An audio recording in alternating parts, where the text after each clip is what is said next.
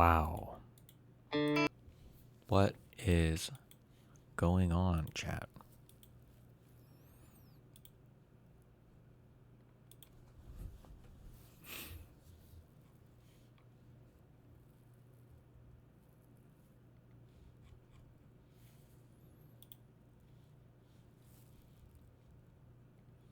Is liberal.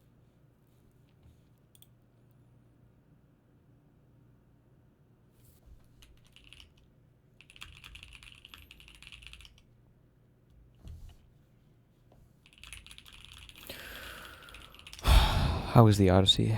I give it a solid man out of 10, I would say.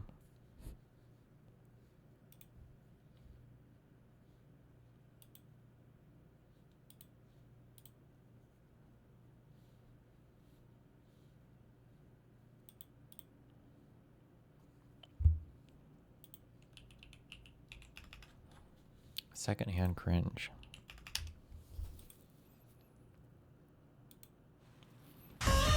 The Odyssey. Oh my god, did he give it a meh out of 10 as well?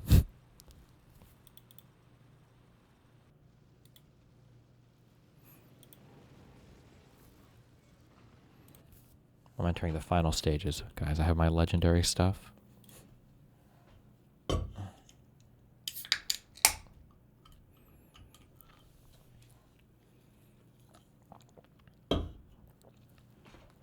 Would it have been better with no blacks? I feel like, I don't know anything about movie making, but I feel like if you paired Nolan with like a good script writer and a good editor, I feel like he would make the best movies on the planet. But it just feels like, I feel like I've said the same thing about Nolan movies for a long time. He's really, really good at some things. I feel like he's really, really, really bad at other things. Yeah. And then I feel like and sound engineer. I think the sound in this movie was actually way better than the prior ones. Like compared to fucking Dunkirk, which I legitimately feel like I have a fucking case. There should be a class action against him for going deaf on that movie.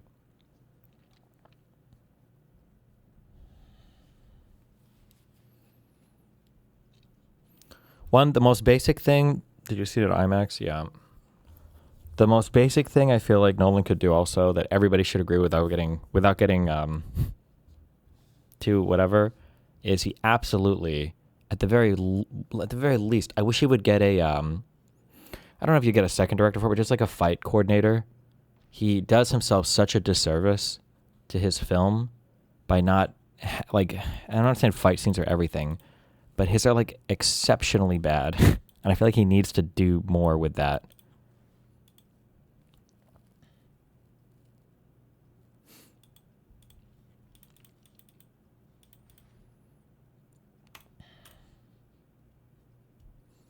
Yeah, I feel like that was probably like the peak bad Nolan thing was and I'm not gonna be one of those like do comic books to but like in every iteration of Batman is probably seen as kind of like the nimble, crafty, but strong dude. But like of all the Batman and I mean they're even like ninjas, right? Isn't Ra's al Ghul in the League of Shadow? They're like ninjas. The fact that like this is just like, it's so not thematically appropriate, and it's just like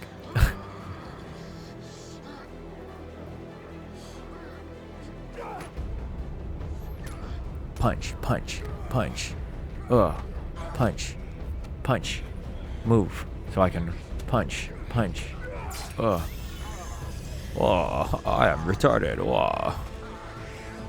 punch, do more of the on punch. Oh, punch. He needs to get the Rousseau brothers or whatever the fuck. Is that who they are? If we could get these people, whoever the fuck does is it the Rousseau brothers? Whoever this is, I need these guys to team up with Nolan. We need to get some of this shit. Fucking holy fuck yeah. That's what I need. This is what I need to see Batman doing. What the fuck? Hell yes. But they didn't even do the choreography. The Rousseau, really? I thought they do. I thought they were known for this stuff, or maybe they just are directors of movies and then they have good choreographers.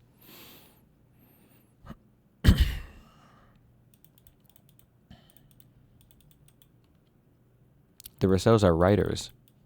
Oh, whatever. Well, whoever fucking does these and the movies that they write for, they're good.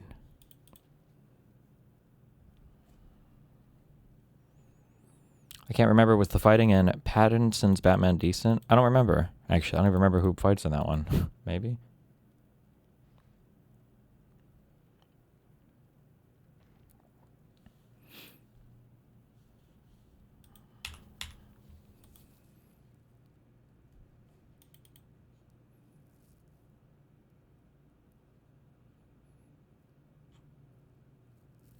What did you like about the movie? I thought the sound design was really good for once. It's kind of weird, I guess, since he ended up not being... Man, I really liked the presence of Odysseus in that cloak shit that he was wearing with some spooky, cool shit in the end. And I really liked the Agamemnon dude. The helmet shit and everything, the shadowing the faces, which I guess is normally a really big deal. Directors apparently don't like to do that because when you have your A-listers that you're paying $12 trillion per movie for, you kind of want to see their face as much as possible.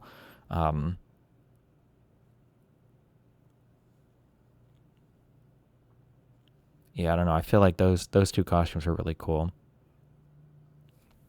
One thing that I think is weird, and I don't know if it was an intentional thing because it has to be practical effects or whatever. The lack of establishing shots made things kind of hard to. I guess I know the scale because you kind of just infer it, but it's kind of weird to, all of Troy was the trees and then the gate, and that's the whole thing, I guess, because you don't really ever see wider shots. I don't know, maybe it's intentional. And the same thing with Ithaca is just that one palace on the hill. But I don't know. So many people were complaining about Agamemnon's armor and how unrealistic it was. They were saying he was in a Batman costume. It looked cool as fuck, and that's the only thing that matters. And it doesn't matter because the Odyssey and the Iliad and all those epics are all fantasy tales anyway. None of them are real. There was no Trojan horse. Okay, I don't know how many fucking retards don't understand this, but Tom Holland fighting a random guy in a closet for 15 minutes at the end was my only big issue with the movie. Felt odd. Yeah, I've always said that I feel my God, dude. Nolan movies, I've said this for a while since The Dark Knight Rises. I feel like Nolan movies are so good when you if my camera was a Nolan movie. Whoa. Whoa. Whoa. If you don't look at it too quick, it's that's really cool. But then when you start to, if you really look at them a little bit harder, some stuff starts to get kind of weird. I don't know, that's my feeling.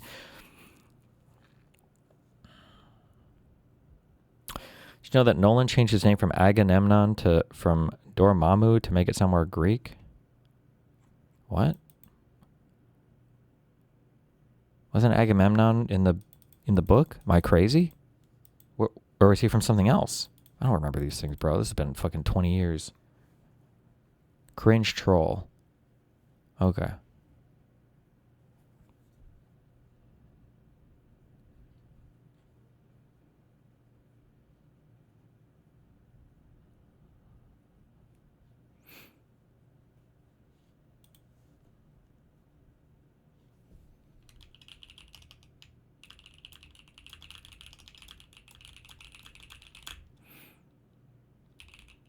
Have you seen The Prestige? Yeah. Duh.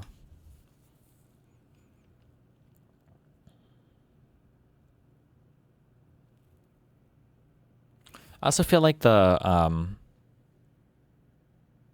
feel like some scenes were too long.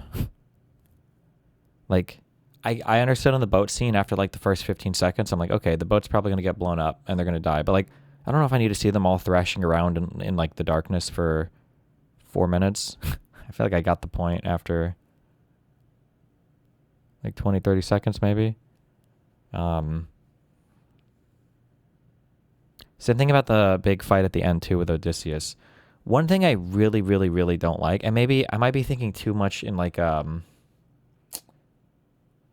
don't know what, like superhero or D&D terms or whatever, but I really don't like it when there are like meaningless big bad fights at the end.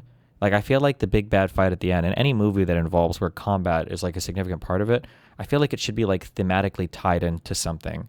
So like I also didn't like this in Dune 1 as well. The slow blade penetrates the shield. Like I feel like if there's a scene, maybe this is just my 90s brain and the Chekhov's gun, like if you're going to introduce something, it should be relevant. If you're going to show somebody like some fighting technique in the beginning, it's weird if it doesn't become like part of the story in the end. Like I thought Tom Holland's character was going to beat somebody using the like bait attack and hit thing or whatever, but then he just spends like the last 30 minutes of the movie, I'm pretty sure, fighting a random upstairs, right? Like isn't that guy just like a random?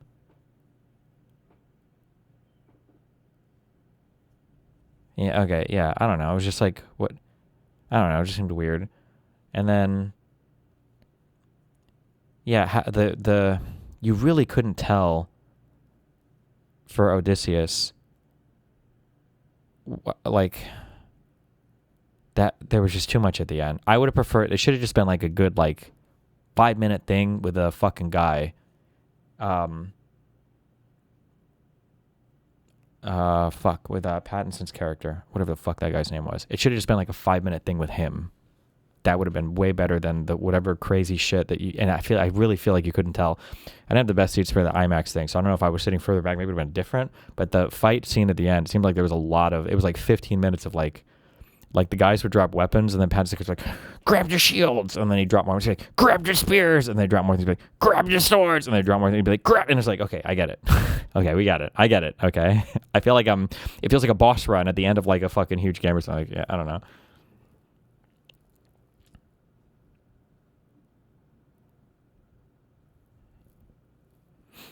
So you didn't like the movie? I thought it was okay. He did use the bait technique to fight the suitor who ran into the army. Oh, yeah, sure, but it's like it's like a random dude, so it's like weird. I don't know. The fight with the mob boss at the end of John Wick sucked balls. Did it? I don't remember. John Wick 1, the guy. Did it? The best one was... God damn. The best one was this one. Somehow, some way, this should have been the end of the Odyssey, okay? It should have been some shit like this. Holy fuck. The end of this movie is fucking... This is fucking hype as fuck. This whole thing was hype as fuck. Whew. Okay. That was peak cinema. I was watching KINO and I didn't even realize it.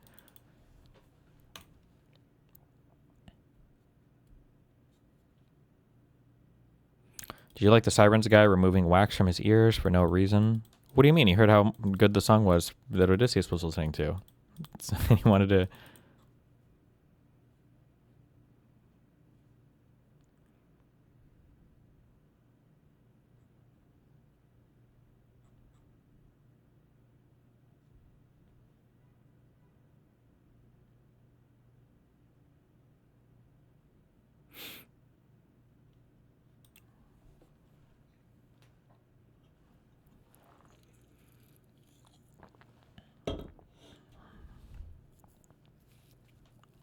Yeah.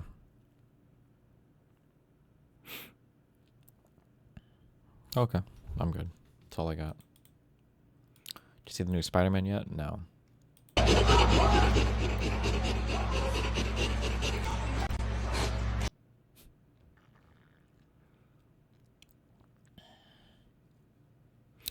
I like that Odysseus is the hero, but also a selfish prick.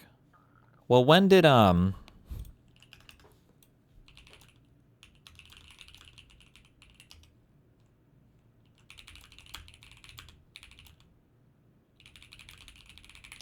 No, I was going to say, when did, like, the hero's journey should start as, like, a framework? But technically, I'm pretty sure by the definition of the Odyssey, Odysseus does go on a hero's journey, right?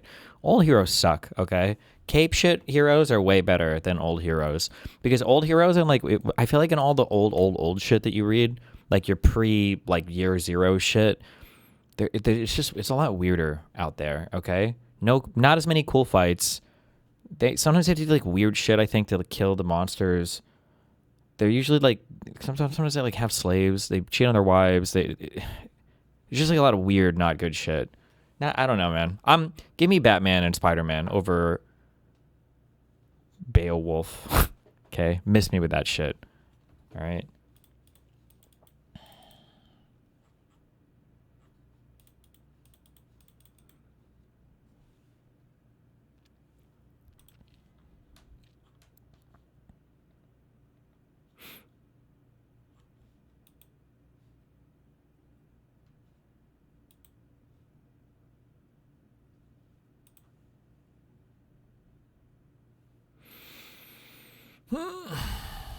Okay.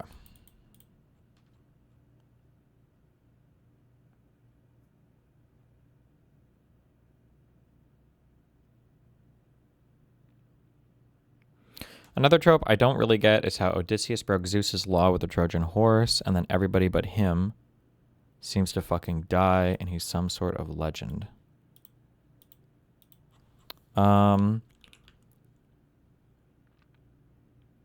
Well, why? I am trying to figure out why. I don't know. Sometimes, like, this wasn't really part because he adapted it modernly. Gods like chose like random dudes to just like fucking jerk off back then. Like you didn't really do much to earn it. Like is it the river Styx? What was Achilles? Achilles was dipped into some fucking stupid river by his mom. That's why he's like invulnerable everywhere except for his ankle or whatever. But he didn't really do anything to deserve that. And I think a lot of the gods even hated him because he was like a piece of shit. He was like really arrogant, I think. And I don't know, like gods would choose like random people to fuck with or to be friends. To be fair, I guess Old Testament God was kind of a troll too, right? Is Jonah the one who he killed like did he kill like his whole family? Did he put him in a whale? I don't remember which one of these are like Bible stories that are real versus like TV shows. Was it Job? And he's like trolling. Job's like, it's all right, bro. I hated those motherfuckers anyway.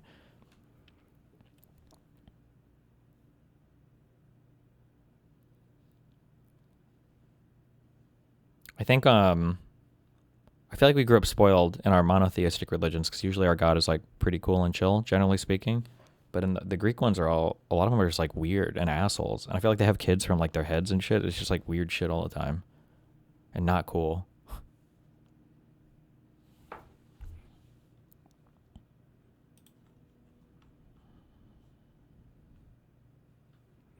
Athena really liked Odysseus because he was super smart and Athena is the god of wisdom.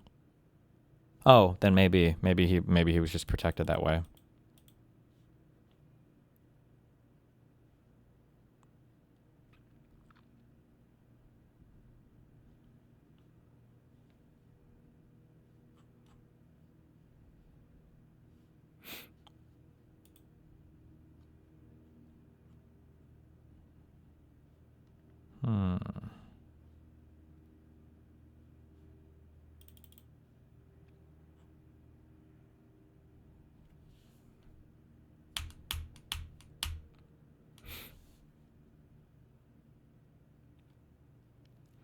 The mistake you're making is assuming that Greek heroes are supposed to be virtuous like modern superheroes. The ancient Greek word hero is better translated as a great person or important person rather than a good person.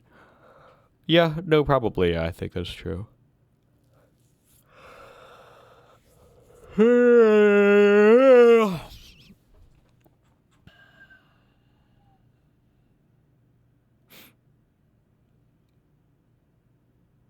Isn't Athena the one Odysseus screwed the most? Wasn't the Trojan horse a gift from Athena? Am I remembering right? Well, the point was they left the Trojan horse on the beach for the... who are the people in Troy? What are they called again? The Troyans. What are they... no, it's not the Troyans. But the Elliot's character said, oh, this is a gift from Athena. So they would drag it into the city so that they could all sneak out and fuck him up, right? But it wasn't actually like a gift from Athena.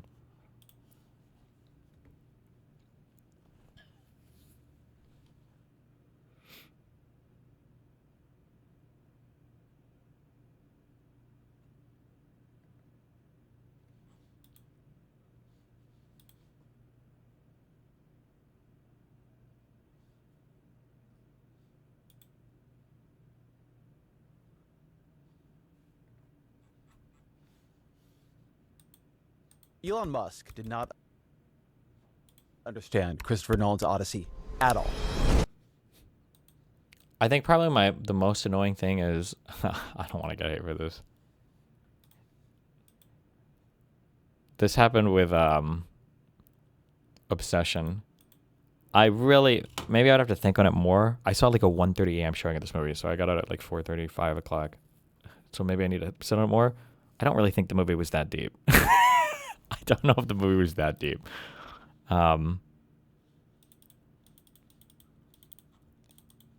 Yeah.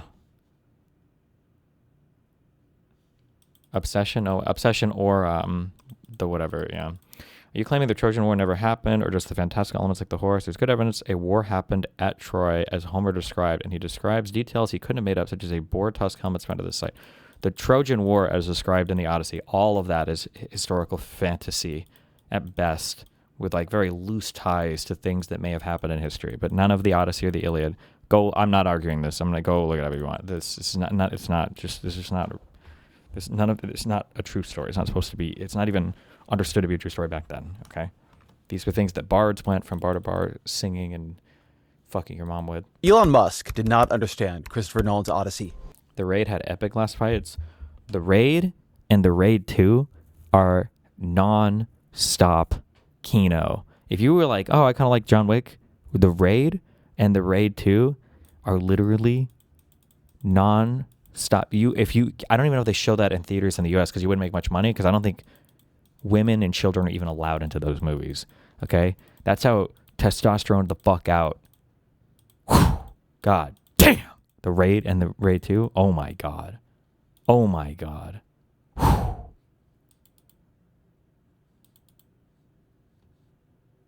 God damn.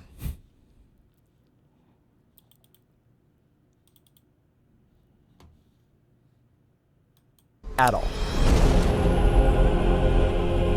I'll admit I'm a little late weighing in on the Odyssey. Chalk it up to having young kids. I don't make it to the movies as much as I would like. But my God, what a trick Christopher Nolan pulled off here. Musk did not understand what the Odyssey was about. But this movie sure understood who Elon Musk is, who Donald Trump is, who we have become. True. And I really believe that it points a way out. Okay. Tricks are central to the Odyssey. Odysseus is, in myth, a trickster. He's described in that famed first line of the story as the man of many ways, or of many wiles, or of many turns. He is, depending on the translation you read, an ingenious man, a cunning man, a complicated man. Odysseus is a man of appetites and contradictions. A man who wants nothing more than to go home, but chooses again and again. Oh shit, did they actually have footage? Well, I guess way back in the Greek days, it would have been black and white, right? To stay abroad. A man who yearns desperately for his wife, but can't seem to stop betting goddesses. Odysseus is never one thing. He is always many things. But Matt Damon is no... Dude, in the original...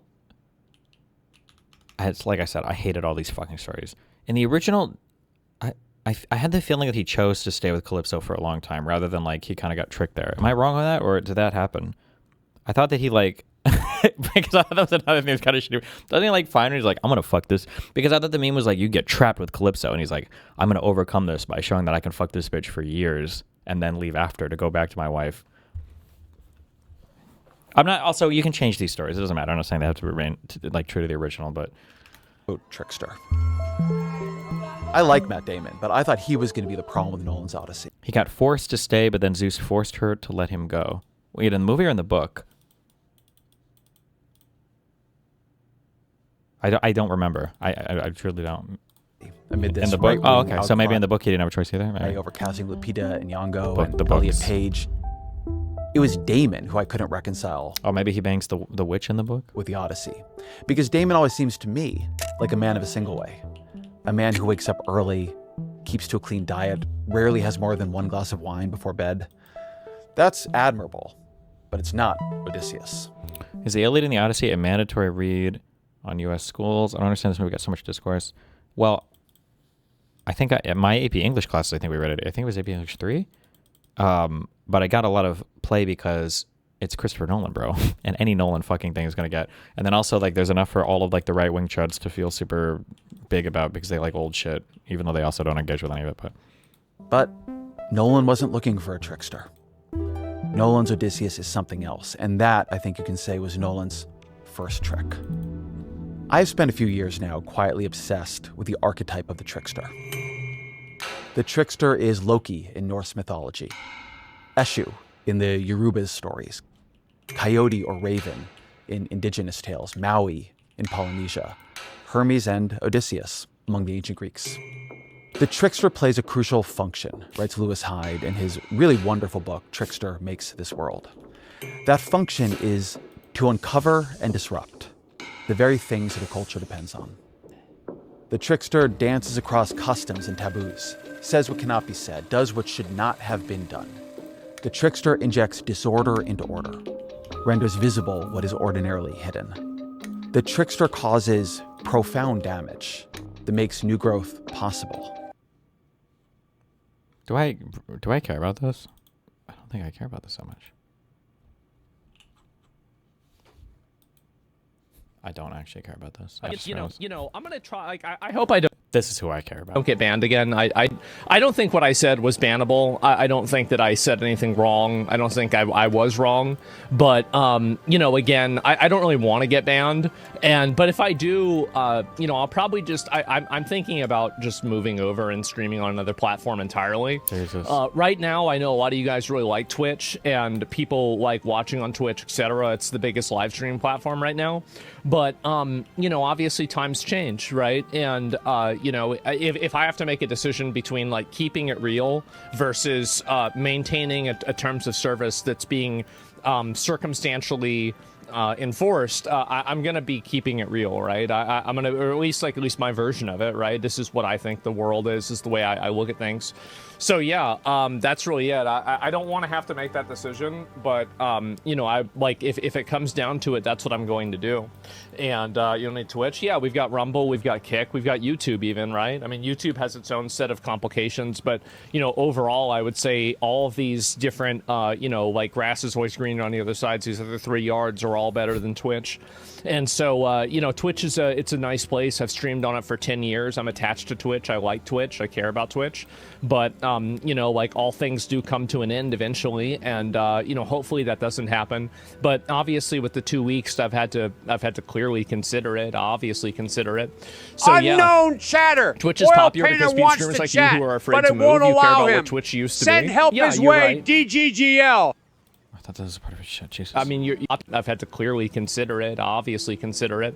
So yeah, Twitch is popular because streamers like you who are afraid to move, you care about what Twitch used to be. Yeah, you're right. I mean, no, that's totally a fair criticism. I think you're totally right. I think that, yeah, I mean, if there were more people that didn't have, if Twitch didn't have the first mover advantage, etc., then I think that you'd have a very different dynamic of what's going on. And I think that, really over time that might change, but I don't know yet. So who knows? Invest in your own streaming platform? Dude, I don't want to, absolutely not. And so, yeah. It's like this is classic WoW all over again. Is it really? I mean, I don't know about, with me wanting to go back and have it to be the way it used to be. Yeah, maybe that's true. Fuck. As much as he's a terrible influence, the idea that, oh my god, it's like Hassan's dream. That's it. Like he just gets like soul brain on the whole fucking platform. Oh.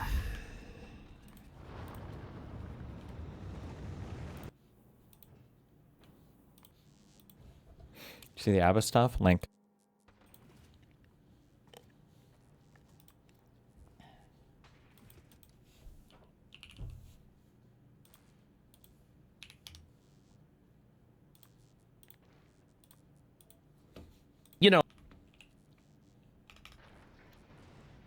Oh, another girl. Oh, that. Hi, my name is Kiki, and you 60 minutes. Why is This is fucking cringe Hassan shit, Jesus.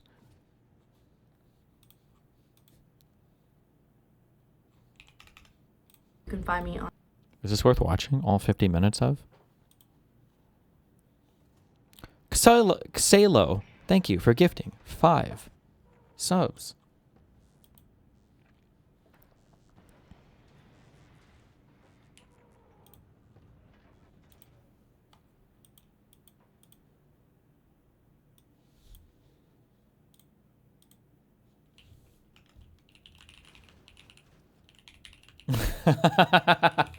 I'm sorry.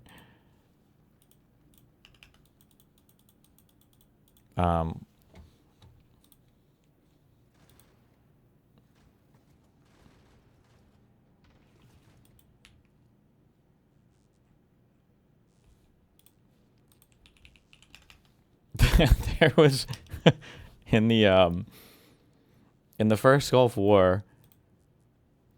Scoop from Axios. Allies of Mike Rogers, Michigan's GOP nominee for the U.S. Senate, have asked AIPAC not to advertise on his behalf, triggering a rupture with the powerful but polarizing pro-Israel group. It's funny because I think in the first Gulf War, Saddam Hussein started launching fucking Scud missiles into Israel, and the U.S. had to tell Israel, stop, you don't attack, because we got a whole fucking coalition of Arab duders that are willing to, be with us in getting rid of Saddam Hussein. But if you guys join, none of them are going to want to. So Israel had to just sit. This is one of the reasons why Israel fucking hated Saddam Hussein after 91, for other reasons too. To be fair, everybody hated Saddam Hussein in the Arab world. It's also one of the reasons why Arafat took a lot of heat too, because he defended Saddam when Saddam invaded Kuwait.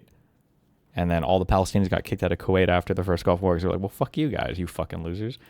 But yeah, the idea that Israel is again asked to, not Israel, I always say back, but don't join. Nobody likes you.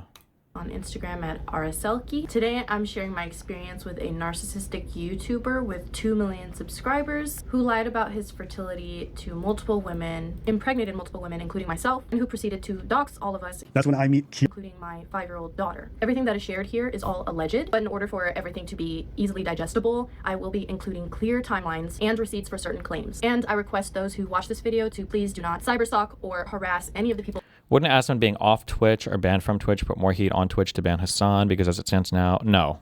There's no heat. It won't happen until like a big investigation or media article starts covering all the people that are committing violent crimes from Hassan's community. But until that happens or anybody covers it, and nobody lived left well, so I don't know.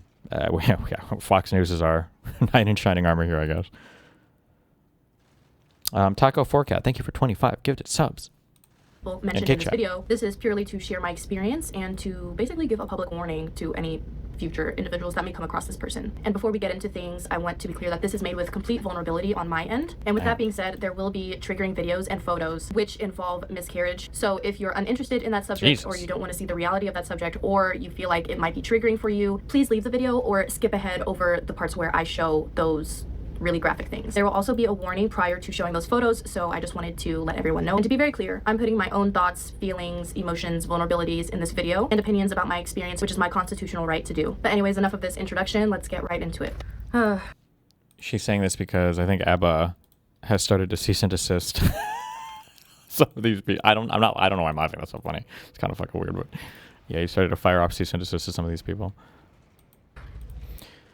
What would you classify ABBA's behavior as if it is true that this many women were impregnated under false pretenses like this? Man, I don't know. I feel like it's pretty bad, especially depending on the woman. If she was like pro-life, ooh, that's really bad.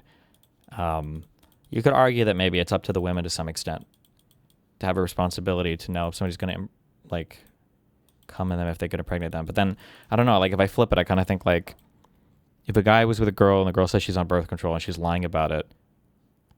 I don't know. It doesn't feel good either. I don't know. Not good. Not good, I think.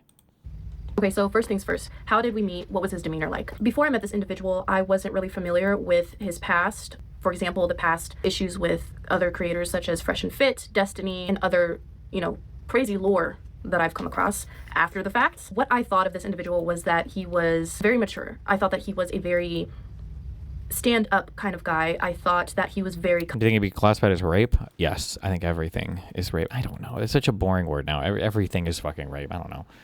I don't know, bruh. Kind. I thought he was very honest. His demeanor just comes off as someone who cares about other people. He talks a lot about wanting to be present. He talks about wanting to show up for friends and family and those that he considers loved ones. Before we started talking, I had made a Instagram account and I found that he has a page on Instagram. He has, I believe, 4 different Instagram accounts. There's one for his main channel and then there's one for himself, and then the other ones, I don't know what he does on those. The one that I followed is probably the main one that most people know about. I came across a video of him dancing with a woman and she was very curvy, very beautiful.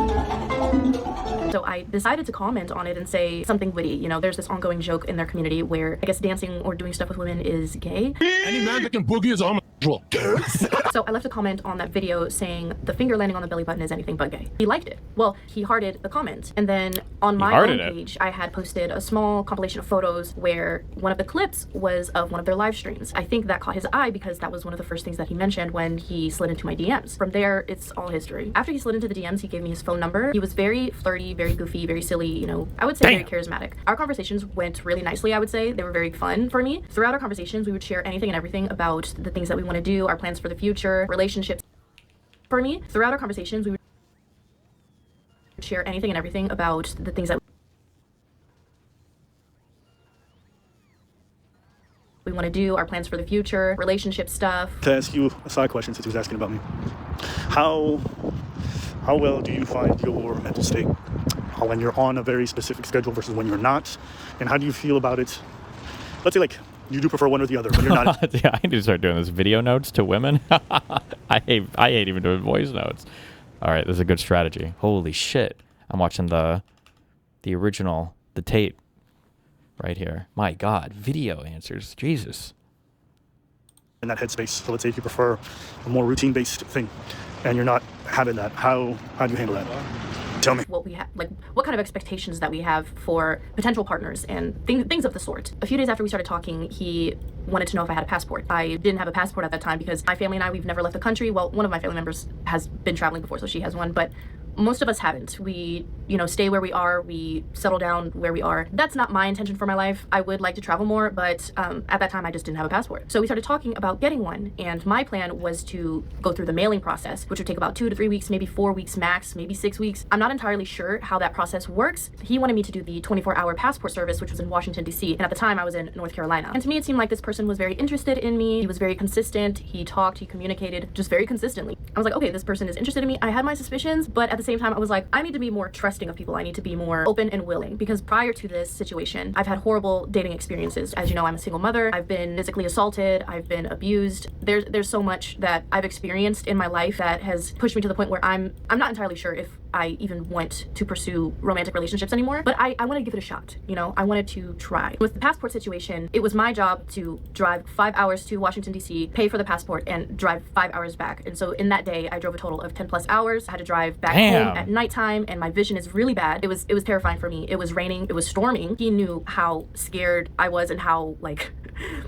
just how terrified I was of doing this. But at the time, I felt like it was worth it because I feel like individuals need to put in effort when they are pursuing a romantic relationship. And doing these sort of actions for me is how I show someone that I care and that I'm interested. As I've mentioned before, he was very consistent with his communication. We would have multiple phone calls, FaceTime calls, Discord calls, and we would talk for hours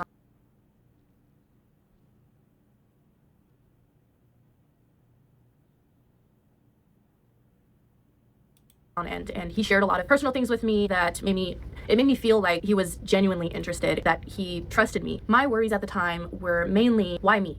Why are you interested in me? I'm a regular person. I have a kid. There's not a lot of people who, especially in his position, want to pursue something with someone in my shoes. And that was just me being realistic and me trying to be practical because, yeah, why are you interested in me? There's plenty of other gorgeous, beautiful ladies that you could pursue. That was a big part of my worry when we were talking, and he knows about it because he would reassure me. He would tell me that it's okay to need reassurance in the beginning because, you know, you don't know the person, you don't exactly trust them so much. These type of conversations made me open up more. It made me pull down my walls a little bit more. I became more vulnerable with him, and I felt like he was becoming more vulnerable with me. We all know now that that was not the case. By the time it was March 31st, it was time to go to Montreal, Canada to meet this individual. Everything prior to this meetup was great. The calls, the conversations, the consistency, the communication, it was all— This woman is responsible for Up Dog. I wouldn't listen to her. What's up, dog? all great. But after this meetup, all of that went downhill. I've already explained his behavior prior to meeting up. So now I will go deeper in depth. Fuck, you got me.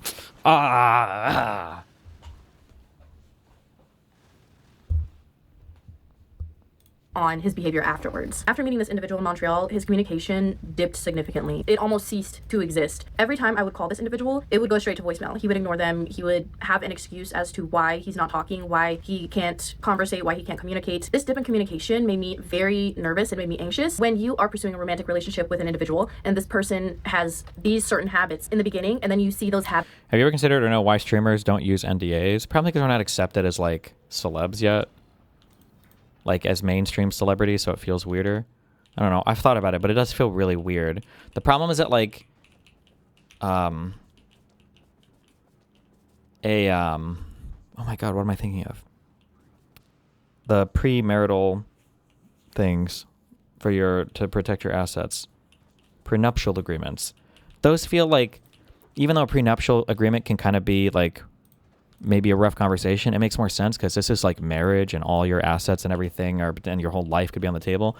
Having like random girls you hook up with those sign NDAs, it feels really weird because you're basically saying like, hey, listen, like you're chilling all, but like you might become like a psycho fucking cunt in the future because of all these psycho cunts in the past I've known. And of course every person's like, oh no, not me. But then it feels shitty. I don't know, it's kind of weird. But I bet with celebrities, they're probably just more used to the environment. So it's like it's not seen as much as like a big deal or whatever. But I just use that, I guess, now as like an additional red flag thing. Like if I talk to a girl and I'm like, hey, I'm going to need like, just to make sure you're kind of like, okay. If they start like throwing up a bunch of like, what? This is crazy. Like if they can't sympathize with my plight, I'm just like, okay, whatever. We're good. That's a red flag for me. That's fine. All right. I understand. It feels bad, but you know what? If you don't get it, that's fine. It's decline, you have a reaction, and that reaction is not going to be good. You're going to feel like they're not interested anymore. You're going to feel like, oh, maybe they found somebody else. Maybe they're talking to somebody else. These were the kind of thoughts that were going through my head. But I was also very vocal about this. I was very honest about this. He would just tell me that he's just busy with work. He's busy doing his salsa dancing. He's busy editing, or he's going to events. He's doing things with family. He would tell me that he's having several health issues that later I find were just excuses. We still don't know the entire truth to that, honestly, because when we're speaking about these alleged health issues, we already know that there's contradictions with his story of him having an issue with his fertility. This issue with his fertility may possibly be true. We don't know because he's never showed proof of that. He's never shared actual documentation to prove him telling the truth. Unlike all three of us women who have a whole Dropbox, a whole plethora of receipts, and still yet people are treating us like we are liars, scorned women, whatever. This individual. Why the fuck would ABBA posture so hard about your case with this amount of skeletons in the closet? Well, there is something.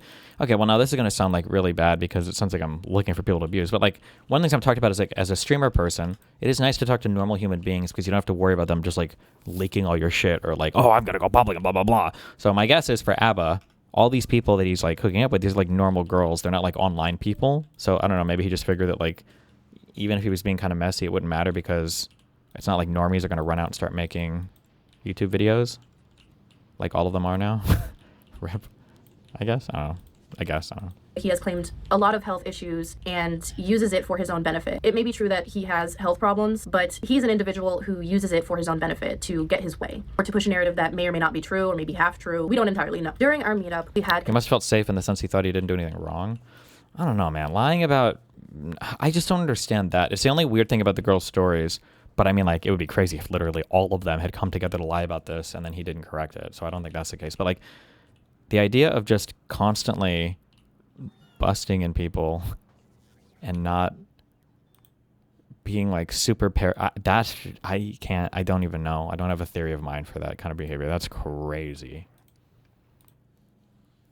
That's wacky and wild, I would say.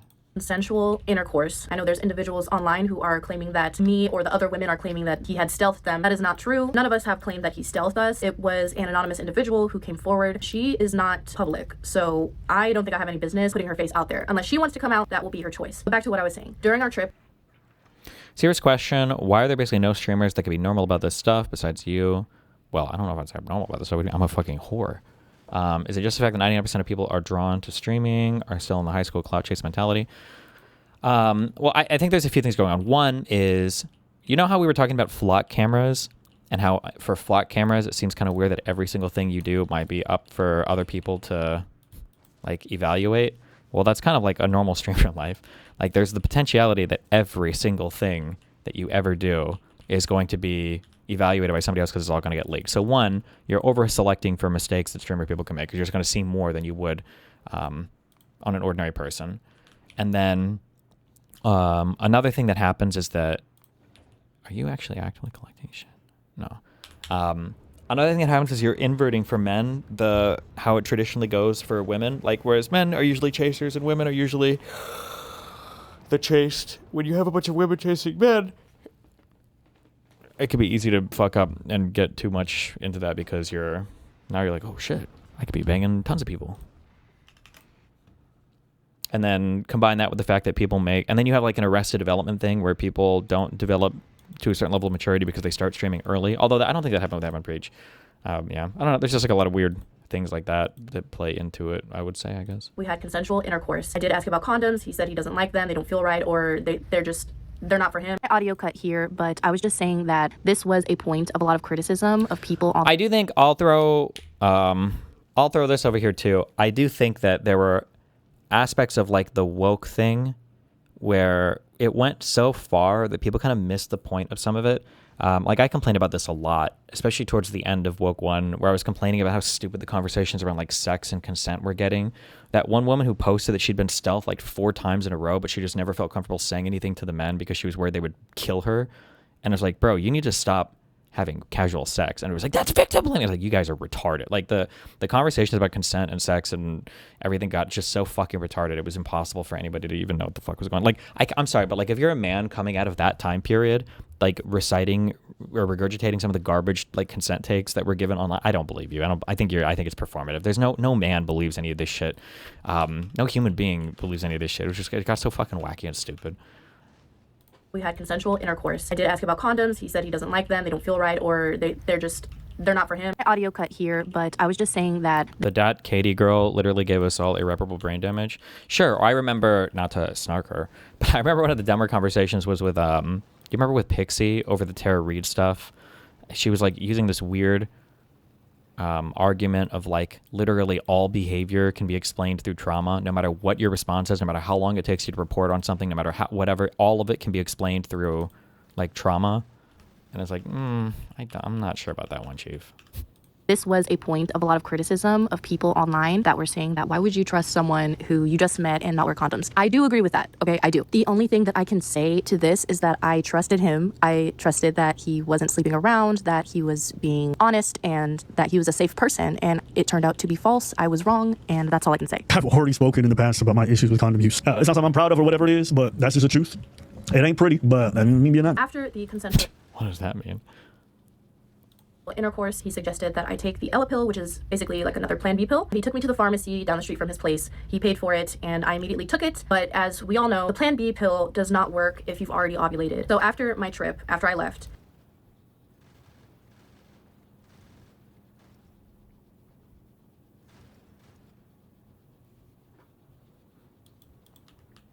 I think the Plan B pill just prevents implantation, right? So I guess if the egg already came out and then the cum got in the egg and then the egg is implanted in the uterus, I guess, wait, it works by delaying ovulation? Is that true? Oh, let me look it up. Hold on. How does Plan B work? I thought it was by just preventing implantation. No, that's not true. Plan B is an emergency contraceptive pill that stops pregnancy by temporarily delaying ovulation, the release of an egg. Oh, that is okay. Interesting. So then if you're on, I think there's like 1 day where the egg is released before it like disappears or whatever, before your period, right? I think that's like your most fertile day. Is it like 15, like on day 15 or whatever?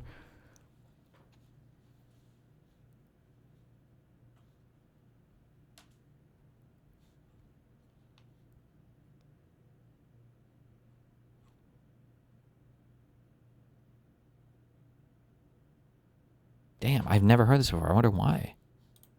What are the chances of... Well...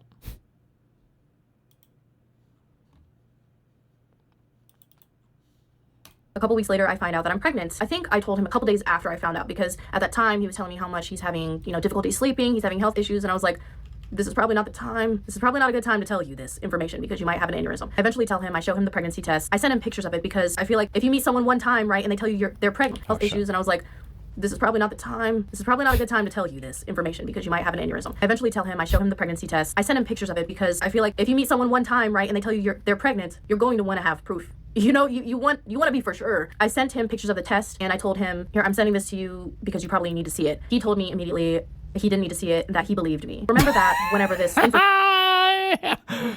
He's like, bitch, I got 3 other women already text me today. I'm sure you're not lying. Just hit me with it. What's up? fertility lie comes up again, okay? After I told him about the pregnancy, his words and his actions never really aligned. His words said one thing, but his actions said another. He would claim that he would support me, that he would be involved, that he would co-parent, but his actions to me after, as I've said before, after the meetup, he would ignore my calls. He would give me so many excuses as to why he cannot communicate with me.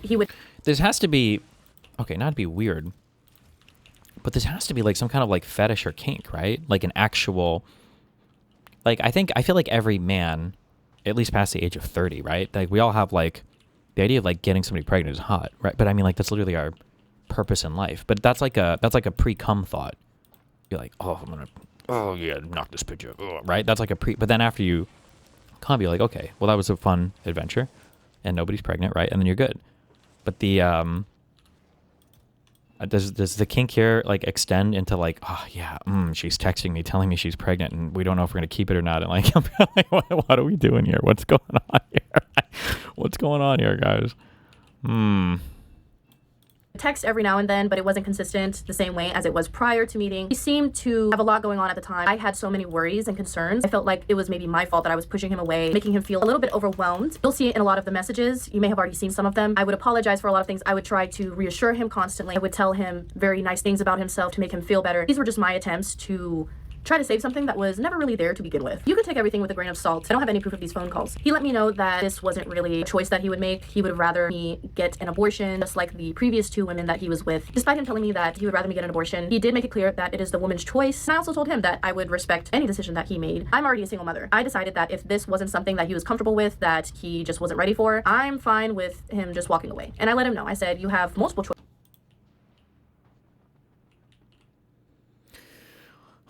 Walk away completely, stay and work on this step by step together, or just be involved but quit pursuing something with me.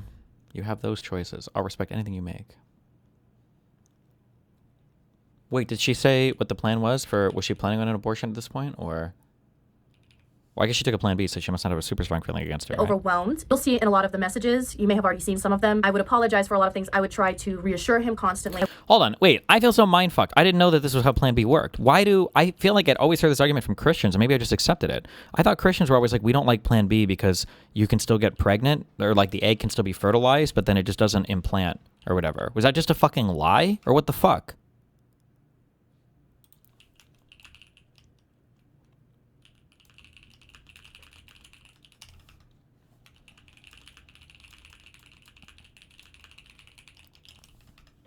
Would tell him very nice things about himself to make him feel better. These were just my attempts to try to save something that was never really there to begin with. You can take everything with a grain of salt. I don't have any proof of these phone calls. He let me know that this wasn't really a choice that he would make. He would rather me get an abortion, just like the previous 2 women that he was with. Despite him telling me that he would rather me get an abortion, he did make it clear that it is the woman's choice. And I also told him that I would respect any decision that he made. I'm already a single mother. I decided that if this wasn't something that he was comfortable with, that he just wasn't ready for, I'm fine with him just walking away. And I let him know. I said, you have multiple choices that you could take. But in one of his videos that he posted about me, he lied and said that I told him to disappear. After talking for a few weeks, we meet up.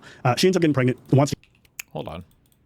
Research time. Contraception. With a variety of methods available, many people are able to avoid unintended pregnancies. But what happens when things don't go quite as planned? Thanks to modern science, a second chance is possible. So how does emergency contraception, or Plan B, work? And what exactly is happening inside the female body? During the female menstrual cycle, many hormones are released, beginning a chain reaction. The pituitary gland in the brain releases FSH, which stimulates the growth of follicles and a premature egg in the ovaries. These follicles then release estrogen, which helps prepare the uterus lining and triggers the brain to release luteinizing hormone, or LH. LH then triggers ovulation, in which the egg is released into the fallopian tubes, where it will spend around 12 to 24 hours waiting to be fertilized. If the egg isn't fertilized in this time, it begins to dissolve and is shed away with the uterine lining during menstruation. So if you do like some I've seen it abbreviated NFP, or natural family planning, the idea is supposed to be that there's only like about 6-ish days a month where you should never have sex.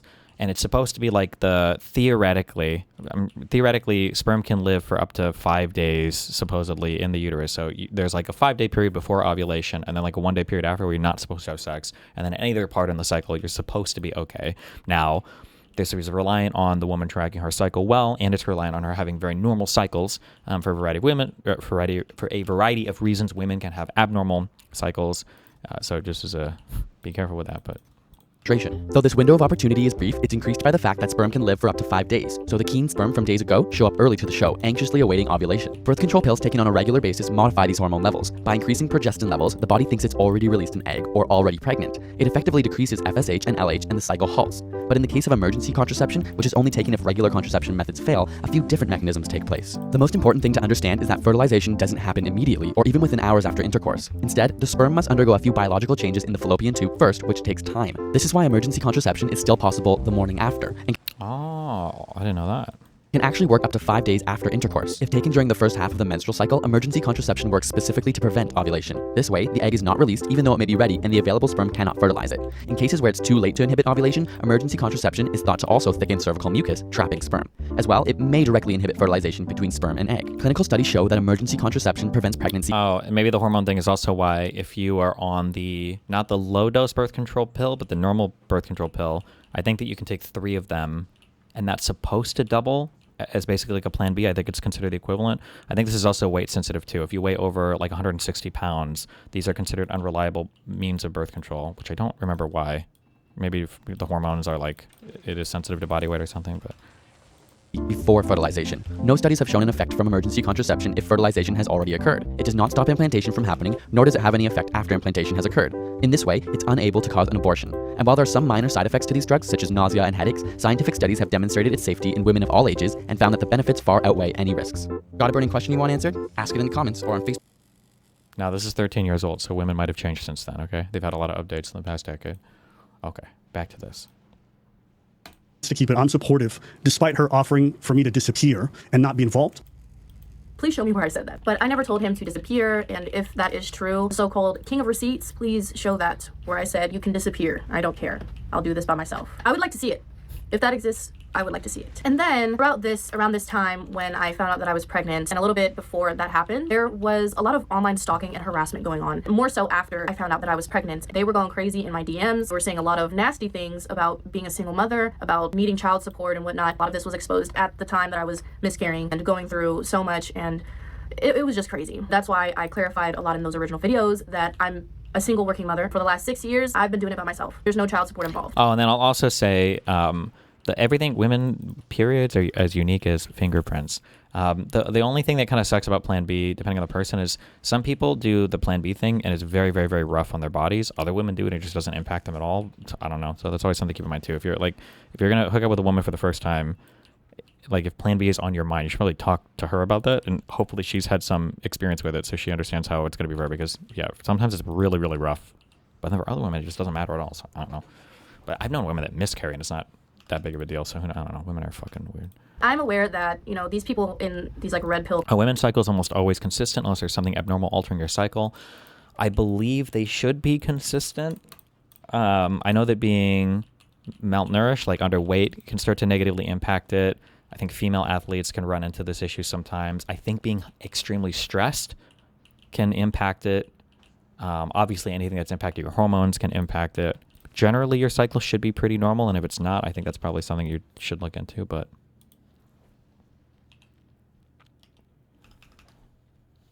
Communities, they're kind of disengaged from reality. Like, I think there's a lot of mental illness online. Can't women sync up if they live in close proximity? That was a meme rumor for a long time, but I actually don't think there's any evidence. There's no, like, empirical research that backs that up. I think that was just like we eat, like, 6 spiders at night in our lifetime or something, or I don't know, some whatever bullshit. I don't think that's actually true.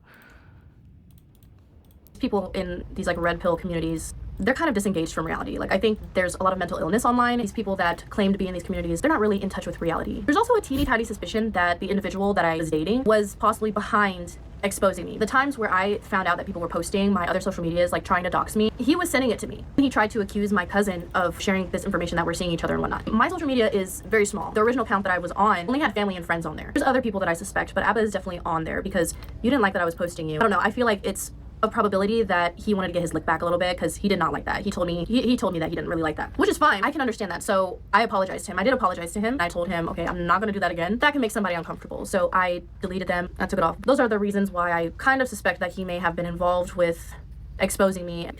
Come on, 16 followers. Who's going to share my information like that? Nobody. Now we'll be getting into the topic of miscarriage and pregnancy loss. To be fair, I don't know how much any of these women know about the online worlds. It could be like ABBA haters, maybe, right? So that, and I like the red pill space, I think fucking hated ABBA because they fought with Fresh and Fit so much. So it's possible. Maybe, I don't know.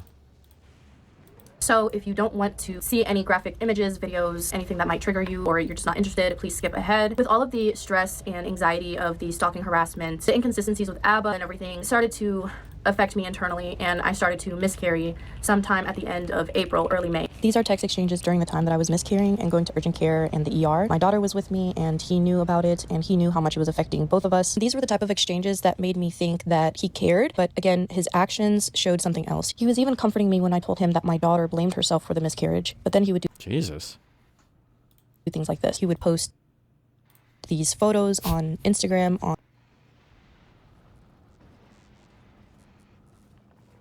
I went to my brother's wedding and now I'm acting brand new. What? On YouTube, value, feeling brand new, and this is all during the time that I was miscarrying. I kept Sheesh. You ever, this is sociopathic, I'm sorry. You ever be fighting with your girlfriend and you have to like, and you're doing something that's like really fun, but you know she's like either stuck somewhere or having a shit time and you have to be like very on the down low about how much fun you're having? That's crazy to be tweeting out shit like that. Updated on my health and the doctor's appointments, and he seemed to care, he seemed to worry, but just the way that he described my situation in one of his videos, she just ended up having a miscarriage. It's clear that he never really cared. He didn't have any empathy for me whatsoever. The fact that he doxed me and my child, my 5-year-old daughter, it makes the situation more clear for me how he spoke about me and the way that he treated me afterwards. Also sent him a voice note.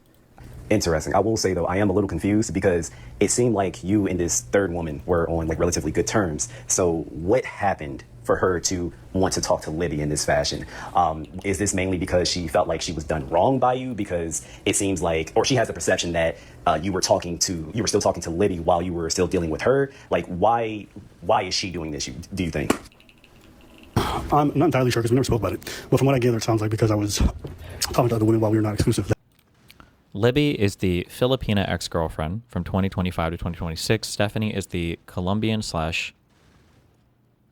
I guess Switzerland woman that AbaW knew since 2021, and then this girl is the biracial one from March 2026. There you go. Jesus. That's what made her upset. Yeah, so basically what I said already. I don't mind. I don't know if we're missing one or two in there. Well, my thing is, yeah, we are exclusive. But from what I gather, it sounds like because I was talking to other women while we were not exclusive, that's what made her upset. Yeah, so basically what I said already. I don't mind if, well, my thing is, yeah, we are exclusive and I'm not seeing other people. I'm not talking to anyone else and I don't want to. Like I said to you before, I generally am somebody who's kind of singular in that regards. So that's pretty normal to me. He's doing the one-sided open. This is how we used to do one-sided open relationships way back in the day. We would just call it cheating now. I'm just kidding. But saying I'm in a relationship feels a bit too soon. And I say that because, well, we've been talking for 3-4 weeks. We've only spent like 2 to 3 days together. The reason why I don't like the idea of saying I'm in a relationship or putting it that way is that I don't have the confidence yet to make that kind of commitment label-wise. But behaviorally, I think I understand from your perspective. You're saying you're taking this seriously. I am too. But because I'm taking it seriously, I don't feel comfortable saying I'm in a relationship yet. Fuck, who did I just have a big fight? Oh my god, I feel like I just had a huge argument with a friend over this a week or two ago. Over like, I don't know if this is like a Zoomer thing. No, ABBA's in my generation, no? This is what I would assume. Well, this was true in my 20s. I would still assume it without having a conversation. If I'm having a conversation with a girl and it's going pretty well, and we have like a serious date, so not like meeting for coffee, but like we go to like dinner, and if the dinner goes really well, like we obviously are clicking and having a fun time, and then especially if anything sexual happens, but even if like anything, like if we kiss or whatever, and then we start making plans for a second date, I would assume that like exclusivity is on the table at that point without even talking about it. That would be my assumption. People that sidestep this or pretend that's not the case, I think are setting themselves up for an insane amount of drama. Like the idea that like you have a really good first date and then you're planning a second one. Like if either party was to just go like hook up with somebody else in the meantime, that's crazy to me. That's insane. And it's like, we didn't have the exclusivity conversation. It's like, well, what do you mean? You had a really good first date. You're planning a second one. You're both clearly like your ordinary monogamous people. Like, why would you? What do you mean you're not? I don't know. That's crazy to me. But apparently this is getting more and more common, or is more common in like the Gen Z thing. I don't know. That's wild to me. That's crazy. That's insane to me. I don't have the confidence yet to make that kind of commitment label-wise. But behaviorally, I think I understand from your perspective. You're saying you're taking this seriously. I am too. But because I'm taking it seriously, I don't feel comfortable saying I'm in a relationship yet. Like, what does that mean? Like, because there's three things. There are three stages, all right? There is dating, there is engaged, and then there is married. That's it. Like, I don't know what this means. Like, we're taking this seriously, so I'm not dating. Like, I don't know if you guys know this, but like dating is not a commitment. You're just dating. Like you can date somebody and then break up with them in a week. There's nothing on paper. You're not married. You didn't buy any rings yet. So I don't know what it means. Like, where I'm taking this very seriously, monogamously. That's why I don't want to say we're in a relationship yet. Like, what is that? That just sounds like cheating to me, or fuckboy behavior. I don't know. That's crazy weird to me. I don't. But like I said, I've heard this from so many people. Although it is an online thing, I hear. I don't know. The problem with Gen Z is the constant need for a label. Even after a first date where exclusivity is on the table, I would pull way back if she started asking if we're in a relationship or assuming a commitment. That's crazy to me. Like, I feel like if you go, maybe I was too innocent as a kid. Like going to a movie with a girl that you've been out with a couple times, and then you're like, if you like you start holding hands, that's like your boyfriend girlfriend at that point. You're dating at that point. Like imagine you like hold hands with a girl at a movie, you watch the movie, and then after that, like both of you go and like fuck somebody else. That's insane to me. Now, from a very personal level, I support, because I'm a whore, okay, and I love whores all over, because I am a whore. But like from an ordinary monogamoid point of view, that should be dating at that point, I feel.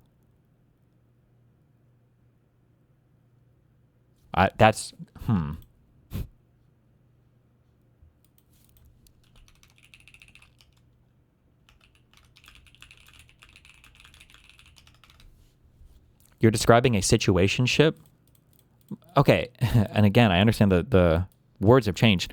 A situationship, in my mind, means that somebody is getting played. That's what a situationship is. Somebody's getting played. That's not like we both understand we're in a complicated thing right now. It's one person would probably really want to say that they're dating, but the other person is still kind of like playing the field. That's what a situationship sounds like to me. But I don't know, man. You guys can't just commit?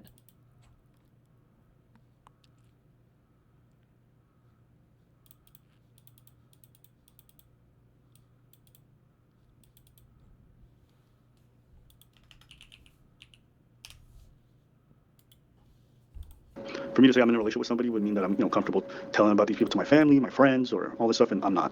And damn! Whoo! Holy shit. Okay. You're taking it yet to make that kind of commitment label-wise. But behaviorally, I think I understand from your perspective. You're saying you're taking this seriously. I am too. But because I'm taking it seriously, I don't feel comfortable saying I'm in a relationship yet. For me to say I'm in a relationship with somebody would mean that I'm, comfortable telling about these people to my family, my friends, or all this stuff, and I'm not. And the reason why is that it feels way too soon, too fast for that. But, on the other side, I don't want you to think that I'm taking that lightly. I'm not. That's why I can say I'm exclusively talking to you. I'm romantically interested in you. I'm not sleeping around, none of that. So, I don't know if that kind of clears it up for you, if that feels like the answer you don't want, but I also don't want to lie to you and say, yeah, I'm in a relationship, and then, we spend another 3-4 days together and it doesn't work out. Like, I don't like that idea. That seems... We spend it... No. So, like, What he? Oh no, I actually, you know what? Sorry. Hold on. I'm hedging way too much. I'm sorry. I don't agree with anybody in chat that's saying that there are like situationships or anything. You're all lying and you're all coping. All of these things are because you're too afraid to ask a question that you might not like the answer to. 100%. I'm sorry. That's it. That's it. So like what AbaW just said is like, maybe we try something out and then like 3 or 4 days later, you know, we decide that, you know, it's not working out. Yes, that's called dating, and then that's called breaking up. That's called dating, and then you break up. That's what that is, which is totally fine. Most relationships end. Most people don't marry the people that they start dating. That's okay. You date and you break up. But this whole like, well, I don't want to call it this because I don't want to put a label, blah, blah, blah. All you're saying is like, there are other bitches I want to fuck and I'm not ready to settle down yet. But also I don't think I want you to like leave completely because I'm kind of comfortable here. So let me go play. I don't know. Well, actually, you know what? Here's how I would be okay with this. Here's how I would buy this, all right? Is if the other person said, I also feel like, oh, fuck, you guys are going to trigger the fuck out of me. Okay. We're putting on our TradCon costume a little bit. I do think that men have an easier time fucking around than women do. So when you are in these situationships, they insanely and disproportionately benefit the man because now the man can still go and fuck around knowing that the woman who's really into him probably won't. Because if a woman is having sex with you, she probably already likes you and trusts you to a point where she'd want to date you. So if the guy is playing the situationship here, it's exclusively to his benefit. Because I have a feeling, and this would make me change my mind completely, if the girl were to say, oh, okay, so we're not official or anything, that's cool. We should have dinner next Saturday. We can't do it on Friday, though, because I'm hooking up with Chad Thundercock. We're going out to dinner then, but then we can go out to dinner next night. I feel like most men in these situationships wouldn't be okay with that. That would be my feeling. But so, you know, I don't know if that kind of clears it up for you, if that feels like the answer you don't want, but I also don't want to lie to you and say, yeah, I'm in a relationship, and then, you know, we spend another 3-4 days together and it doesn't work out. Like, I don't like that idea. That seems very empty. So, yeah, let me know how you feel about that answer. During my miscarriage. What did you say? Let me know how you feel about that answer. Okay, I see. Like, that's also a brutal thing to say to somebody. Like, I don't think I'm at the point where I want you to meet any of my friends or family. Damn. No? That seems like I don't even think I would say that to, like, legitimately, like, a new partner. I don't know if I would ever say that to somebody. I feel like that would almost be the end of any, like, potential relationship or friendship. Not friendship, but, like, really, like, I don't don't want you to meet my family. You're righteous as fuck. Hell no. I don't know. That just seems kind of, damn. Especially when this girl's, like, driving, you know, like, 10 hours back and forth to fucking grab a passport early to go and visit him and everything. During my miscarriage, he went on a trip to Africa to his brother's wedding. He would complain about the roaming fees being like $100. But he was constantly on social media. He was posting value. It was upsetting for me, but I felt like I couldn't complain to him or I couldn't say anything because he would always tell me that he's having these health issues. So as to not add onto the... Sorry, hold on. And then let me add here. Some of these things I'm saying as like observations, and then other things I will tell you for life advice. If there is a girl or a boy that you legitimately like, don't ever say those words. Don't ever say, I don't want you to meet my whatever. If you genuinely do feel that way, then there are way better ways that you can phrase that. Like, my mom and dad are very traditional. Like, if a partner meets them, they're going to be so much more involved in your life than they would otherwise because they just take this stuff really seriously. So I just want to make sure we're like a little bit more serious before we get to that point. But at that point, you should be dating at least. You can't be saying shit like this when you're not even like officially monogamous or officially dating. That's just the way that you say that can just be so brutal. Oh my God, that's such a brutal thing to say. Because all the other person is going to hear is, I'm not good enough. You don't think I'm good enough to meet your family. That's all they're going to hear. It doesn't matter how, like, even what I said could be dicey, but because they still might hear that, but Jesus.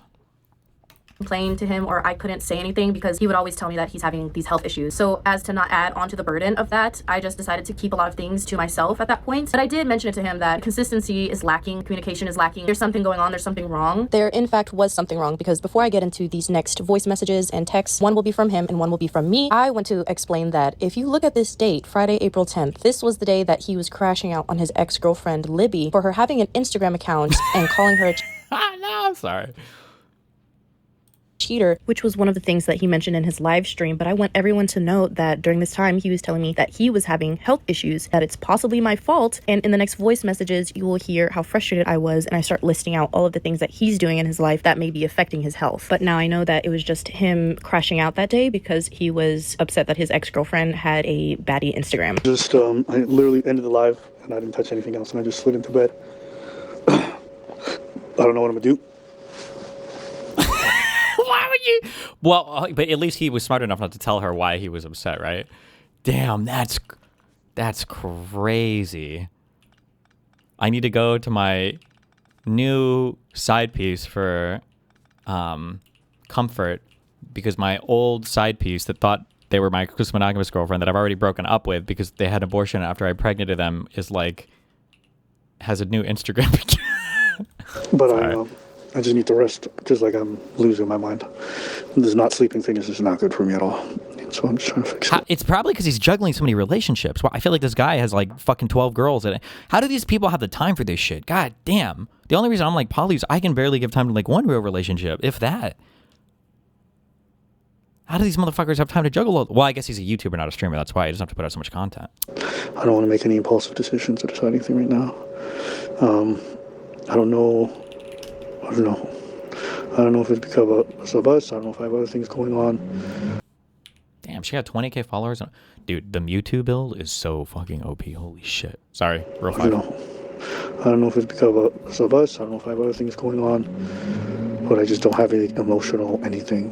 Even today during the stream, I felt jumpy. I felt snappy. My mood was off. I just don't feel good at all. In this entire text exchange between Libby and Abba, he is just berating her, belittling her, telling her that she's a cheater, that she never loved him, demanding for her to send him back almost $10,000. And he's just being absolutely horrible, malicious, and disgusting in these text messages. And this is no different to how he'd treat her during their relationship. And I'll be going deeper in depth on this in another video, but I just wanted to be clear that this is how he is and how he was to her when they were together, which is why all of this spiraled in the way that it has. The reason why I'm showing these is to emphasize the fact that while he's telling everyone else that his ex-girlfriend is a cheater, telling everyone else that we were not exclusive, he is actually lying straight to your faces. He crops things out of context. He lies to his viewers, and he's getting away with it. A lot of his viewers started attacking her and attacking us for coming out with all of this information. Personally, I think a lot of his words to her is just projection. He says that she's a pathological liar, that she's a cheater. This is your idea of love. In reality, it's him. He's the one that's pathologically lying. He's the one that is cheating. He's going behind women's back, sleeping with other women and not telling them that he is sleeping around, tricking them into unprotected sex, saying that he has low sperm count or that he's infertile or that he just doesn't like condoms. He makes himself seem like a... Okay.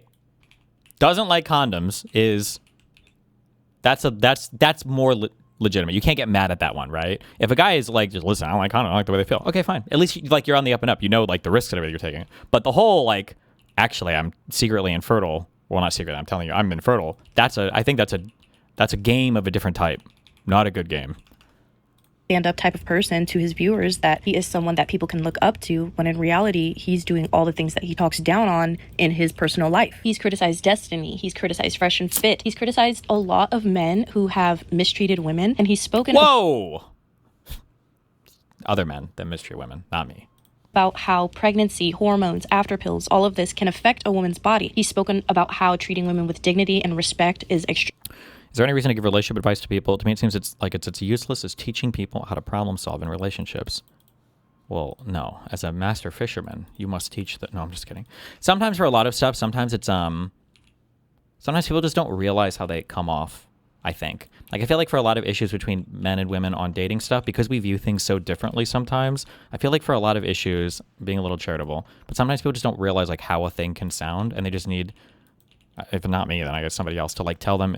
Well, it's good to come from somebody of the same gender because then you don't feel like you're being as attacked, because usually they can phrase it a little softer, I guess. For the like women hear things better from women about men, and men probably hear things better about women from other men or whatever. Like extremely important, and yet he's doing all of this behind the scenes. Look at how he's talking to her. Look at how he's treated me. Look at how he's lied about me. Look at how he's lied about Libby. This is the true ABBA. That is, in my humble opinion. I'd also like to emphasize how during this time he was crashing out. Okay, this is literally ABBA's entire life. Get ready for 3.5 minute diversion. Who's mind melded with me? Knows what I'm about to link. Who's mind melded? Who's mind melded? Who's mind melded?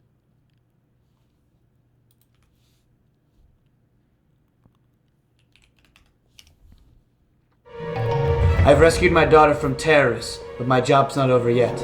They're still planning on detonating a bomb in New York City. I'm almost out of time. Daddy? Sweetheart, the terrorists can't hurt you anymore. Tom, I hate to rush things. No, you're right. We've got a bomb to find. Now look, I think it's somewhere in the southeast corridor. If you have your men comb the... Hold on. Hello? What? God damn it, I'll be right there. I've got to go. You just got here. Damn it, Winters!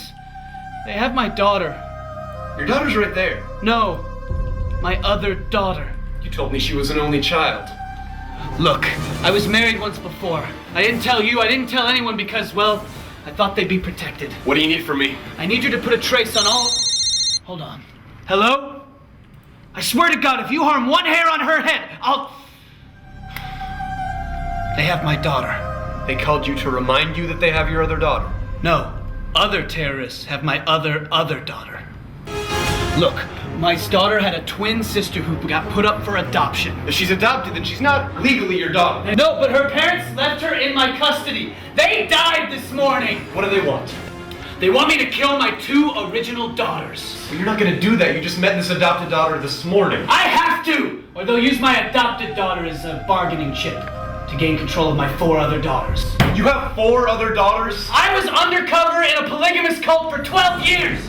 I had no choice but to have lots of daughters.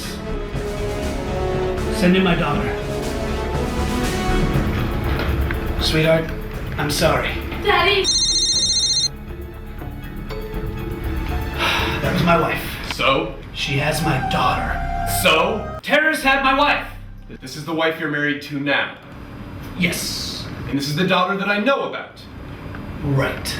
Isn't that this daughter? You're right. Who are you? Don't move, or I will kill your daughter. Damn it! Where did this daughter come from? That's not my daughter. She's a surrogate mother who's pregnant with my daughter.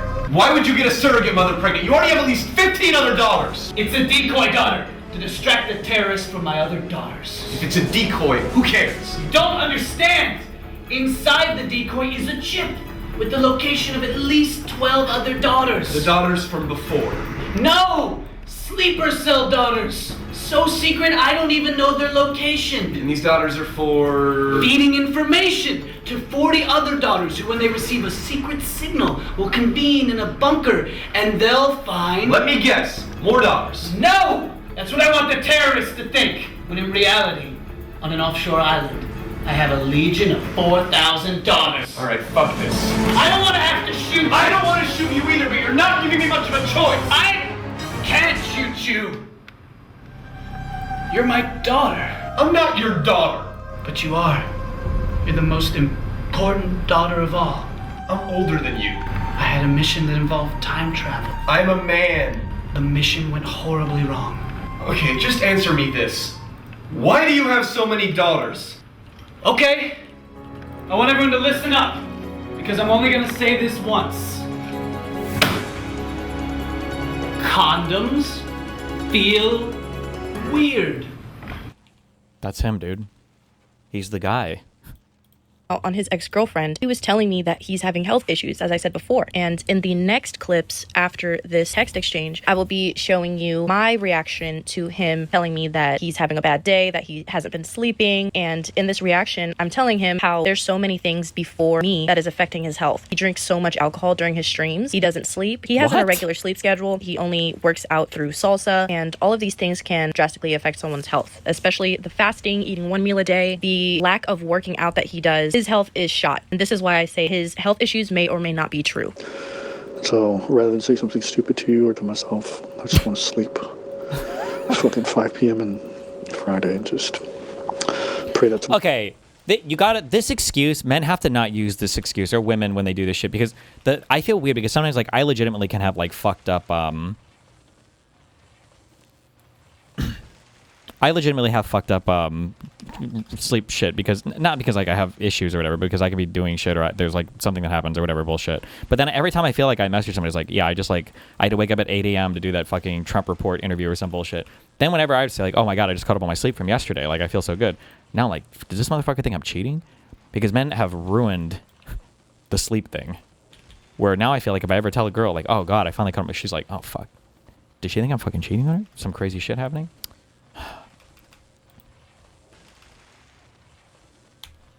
Tomorrow's a better day, so that's all I have for you right now, and I'm sorry. I'm not gonna be nice. So for one, the alcohol. You drink a lot of alcohol, okay? And you drink it before bed.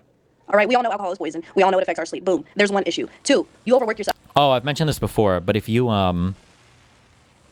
ever wear like one of those little like sleep tracker watches, it's really interesting because you can actually see like the watch will know when you've drank because you have it'll fuck with your sleep. You can tell, like very, very obviously shows up. Drinking before bed is a really bad idea. You're working all day, every day. You don't take a break. You go to dance class and you dance multiple days a week for hours on end. Boom, 2, 3 things. On top of that, you're using electronics constantly before bed while you're in bed. 4 things right there. Bang. All right? I don't know. There could be some other things as well. She got full wifey. But just off the top of my head, those are the 4 things that I can think of immediately from what I have seen in person and over FaceTime and over your stream. Okay? Personally, I don't think you've been prioritizing your health very well. You're up late. You don't go to sleep. There's also this is the thing that took me a while to learn to accept, I guess, is sometimes you can say things like where I don't have the time for this because I am too busy or because I'm not getting enough sleep or because of whatever else, when the reality is you just don't want to do the thing and you need to come to terms with that. Like I used to say before that like I work a ton and I think I work too much and it messes with my relationships, but that's like a passive voice when I say that. It's not really that I work too much, it's that I choose to, right? I choose not to prioritize relationships as much. I think it's important to understand that because you end up missing, I think, sometimes what's happening. Like, it's okay, and I'm not saying working too much is bad or whatever, obviously. I like working. But it's just good to be aware of that, I think, if that makes sense. Illuminator, thank you for the 5 gifted subs. Until like 4 or 5 a.m. in the morning. You wake up around 12 or 1. Based. And then you're fasting. Boom, 5 things. You're fasting constantly. You're eating 1 meal a day if you're not fasting. What do you think that does to your body? Based. What do you think that does? Trust me, I've been there. I like taking showers. I would almost faint from how little that I was eating. You think working your ass off the way that you do, on top of the way that you're eating, is helping? Like, sincerely. Like, I don't know if any of your friends have like mentioned this to you, but like, so someone's gotta say it. Someone's gotta tell you something. Like, you need to prioritize your health a little bit better than you are currently. And I mean, you're working out. That's good, but that's on top of working, doing dance, fasting, drinking. Destiny, she is too much. Well, I mean, damn, she got pregnant by him. I mean, it depends, I guess, on what the status of the relationship is at this point. This is April 10th of this year. Was this after all the other girl drama happened? God damn. He's moving. Alcohol and all the other things. Okay? So, yes, your heart rate is going to go up. Your heart rate's going to go up, especially with the fasting. You need to have a proper diet. Oh my God. I got a whole bunch of tests yesterday because I want to make sure I'm not dying. My blood pressure was so good. It was like 150, I think, over 70. The bottom number was good at least. No, I'm just kidding. My range was all normal. And it was after I took my Vyvanse for the day, too. I went in on hard mode. It was 115 over 69. I got the sex number. You need to have proper amounts of proteins, fats, and carbs in your diet. Intermittent fasting is fine. I've done it. But you really need to balance this shit out. Genuinely. And me catching the fade, even though I fell asleep at 7 p.m. last night, right? I left you alone. We had the phone call. We were on the same page about going slow, about not being in a relationship, all this, and that's fine. But I don't want to catch a fade for something that I am not causing. I did not make you stay up all day today. I didn't. And the first thing I hear back from you is another worrisome voice message about making impulsive decisions, if it's about us or me or whatnot. Look, I'm trying to give you a proper amount of space because I can be overbearing. And I understand that. And I don't want to put more stress on you than you already have. And which is what I'm trying to do. But I need to be straight up with you. The shit that you're doing, it's not good for your health. It simply isn't. Go to the doctor. I almost cried earlier because, I sent you messages earlier this morning, right? The last message I sent was around noon, and I didn't message you at all for the rest of the day. The first thing I hear back from you is that, which is not a problem. I don't have a problem with you venting to me or with telling me that you're not feeling well and you're struggling with stuff. But don't throw me under the bus when there's a million other things before me that is affecting how you're sleeping. And now I'm in the stage of being upset because what the fuck did I do? What did I do? I don't know, I'm laughing because if I don't laugh, I'm either going to cry or just start shaking. And I'm already shaking a little bit. like reassess. What's that fucking edgy Joker quote that people used to put or whatever? Like, laughing in the face of it all, or I'm laughing so much because I can't cry anymore, or some bullshit. There's like some edgy fucking with the Joker thing or whatever. Fuck, I don't remember. The behaviors, the habits that you have in your life right now, that I don't fucking know, man. But needless to say, with all of this going on, my feelings started smiling through it all. That was it. Yeah. To decline drastically. Like every time that I contacted this person, talked to this person, just interacted with this person, it would stress me out. It would give me anxiety. It would cause me constant worry. I was crying so often that being involved with this person wasn't adding anything to my life. In fact, it's taken more than added anything whatsoever. That's when in early May, his ex-girlfriend Libby came out with a video talking about her pregnancy. After this point in time, everything got worse for me.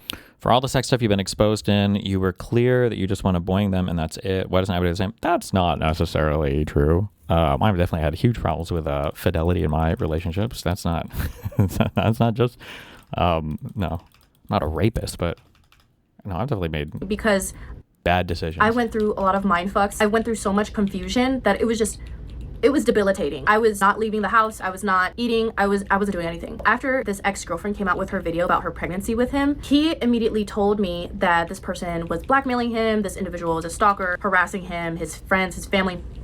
At the time, I was like, okay, I'm sorry to hear that. And I believed him. And I was like, that's a horrible thing to go through. But, you know, thinking back on it, I remember his conversation with me about his ex-girlfriend from December, because he's told me that he had an ex-girlfriend as recent as December, and we had started talking in March. So I was like, wow, that's pretty soon to be moving on, and you say that it was a pretty serious relationship. He said that the relationship ended in December of 2025 and that it only ended because they had different views on like the future, family planning, whatever. When he was telling me all of this, he never had anything negative to say about.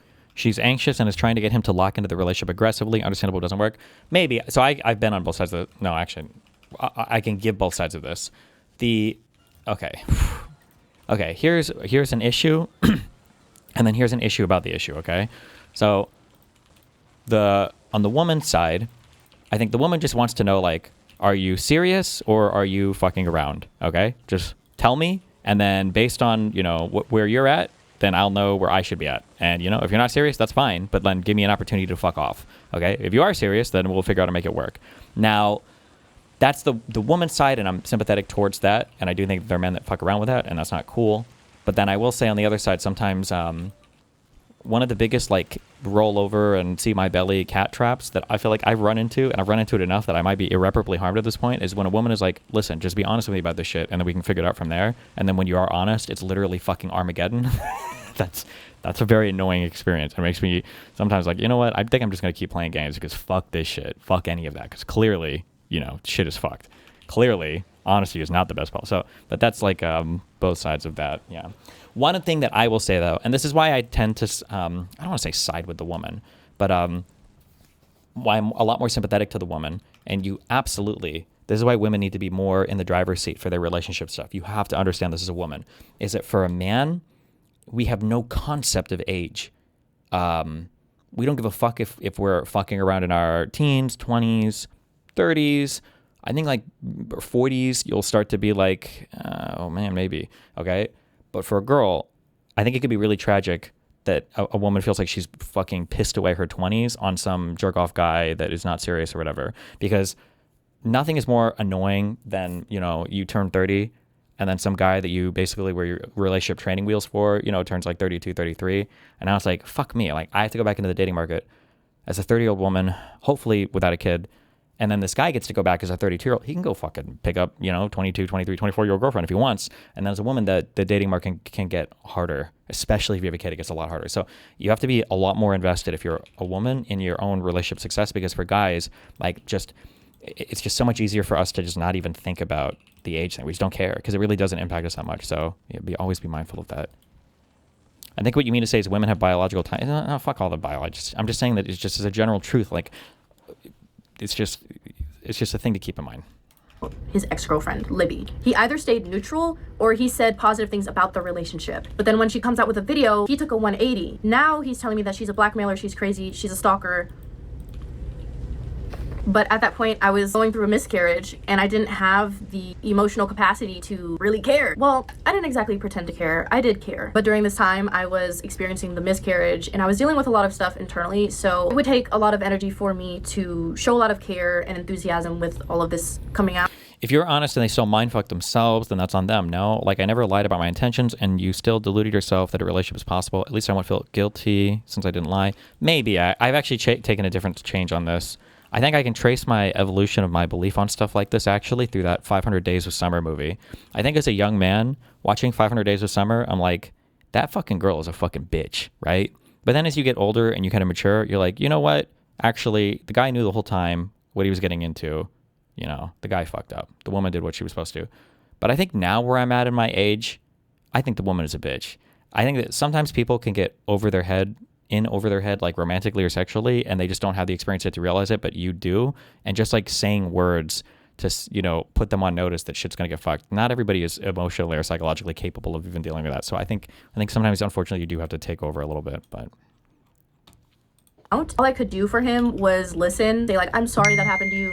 I told him things like, I'm sorry that happened to you. And I even recommended to him what he should do with all of this. Like, I told him, if this is a serious situation where somebody is blackmailing you, stalking you, harassing you, maybe you should post timelines to prove their claims wrong. Maybe you should do this, maybe you should do that. All he wanted to do was live stream showing her sex, sending fans to sexually harass her on her social medias, dox her workplace where she lived. On top of that, he attacked her childhood traumas and her, like, he used suicide and self-harm and mental health as a way to discredit her. Without going too far into it, he has a lot of contradictions about his ex-girlfriend, and those will be coming to light very soon. But anyway, since we're at the point where the ex-girlfriend came out and he gave me this different explanation on what type of ex-girlfriend she is, I was in a state of confusion. I was, you know, going through the miscarriage. I was going through all these health problems. I was going to the ER. I really didn't have a clue what was going on. I wasn't necessarily watching everything in detail. I had a lot of things that I had to take care of. But after seeing his live stream, there was a part of me that got the ick, because why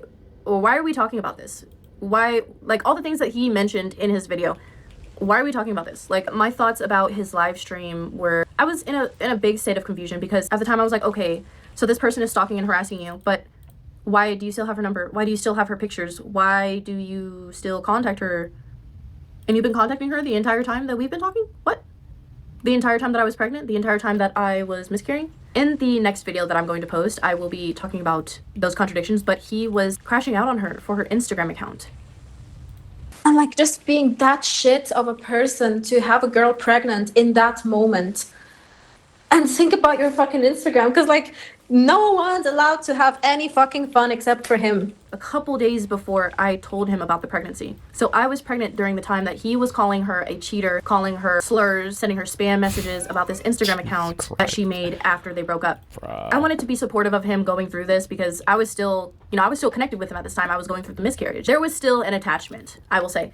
There was still an attachment, and it took me a while to detach. But then I think I saw a video of the ex-girlfriend talking about another woman that reached out to her, and at the time I was so confused. I thought she was talking about me. I thought she was saying that I was talking to her, but no, it turns out there was a different woman that he was messing with since 2021. Pregnant in December 2022, and he had sent me an STD test prior, and also he had told me he had a kidney disease, and in his words, kids just aren't happening for him. Fine. And so I had healthy checkups and I had some health issues. So I went to the doctor. That's what they told me. There's years between these periods. Well, she told me this. She told me that you had also told her you were on some medication that would make you infertile. But that's like not the case. That's like really bad.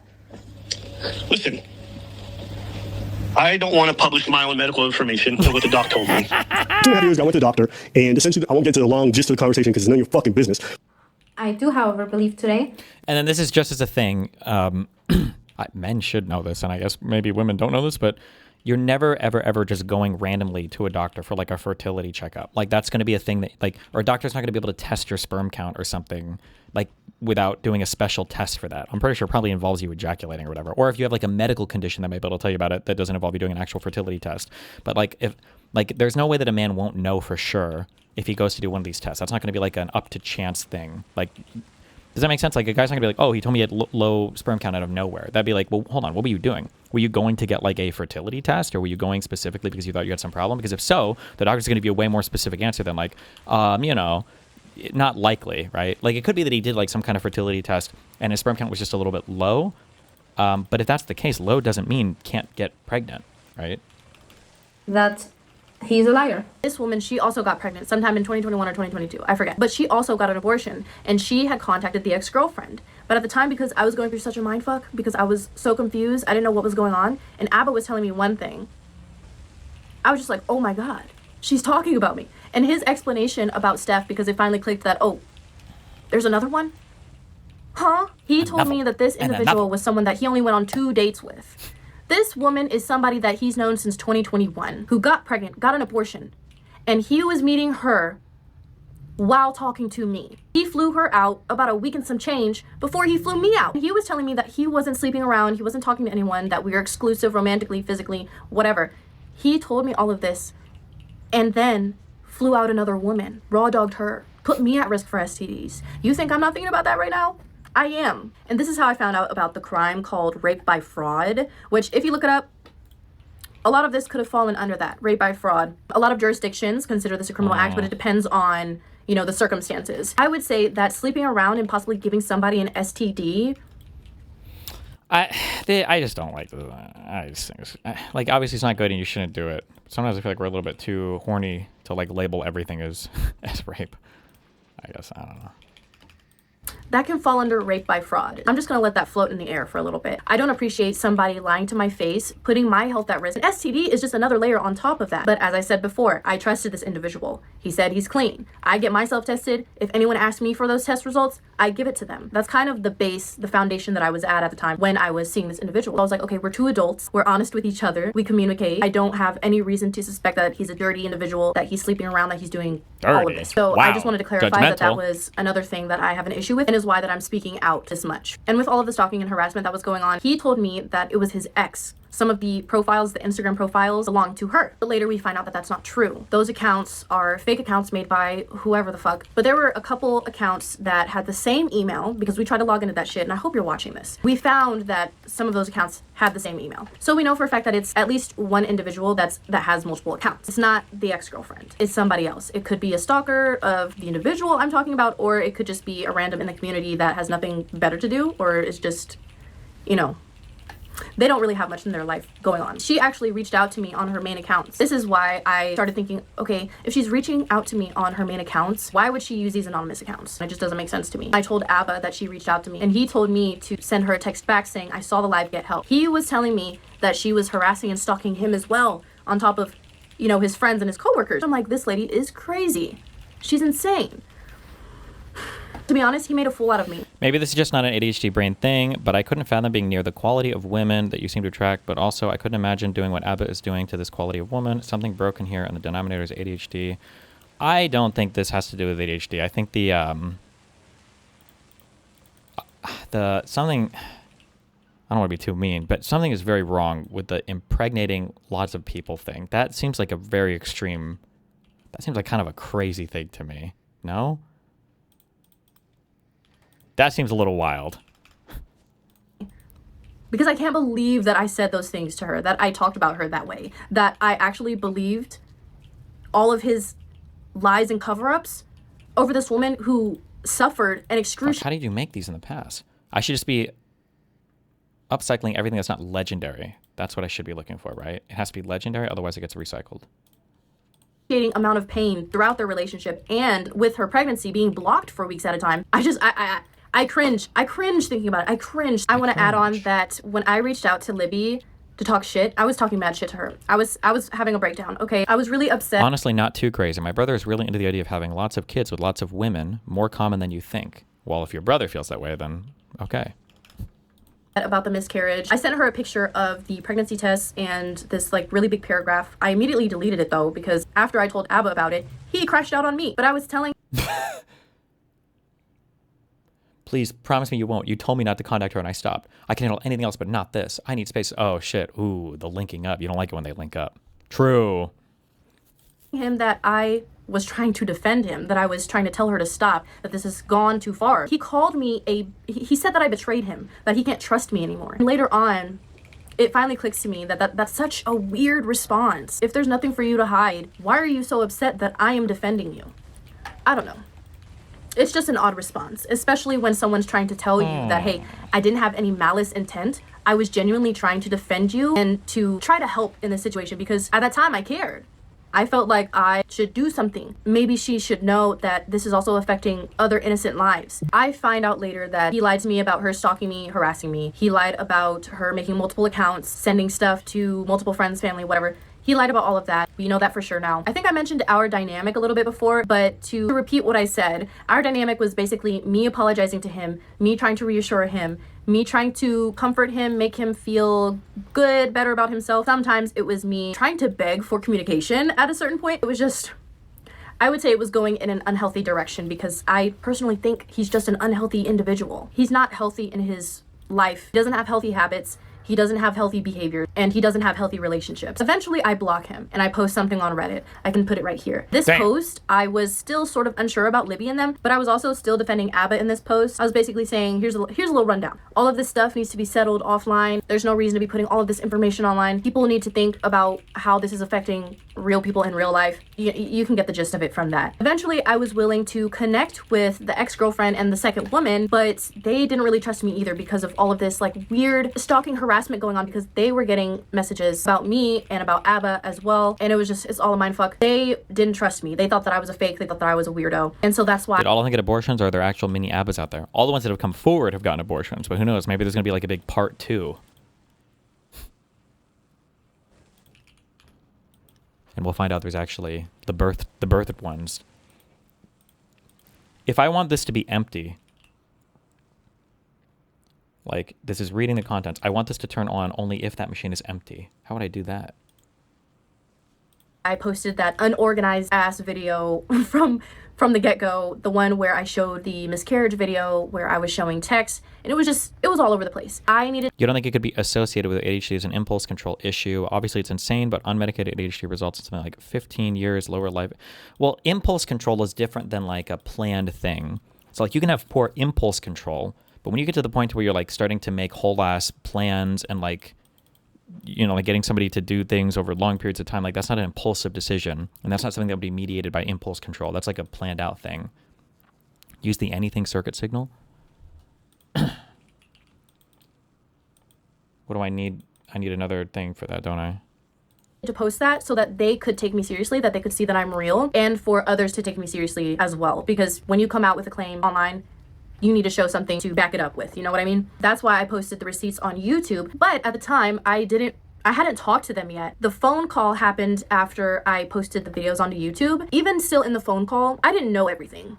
I didn't know all of the information that I know now. So with that being said, he sent me one of the last emails because I blocked him, so he sent me an email. He told me that he saw that I blocked him, I guess, or he saw the Reddit post, or he saw the video, or he saw the phone call. I don't fucking know what he was talking about. But he told me that he saw and that he thinks the harassment is only going to get worse from now. So I'm like, what do you mean by that? What do you mean by that? ADHD makes me come in everyone, yes. Well, I mean, like, it could be poor impulse control in the moment, but if you're, like, in advance saying shit like, oh no, I have low sperm count, that's not an impulse thing. That's you're, like, planning stuff at that point, you know? Like, fuck, I wish I had a link to this. Somebody should go search for that. Oh, fuck, I should have Cloud, I'm too lazy. I feel like I read at one point that, like, teenagers, like 15, 16, 17-year-old people, don't have worse decision-making skills than adults, that the thing that is severely inhibited is the impulse control for younger people.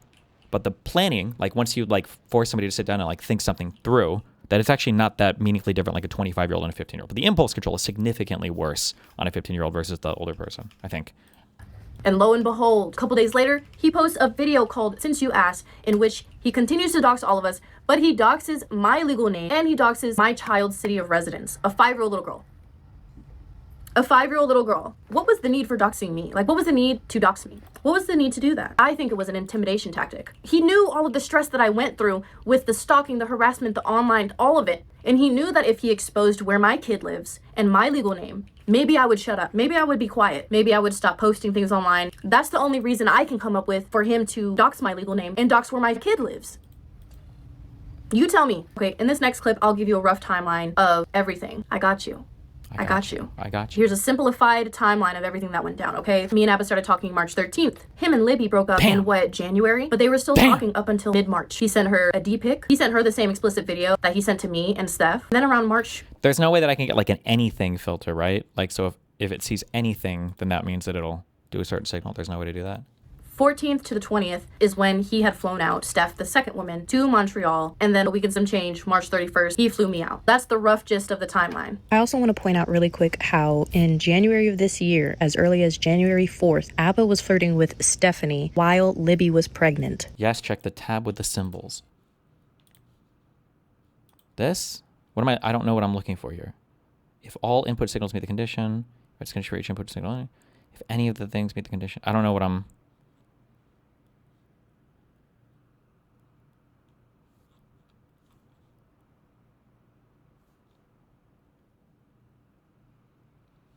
And this man really has the audacity to claim that she was cheating on him over an Instagram account, boy. I'm sorry. What I want to do very simply is, if anything is inside, read contents, okay? If anything is in here, then I want to turn these off. So I want to send out a signal if it sees anything in here. How would I do that? So anything is in here, and it sends a signal, as long as this is not empty.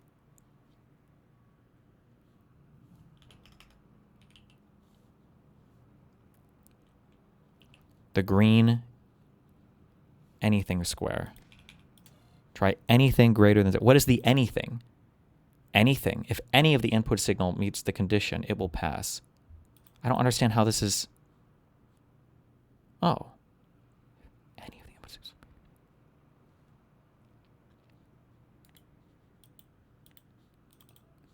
Oh, if any... Oh, okay, wait.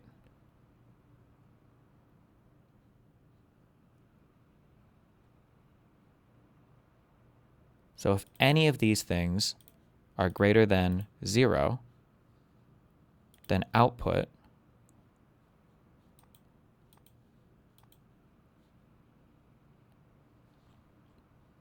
yay or nay. Okay. And then for this, enable if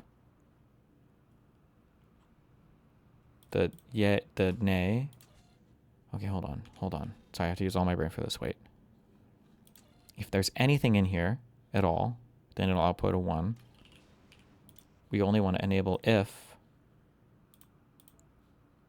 this is, we'll say less than 1, I guess. Is that right?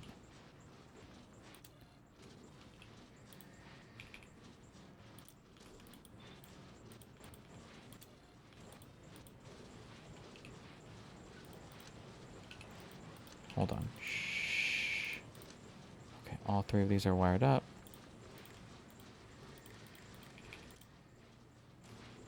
Disable. Oh my god, I'm a genius! Okay. I think. Okay. Not him actually cheating on his pregnant girlfriend, blocking her, and then immediately moving on to the next bitch. What the fuck? By April 10th, he Hater. still had his ex-girlfriend's phone number. They had ended things initially in January because of the pregnancy abortion. He blocked her for a couple weeks. She got the abortion. She had no other choice. So they reconnected, and she's thinking at the time that she did so many things wrong on her end, and she was so sorry for how she did things with the breakup, whatever, just apologizing. Same kind of dynamic that I had with him. Apologizing for things that I shouldn't really be apologizing for. This man is emotional, I'm telling you guys. They were on level terms. Let's just say it was leveled. April 10th goes by, and he finds her Instagram account that she was using to kind of like build a platform. It was for archery and gym content. You can see right here, she's a very curvy woman. She's got the breasts and she's got the hips and she's got the booties. You can't blame her for the body that she has. She's worked hard for that, and I don't blame her for showing it off. His claim for her was that she was cheating because she had this Instagram account and she was hearting the comments and she would react with like emojis. You're a whore. You're a whore. Just admit it. You're a whore. You whore yourself out online. You whore yourself out in front of your family and your friends. You're a whore. In the same breath, he's also telling me that he's not sleeping with anyone else. He's not talking to anyone else romantically. He's not doing any of that. He's not whoring around. But he was. And he was projecting it all onto her. And then he tried to make everyone else online think that about her. There's so much that I want to get into, but I need to stick to what I want to talk about for this video. Regarding the STD issue, I also want to bring up the fact that he pursued a sex worker. So we know that he pursued a sex worker and that he wanted... I remember it was weird that ABBA found her new Instagram after he said he broke up with her. LOL, and he was still messaging her about it. Yeah, that was weird. That timeline thing was very weird. Yeah. To have unprotected intimacy with that individual as well. That's just another layer to add on to the worry of STDs because this guy, he will pay for it and he doesn't want protection. That is a really big issue. You cannot trust this individual with anything, with your life, with your health, with your punani. You can't. Okay, you can't. You just can't. So just to reiterate, before all of this happened, I thought he was a very stand-up guy. I thought he was mature. I thought he was responsible. I thought a lot of things. But after all of this, I truly believe that he's a predator. He's not safe. He's not safe for anyone, any woman. Okay, if you are involved with that man, I want you to know that you're not safe with him. And then a little message for his viewers or people in the communities, whatever. You guys are parasocial. What do they say? You need to touch grass. You need to go outside and you need to touch some grass. Because this little... Okay, but you guys are giving us great content, you know. What do you... We're only human. What do you want me to say? What do you want me to say? It's good content. Online reality that y'all have to defend this type of man, like I said in my last videos, it's sick. There's something wrong with y'all. I've spoken to real people who can think on their own and people who are even fans of their channel. They can see it for what it is. They know that the situation is disgusting and that this individual is disgusting. Those of you who don't think so, I believe that y'all are sick. There's something wrong with y'all and you're probably not safe to be around women either. Because there's no way I could defend someone who doxes multiple women and a 5-year-old little girl. Who doxes a child? Only a sick individual does. You will never, ever be able... I mean, depends on what the child does. Let's be real. There's some dick children out there, okay? Able to change my mind about that. You'll never be able to try to convince me that this man is good, is safe, is responsible, is mature, is any of that. You cannot convince me that he is, because he's not. He put a 5-year-old little girl at risk by doxing where she lived to 2.26 million subscribers on the internet. What sick individual does that? We all know what's going on in the United States with these Epstein files. We all know what these politicians, what these people, these higher ups are doing. Okay, that's a lot. And you're trying to dox a child? No. No, he's not safe for women and he's not safe for children. Lock him up. Put him in jail. The way that all of this has affected my health is crazy. I never thought, because I've been through a lot of shit, right? I never thought that something could affect me this much. I used to think that I was a strong individual. Apparently I'm not, because now I'm on like 20 different medications. I have to use an inhaler now for anxiety. Oh, no, I can't breathe. I'm having chest pains. Girl, I can't sleep. I'm having panic attacks, anxiety attacks. I'm getting irritated. I'm getting irritated and I'm getting tired. This is taking a lot out of me. I might end this much sooner than I wanted to, but we're almost done. I'm just getting really tired and I'm getting flustered up again. I want you to go look at how he talked about me and what he did. I want you to compare his lack of compassion, his just blatant dismissal of the entire experience for me, and just simplified it to, oh, she happened to get pregnant and she miscarried and it was a horrible event for her. Then how afterwards he doxed my kid's city of residence, a 5-year-old little girl's city of residence, and my legal name. With everything that you know, with me experiencing the stalking, the online harassment, the worrying about my health, worrying about my safety, going through a miscarriage, and then at the same time finding out about 1, 2, 3 different women. You guys don't care about women. You guys don't give a shit about women's health, about women's well-being. And y'all can go straight to hell. Y'all can go straight to hell with Satan himself. That's what you can do. Here's a little bit of bonus information that I want to include. This individual, he's also engaging in litigation abuse. He's using his financial status to abuse the legal system. He sent a cease and desist to his ex-girlfriend. I'll show you the letter right here. You can read it. This law firm represents AbaW, blah, blah, blah. Despite this, you depict him as a cheater. This guarantees you will not contact any of his employers. I want you to notice how aggressive this letter looks. And now, damn. I want you to compare this letter to the ex-girlfriend's letter.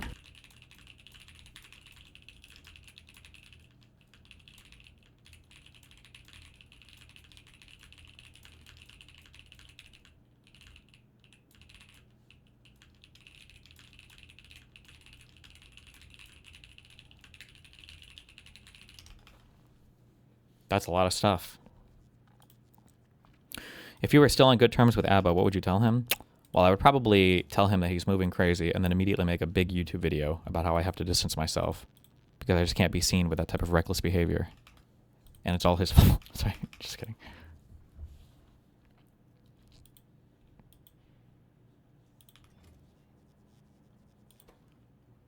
Output priority, input priority. Why is this not working?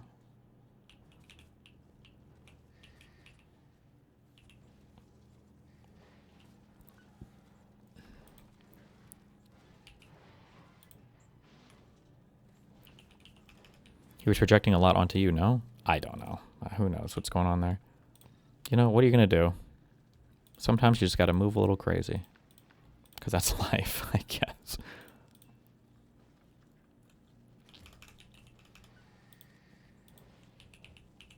It was projection. It's a very long letter, isn't it? It is very descriptive. I'm not reading you. And I'll be honest with you, for all the bad things that are happening to Destiny, I don't feel bad. The reason why I don't feel bad, and this might surprise some of you because some of you don't know this, me and Destiny have spoken about his dating behavior for a very long time. We've talked about it on stream, off stream, and I've always been very vocal about the fact that I think he's very fucking dysfunctional with how he handles his dating life, with how he prioritizes pleasure over everything else. And I think the root of a lot of these issues in this whole situation is that he prioritizes his own selfish desires over other people's well-being, over what's good for his business and his career. And I'll be honest with you, for all the bad things that are happening to Destiny, I don't feel bad. Okay, true. This letter is very long. It shows you plenty of exhibits, aka proof, that goes along with certain claims. I just want to be clear to everyone that her case is a strong one. His case, not so much, because if it does go to court, if he does pursue legal action, how is he going to crop things out of context? How is he going to manipulate the jury? They are going to want to see everything. They're going to want to speak to other individuals involved in this mess too. So I'm trying to figure out, okay, if he does pursue, like if he actually sues his ex-girlfriend, or if he tries to do something to me or to the other woman, what are you actually going to do? It's only going to make him look worse. It's only going to make things worse for him. It's going to damage his reputation even more. It's going to damage his business. And as a consequence, it's also going to damage Preach, his coworker. It's also going to affect those that work for him. I hear about maybe 2 individuals in the background of their videos sometimes. There's a woman and a man. It's going to affect them too, because all of this is also going to be shared online, because that's his career. That's what he does for a living. With that being said, yes, I will be posting a part 2, 3, and 4, doing a much deeper dive on all of this. There was a point in time where they were considering settling, but only if all of us took our videos down and stopped talking about the situation. After that, I'm not sure what happened between the lawyers. I think they went back on the settlement decision. Now he's just waiting for something. I don't know. Do you feel like this level of projection or hypocrisy is abnormal? Bro, I don't know. Everything in life is fucking wacky as fuck. I don't know, man. He's just waiting and making her wait. He's just digging his grave deeper. That's my honest opinion. He's just digging his grave deeper. I'm here for it. This video is already too long, so I just want to start closing and give my final thoughts on everything. You guys may be wondering, what's my plan now? Like I said in previous videos, I don't plan to date. If I do want to meet anyone, it's not going to be as serious as I want it to be. I think I lost the plot sometime along the way, thinking like, oh, you should only focus on one person. I don't think that's what I'm going to do. I think I'm going to just date. I could just meet people and I don't have to do anything serious. I'm not going to sleep with them. I really don't have the capacity to have any sexual intimacy anymore. And because I'm on certain medications, my sex drive is gone. It's 0. Even before having the medication, I didn't really care too much about sex, but now there's like little to 0 drive. I'll just be happy with flirting, with kissing, with doing like the cutesy things. I think I'm fine with that. I don't plan to date seriously. I don't plan to get tied down by anyone. So I'm planning to focus on myself, my future, the things that I want to do, the things that I enjoy. That's what makes me truly happy, is just doing the things that I love and being around the people that I love, like my daughter and my family. As you can see, I've got to add more pictures to our little picture wall over here. For any woman that comes across this video, I just want you to be cautious, be aware of what you're getting into, and be careful. Be careful, please. Please, y'all are way too fine. Y'all are way too fine. Like, I'm being so for real right now. Y'all are way too gorgeous to be with that man. For those of you who are curious about what you can do to support me, is like my videos, subscribe, you can comment, you can share, just whatever you want to share. I actually do enjoy reading people's comments and I do respond to them. There's quite a few people that I recognize now that are very consistent in commenting and interacting and being very supportive, and so I wanted to give them some appreciation. I don't want to stereotype. Just don't, especially to tell other people, don't ever say that you're not ready for dating or that you're not ready for sexual activity. Everybody is. It just comes down to meeting the right person. Everybody is. It just comes down to being the right person. And when you say shit like that, if a future partner or somebody finds out who, like, you can foster so much resentment and bad will between potential partners or friends or whatever. It's just not worth it. Just don't ever waste your time saying shit like that, because everybody has a thing or a person. Just in my personal experience, be careful.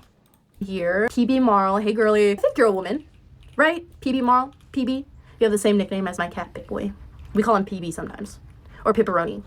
What's the downside with saying that and then changing her mind? Because it'll never feel like a mind change. It'll always feel like they were just lying. That's how that will always feel. That's how everybody will take that, whether a guy or a girl. says that. Or Pippi. But yeah, I remember you. Also, Mostar. We love Mostar. We love you. And then and then I'm sending love, hugs, and kisses to Jackson, aka The Intended Outcome. Also, the Gray Pill podcast, sending hugs and kisses to you. Thank you guys so much for your support and engagement.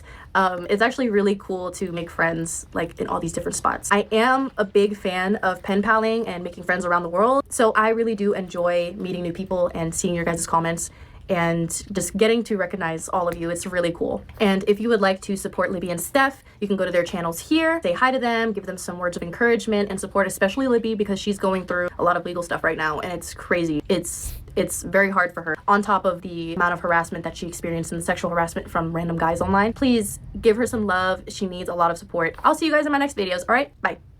Wow.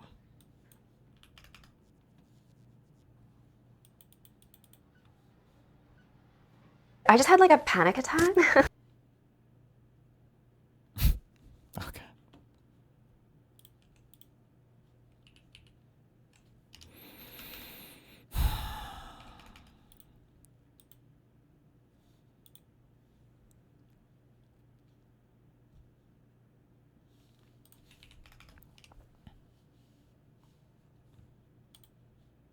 Six random threads, you know, this tweet that came out of nowhere, you know, this one from her as well. Like she makes this post here, like in this message, I have not violated, like, as if that holds any. I'm starting on Concerta this week, and my doc advised me to cut out Red Bull because of the potential heart risks. Should I just ignore that quack perchance? So from everything that I've read, I feel like people's average caffeine intake is much higher than just one Red Bull per day. Like coffees have a lot of caffeine. Some people drink a lot of coffee. From what I read things in the past about long-term effects of like amphetamines on your, I think it's on your pulse, it feels like the effects are pretty low. I think it's like 4 to 7 beats per minute increase over like 20, 30, 40 years from what I've seen. So like if you have a pre-existing condition, you should probably be really cognizant of that. And then if you have a,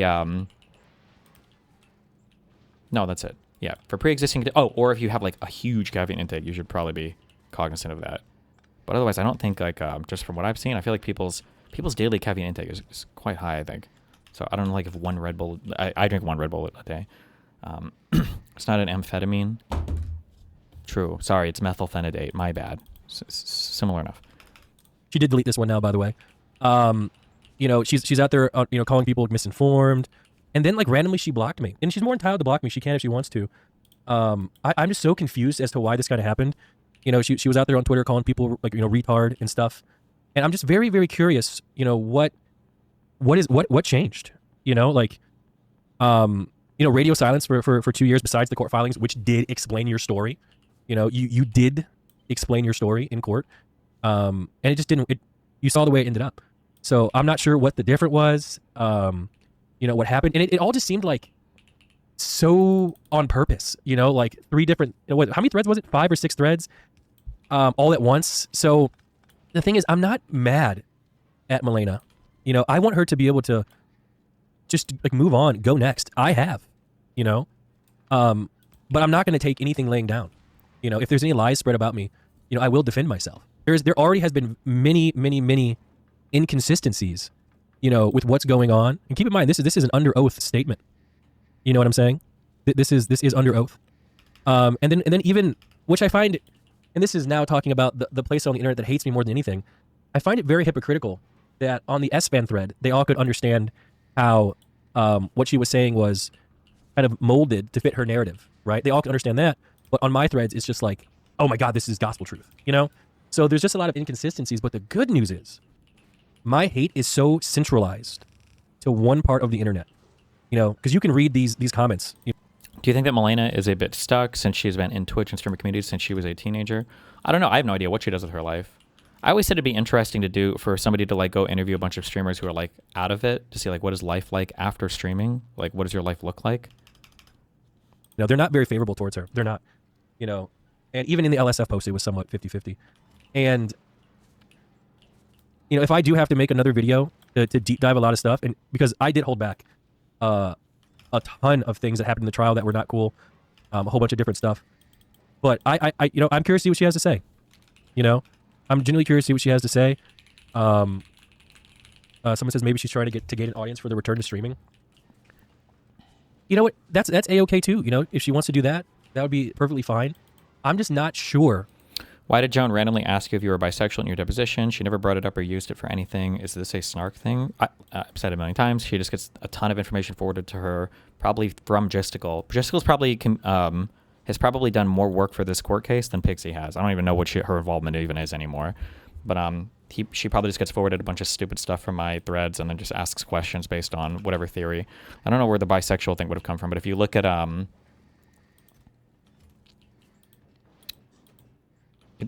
usually I just have to scroll the threads, and if there's some stupid thing written in a QB Farms thread, or if there's a really dumb thing in one of Joan's motions, it usually is because somebody on QB Farms had like some stupid fucking theory, more often than not. How randomly 2 years after the fact, doesn't say a word to me. You know, when I message her that Buddy's dying and getting old and she should come see him, doesn't reply to me. But then 2 years randomly, when I'm playing video games with Dean and Myth, I just get randomly blocked on everything, removed on everything. I just have no idea what's going on. Try and make me look as bad as possible. You know, lie about certain things. You know, but you should refeed everything into an electromagnetic plant after one round of recycling. Now you're basically just trashing, not upcycling. Oh shit, you're right. Fuck, I forgot how to do this. Thought about like going through and disproving all of it because I really can. I really can. But then I realized it would make Milena look even. You know, it would make her look bad, and she's not really necessarily the one saying these sort of things. It's like regurgitated through like some like 40-year-old weirdo who like abandoned his daughter. So I'm not sure. You know, I'll just wait kind of for Milena to, if she wants to speak about things, and then we can go from there. Could her account be hacked? No. I was blocked on Instagram. I was removed on Discord. I was blocked on Twitter on my main account. This is my alt account. That's why I don't have my main account logged on here. So no, I don't think she was hacked at all. And it just seems kind of interesting. Like why two years later, all of a sudden, this thing kind of happened. She got drunk. The best place is volcanoes because lava is free. What the fuck why do you need lava for upcycling? I mean, I don't know what happened. I'm not going to assume, but she was literally out here, calling people retard and stuff and then deleting the tweets. So retard? Yeah, I'm not really sure what's going on. What am I going to do? No, nothing. I mean, I already went to court. The judge already ruled in my favor. If she wants to go live and talk about stuff, she can. In fact, I'm curious to see her thought process in the whole thing because I'm honestly truly a bit confused. If you remember when I first started this sort of thing, I was like, it's amicable. And the thing is, it was. But it just like degraded so much, so fast over time. And I'm not sure exactly what it is. I have an idea. But again, this is, if I have to talk about it, I will. But again, only thing that I've really said was, even in my video, I just read court documents. That's it. I read what she wanted, what I wanted, and what the court ruled. That's all this was. This isn't an opinion. I never got into why things happened. Now everyone's assuming why things happened. Even people are assuming about the breakup. I was the one that initiated the breakup. She's the one that filed for the divorce. But even when she did that, there's a story behind that I've never shared, and I have screenshots and proof to back it up. So, but I've never really shared my sort of thing here. Okay. I don't even know what the fuck the point. This was like the most pointless clip ever. Okay.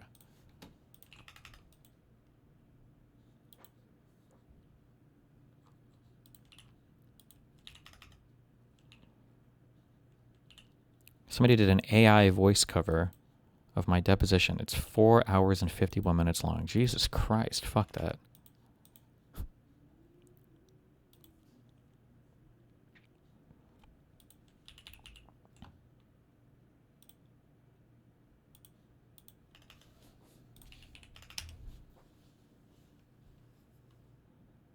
Listen to a little bit of it. Did they train Joan's voice? Has she even recorded her voice anywhere? Some more news host Cody Johnston crashing. Oh, wait. Are you able to release the video? I mean, I guess actually, if they published the whole deposition and there's no redactions, I probably could just play the video. No? Right? Maybe?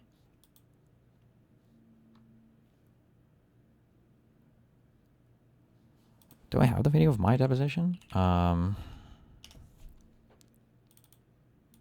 No, I don't think I have the video yet. I don't know if I don't know if we brought a video recorder for that actually.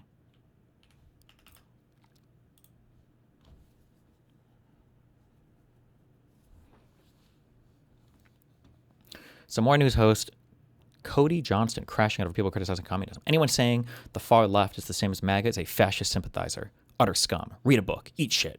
Or, fuck off. They're two sides of the same coin, bud. Also, let's be honest, you'd probably sweep and run defense for commie socialist Marxist types because you're more ideologically sympathetic to them. Yeah, I think they're better than Nazis, you dumb fuck.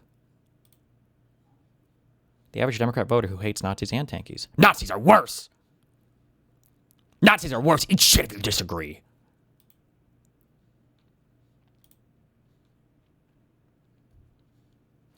You're going to have to be more specific and also contend with our current reality. Nazis are worse. Do you agree? Disagree. China and Russia are equally as shit. Nazis are worse. Okay, this is retarded. Okay.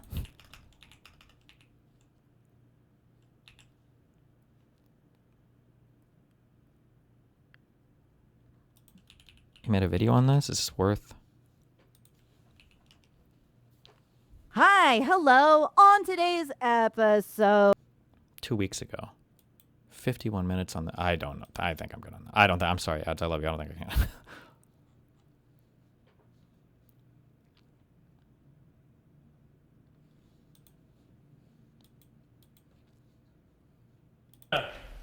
No, she can't. You can't. Melina. No, she can't. You can't. No, she can't because of her medicine. No, she can't because of her medicine. She can't because of her medicine. Oh, I remember this stream. Are you her father? Oh, I'm a good friend. Hey, Melina, please, Melina. She actually can't. Listen to him. He's cucking us. Melina. You're not supposed to do it. No, she can't. Okay, I'll put it back in the camera. Stop. She actually can't. Stop. She actually can't. What's wrong with you? Stop. Now, so let me just talk about this, what just happened. This is weird for many reasons. Melina force feeding, simping super hard, and her That's not simping, that's being a good friend. wanting it because she knows she can't eat it. There's 3 people wrong here. This is crazy. nmplol ex-wife Melina shows proof that S-Fan faced OTK termination for making women uncomfortable. Wait, what? I force feed you. No. Actually, as uncomfortable as it would be in a Silence! Can I not be in this game? No, she can't. Not her. What? Shut the fuck up. Are you her fucking dad? I'm just... If she wants to die, she gets to die. This is like my If she wants to die, she gets to die. You're not in control of her. You're not going to feed her alcohol. Play pool. Why does she need alcohol? Holy fuck. My tattoo is really cool. I want to play pool. All right, break time. Melina, shut the fuck up. Crossman him. Okay. The issue here also, by the way, I think there are some meds that you're not supposed to mix with alcohol, which you know, like that's a thing. If you're on medication, you should manage that on your own. The biggest issue here, though, I don't know if anybody ever fully contended with this. The biggest issue here was that the Irish chick is an alcoholic. That's the big bad issue there. That girl is 100% alcoholic. I don't know if she ever fixed her life or what, but last I checked on Twitter, she just posts my fucking blowjob video at me sometimes and then is drinking and dying. Do you drink on Vyvanse? I try not to mix the two. Oh, Minx, that was her name, yeah. So like if I take my Vyvanse in the morning, maybe I will at night, but then if I know I'm gonna go out drinking, maybe I won't for the day. Take my yummies. Why would S-Fan face OTK termination for making women uncomfortable? I don't understand how this is.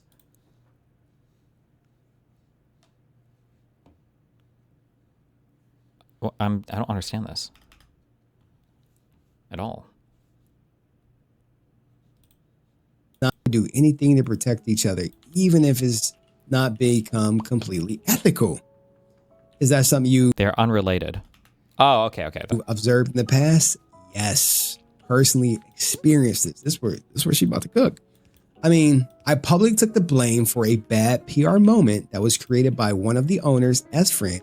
I publicly took the blame for that in order for OTK to not terminate S-Fan as an owner because he made another woman feel uncomfortable. Ooh, just the Ming, speak out. And I stood up to her. I stood up to S-Fan for her on a live stream. Ooh. Do anything to protect each other, even if it's not become completely ethical. Okay, I don't know about that one. Melina, I respect the hustle though, but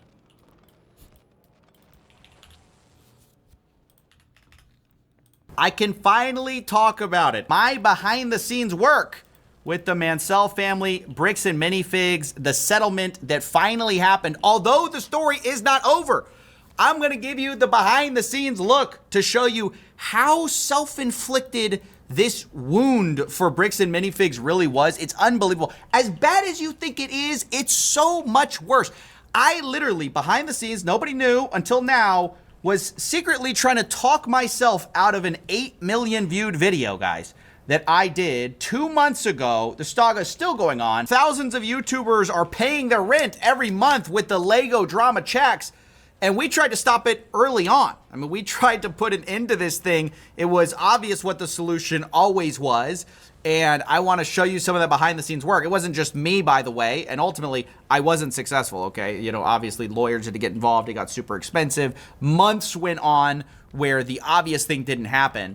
But my point is, this got so dragged out. This is a story that should have lasted exactly 6 seconds, that seemingly has been going on for months now and will probably take, you know, over a year longer. I mean, we have still litigation ongoing. So I want to break all of that down for you today. I've been holding on to this, knowing that eventually I really want to talk about it. I didn't sooner because I didn't want to torch the chance of any deal. Obviously, we now saw one come to light, and so that's why I feel comfortable talking about it now. And I'm only going to show just a few of the messages to prove the point, which is that everyone knew the solution literally months ago, and rather than doing that, the hard way has been chosen every step of the way. Like, the worst possible decision has been chosen repeatedly to the point you start to wonder if this is some sadistic need to be dunked on by the internet. We have to learn from what might be one of the greatest corporate fiascos of all time. Otherwise, what was it really worth, guys?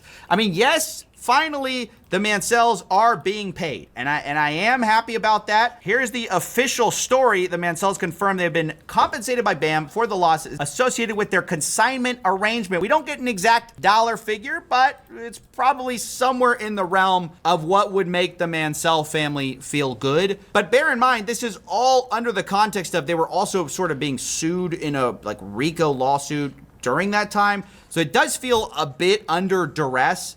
Again, I want to discuss this in more detail, but before I do, I want to take you back to when all of this started for me personally.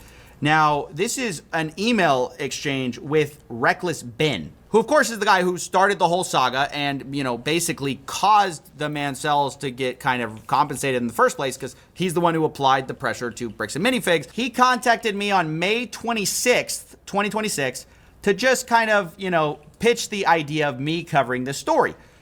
Immediately, I kind of looked into it and I decided not to do it. I did not want to get involved early on. It's not that it wasn't important, it's just that I felt like all I would really be doing is rehashing what other people said, and I just wasn't interested in that type of thing. I said, I'm not sure how much I could add to what's already been said, and given that you and the wider community seem to be handling it well, I'm inclined to watch it from the sidelines. That's May 26th. So honestly, I wasn't even going to get involved in the first place. You would have never heard the word Coffeezilla Lego scandal had it not been for what happened the very next day. So on May 27th, 2026, this gets filed. A massive lawsuit against Reckless Ben that in total was like over $1 million.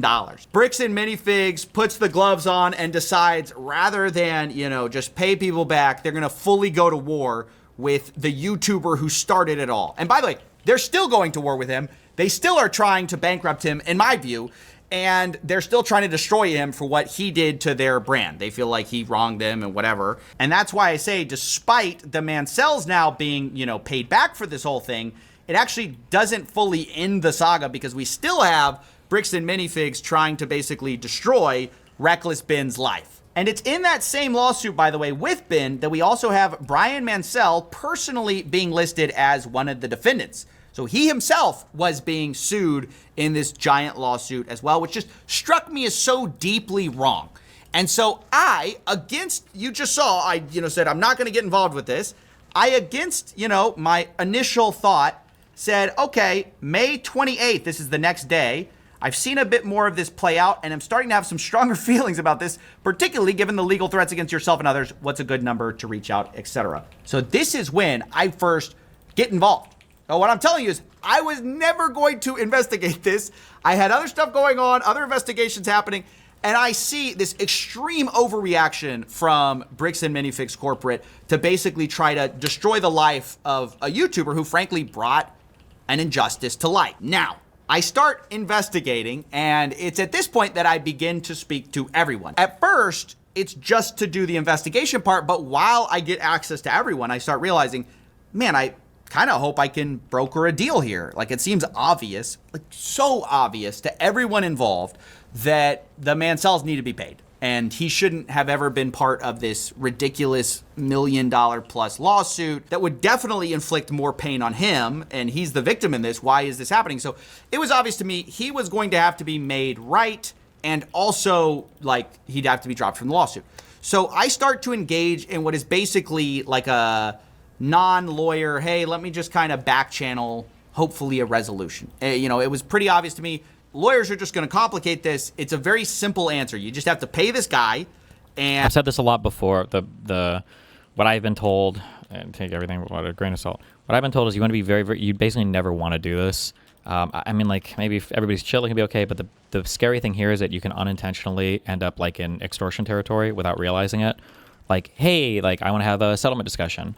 And it's like, okay, cool. Well, like, yeah, I hope we can figure this out, because if we don't, I'm suing you, right? And it's going to humiliate you, and your company's going to be destroyed. And it's like, and I don't have to do that. Like, it can very quickly cross into like extortion territory, so you can get into trouble down the line on stuff like this. But I don't know. But maybe, I don't know. Be careful. And walk away. And then honestly, what is the story after that? Like, guy gets paid what he was owed. Like, initially he was wrong, but then the corporate makes it right. Like, it seems like although they wouldn't have made it right in time, this is late May, early June. I mean, the story had kind of gotten some traction, but not nearly as big as it was gonna go.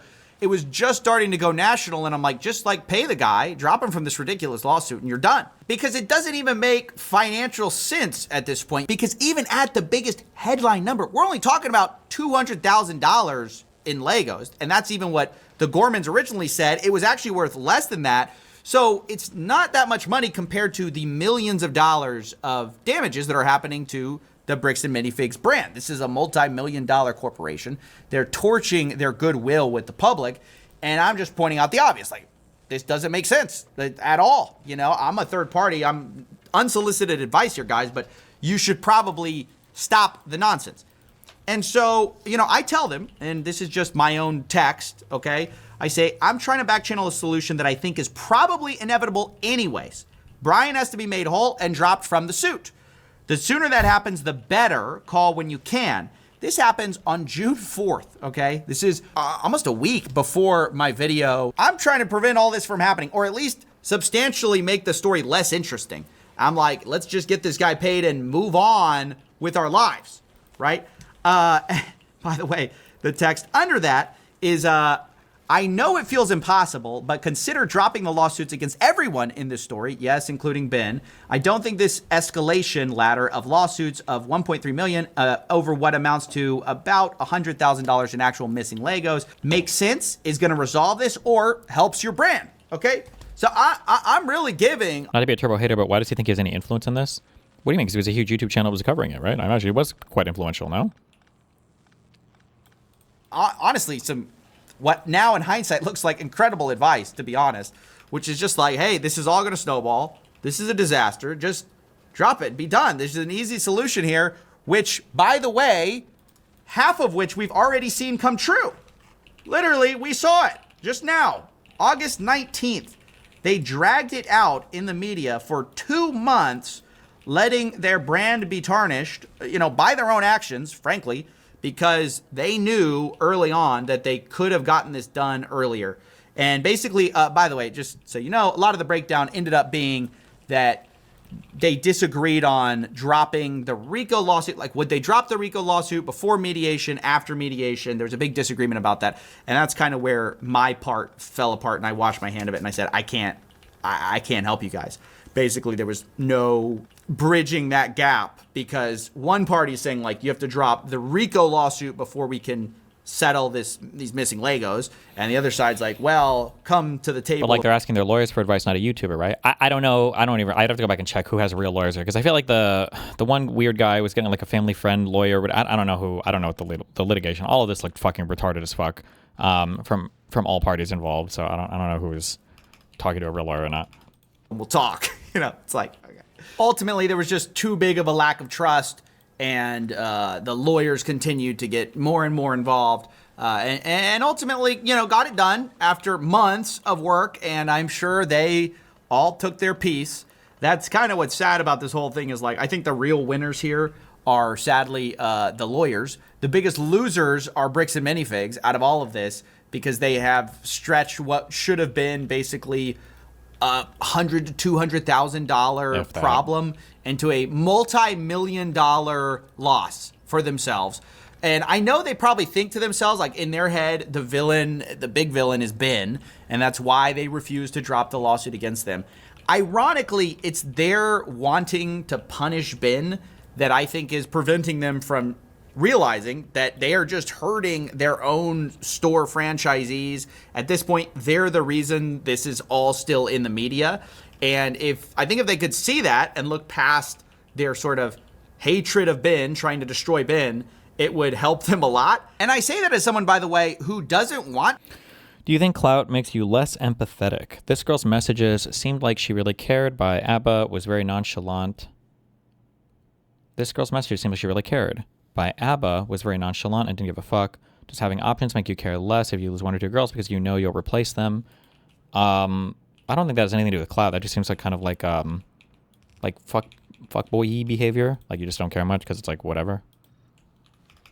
To see Bricks and Minifigs and all their franchisees fail. Like I feel bad for a lot of the people who have been affected by this. I'm also not a person who blamed them for all of the problems, right? If you see my original video, there were a lot of people who actually shared some of the blame in how all of this got lost, right? Like you had the Gormans that had some accounting issues. You had some missing Legos at the store. You had some side deal stuff. So you had a lot of different elements that made up these missing Legos. I not only fully acknowledge that, we are the ones who brought that to light. And yet, I'm telling you, as someone who's seen it from behind the scenes, the reason this story has had legs for so long is all of these escalations and unwillingness to drop all of this legal stuff. The irony, of course, is that they think Ben is the monster who's destroying their company, when in actuality, I think if you look at the facts of the case, it's them. This whole video was a nothing burger. It was just him saying he couldn't reach an agreement with any of these people, and then they just had to. And then the lawyers eventually figured it out. That have caused people like myself and the entire world to get interested in this story. So while I think it's fair for them to criticize some of Ben's methods, and I think that some of them were a little bit extreme, at the end of the day, the larger picture is that he got somebody who was wronged paid back money. It's obvious to everyone that Bricks and Minifigs would not have made this settlement without Ben being involved. So you can't, on the one hand, excuse Brian Mansell from this lawsuit, pay him money, literally apologize, saying, quote, BAM has issued an unqualified apology to the Mansell family for the losses and pain suffered, and yet keep up the lawsuit against the guy who brought it to light in the first place. You totally can, though. Somebody using highly improper methods or being highly unethical doesn't all of a sudden become okay if they effect some positive outcome, right? Of self-awareness, the lack of the ability to say, hey, unequivocally, we were wrong. We are not hedging with lawyers. We're not, we're not suing people. We are just fully apologizing and making things right. That was always the answer. It still is the answer, and they can still choose that path if they want to. But given our current history, I won't hold my breath. I expect a long, drawn-out legal campaign that makes no one but the lawyers rich. Anyways, that's basically it. Just wanted to talk about my personal experience behind the scenes, and I'm glad the Mansells finally got paid. Wow. Behind me are 100. Okay. This looks. New York logic. What? Explain to me what you don't trust about my vehicle. It doesn't have any chassis whatsoever. What do you mean? What are you talking about? It needs a chassis. It needs a body to cover all the cables, because else it looks like if it catches on something, dude. The reason that it looks like this is I wanted people to think that if they touched it to steal it, that they would get electrocuted. And this is the only reason that this ever survived when I locked it outside in fucking Bedford Nostrand. G-stop on the G-train. But do you still need to do that, though? No. See? It also doesn't work right now because it got fucked up in the move. But see what I'm looking at? If it has a body, then probably, I trust you. You didn't use a DCS battery. No. This is EM3EV. This is the opposite. They're the best. Wow. They actually make their batteries repairable and everything. Yeah, you actually have a very good. You can pick out some very high quality electronics. You know your shit. Look at all the fuses, see? Look, that's a fuse, that's a fuse, that's a fuse. There's literally more fuses in this than there are batteries or motors. It's all fuses. It's just... Do we have time tomorrow? Okay. Thank you. I do A maintain good though. Voosh video. I do maintain though, and I apologize for kind of like being a bit of a stereotype on this, but I really do think capitalism has the potential to produce undemocratic outcomes worse than any other authoritarian government, purely for the reason that capitalism doesn't have a cap on the power you can accrue. If you are Kim Jong-un, you are at the top of North Korea. If you're a monarch, you are at the head of the monarchy. Your power is limited by the finite nature of your human governance. But under capitalism, the number can always go up. Your power is pretty directly proportional to the wealth that you have, the property you own, your assets, your resources. It's not divinely ordained. Elon Musk can always be wealthier. Kim Jong-un can't be any more the leader of North Korea. I think that... Well, I mean, like, the easy counter that I would give would be that capitalists can only have as much, I guess, wealth as what's available in their country, the same as what would be available to a dictator. I imagine his counter to that would be, but that's where you're wrong, multinational corporations can span multiple countries. But then I would just say, but dictators, don't they tend to try to conquer their neighbors so they could just expand their power that way? Like, this is a really fucking stupid, this is a really dumb take. I don't... that logic, that appeal towards infinite growth, is potentially much more destructive in the long run. He can technically make North Korea larger. True, but that he still remains as much the leader of North Korea. The mechanism by which you determine a person's hierarchy in capitalism is unbound on the upper end, whereas in other systems traditionally it is not. You are only ever the monarch, the leader, the emperor, the pharaoh, whereas under capitalism, like, there is always a drive to consume and to acquire and to consolidate, completely untethered to reality. There's no material reason for a person to want or need to be a trillionaire, no more so than there is for them to want or need to be a billionaire. There's no rational explanation for this allocation of wealth. If you imagined it as a physical commodity rather than abstract wealth, like how many bananas a monkey accumulates, there's no reason why a monkey would want 1 trillion bananas over 1 billion except mental illness. You would say there was something wrong with the monkey. Why would a monkey, what process biologically, what Darwinian incentive mechanism is driving one to own 1 trillion bananas when you couldn't eat 1 billion or 1 million or even 1,000? It's just a fault in the brain. Capitalism isn't a natural system. We constructed it, and we constructed it with no upper bound. We've created priorities that are materially unachievable, whereas being a king is achievable, being an emperor is achievable. There's an endpoint. You can sit back on your throne. This is such a weirdly simpy version of okay, all right.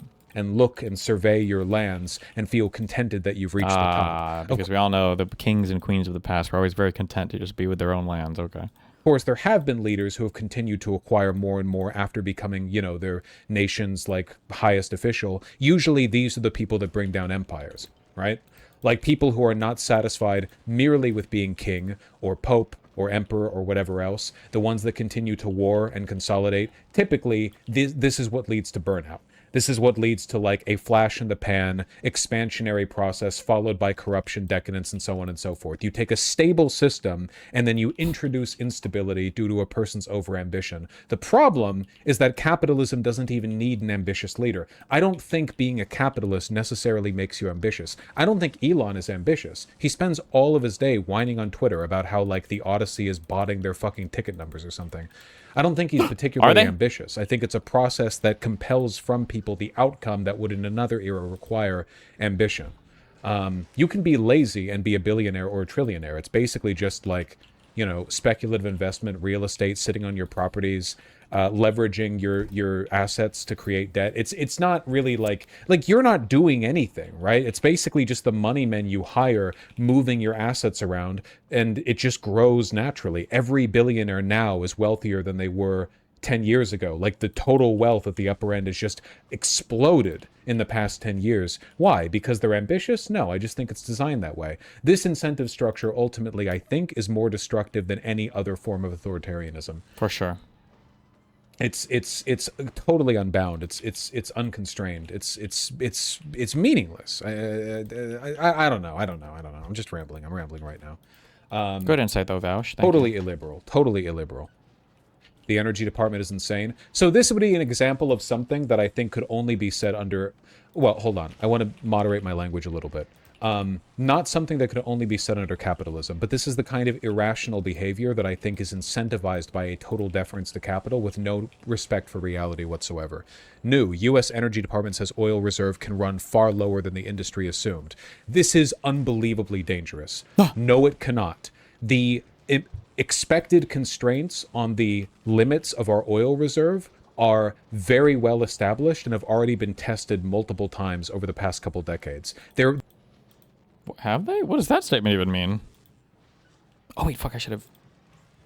They're playing chicken with God. Exactly. That's a phenomenal way of putting it. There is absolutely no reason to do or say this if you're even remotely interested in the preservation of the American empire. You are risking genuine collapse that will benefit no one, including yourselves. But the reason they're doing this is because they don't want to put any constraints whatsoever on capital. They don't want to do anything, demand destruction, rationing. They don't want to do anything to manage our consumption of petroleum products. They don't want to do anything to admit that Trump has lost. They are bound by a set of irrational expectations that are causing them to do things that hurt them. This is, in the long run, more dangerous than a authentically self-interested authoritarian. Okay. The true operational minimum set by quote-unquote cavern mechanics is roughly 70 million barrels. We will never reach 70 million barrels. The caves will collapse by then. 70 million barrels. Jesus fucking Christ. Oh, we can actually draw it down to negative levels. Everything's fake. Everything's a speculative investment. Who cares? You can just create more money, right? Oil is like money. No. I'm losing my... We got Voosh into econ stuff. Oh, man. What are we doing here? I don't... My mind. It's sweaty in here. It's sweaty. It's sweaty, and I'm warm. What do you think was the specialty of using Trump as the face of this? Trump is a gift to the capital class because everything that's about to happen to the planet can be blamed on his narcissism rather than the inevitable, inexorable logic of the system that propped him up. This all would have happened with Democrats at the head. Make no mistake. Okay. And it is not because they are liberals, but because they are not. Disappointing but unsurprising. Oh, right, Andy Burnham's been sworn in as Prime Minister. Approve the use of British military bases for the select U.S. strike. Not surprising. He's also a Zionist slave. Or whatever you prefer, an agent of capital. Literally like labor friends of... The same. Okay. Israel. Capitalism started with Israel. I don't know if you guys knew that or not. Part of the group that undermined Corbyn's rule and deliberately spread lies about... Oh, because all the anti-Semitism was fake. True, King. About anti-Semitism within the party because they would rather the Tories win than Corbyn lead the Labour Party. Yeah, no. Dead country, etc., etc. There is only one meaningful metric for a person's political viability in the year of our Lord 2026 and their ability to... How they feel about Israel? It's, are they an ally of capital, are they not? That is it. That's the only thing that matters. It doesn't matter what a person believes, how progressive they are or are not, though there's certainly a correlation between progressivism and being anti-capital. Deference to capital is the one great indicator, no matter what, that you will do nothing to... Feeling real Marxist in here. Spiral. Of course, Andy Burnham, who is a loyal slave to capital, would not do anything to change that fact. He said first play of visit as PM is Israel. That's the first thing that came out of his mouth. Really? Was that really the first thing he said? Andy Burnham... Israel. Did he really? Yeah. Oh, you mean from a month ago? I thought you meant he said this in his speech, his acceptance speech. Yes, he did say Israel would be his first overseas visit as UK PM if elected. Remember, it has nothing to do with Israel itself or Judaism and has everything to do with absolute deference to capital, which is why Zionists in America and the United Kingdom have only ever advocated for the removal of our civil rights and our liberties rather than their expansion. Even though historically Jews have been some of the best beneficiaries of progressive political policies, like, obviously, right? Jews historically have been a targeted minority. Progressive political policies benefit They've also made some of the biggest contributions to the writings of those things too, but okay. Them disproportionately because they're a minority group. Zionism is only ever invoked in the name of restricting people's rights. There are no Zionist politicians who are using Zionism as a tool to advocate for an expansion of your civil liberties. Okay. Only the opposite. It will only ever be used to This statement is from 2015, by the way. Which statement? I see June 23rd, 2026. You to put you in court for libel or slander, to rob you of your job and education. There are no exceptions to this. No exceptions. All right. Zionism is not and cannot be a liberatory force. Base, okay. You seem upset today. Have I said anything incorrect in the past 60 seconds? Ooh. Why is capital so focused / intertwined with Israel? Because the MIC? Partly because of the MIC, but also because capital needed a human face. Jews are a unique group in the sense that you can appeal to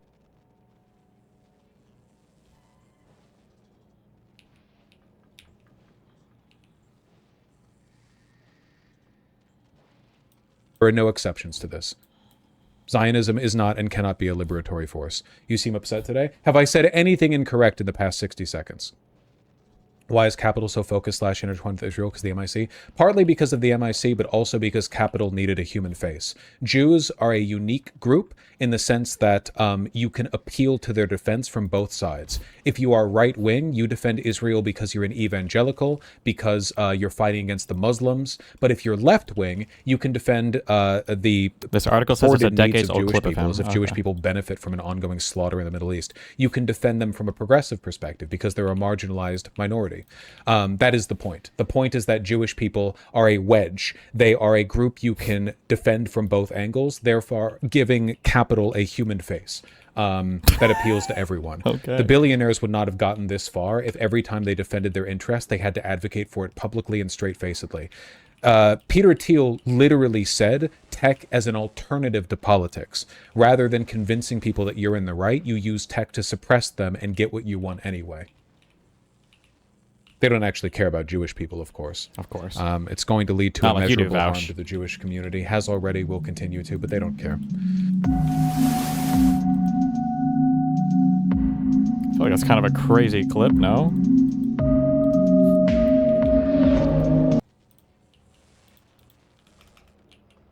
Okay, this is kind of right? I don't want to look at how I did in my last fact. I feel like that's cheating. Should we talk about the embed memes yet?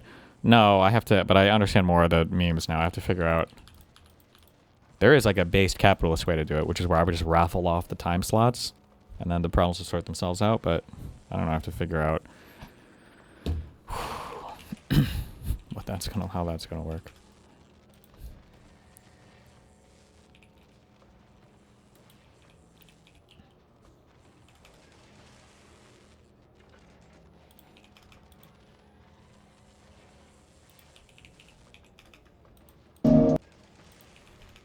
What are the embed memes? Apparently, I think people are fighting for who gets like I guess we have forced embeds in chat to where like an embed is forced when you come onto the site, and people are disagreeing on who should have like the forced embed is like a big reason, I think, or a big meme or something. Your family came here from Peru, really in the middle of the heat of the Shining Path. They were Maoist, communist guerrillas in Peru. So why did your family come to America? The economic situation in South America and in Peru was in a really bad place. But I think that much of what we could say is responsible for that actually was the imposition of capitalism and American imperialism. I only think Dan and Mr. Mint are forced. I've never seen Persec or Darius IRL forced as an embed. What was the... I thought, weren't people trying to fight for forced embed spots?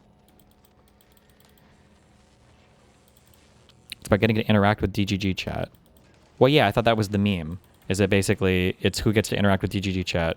I guess I'm using that interchangeably with forced embed. Maybe not necessarily a forced embed, but...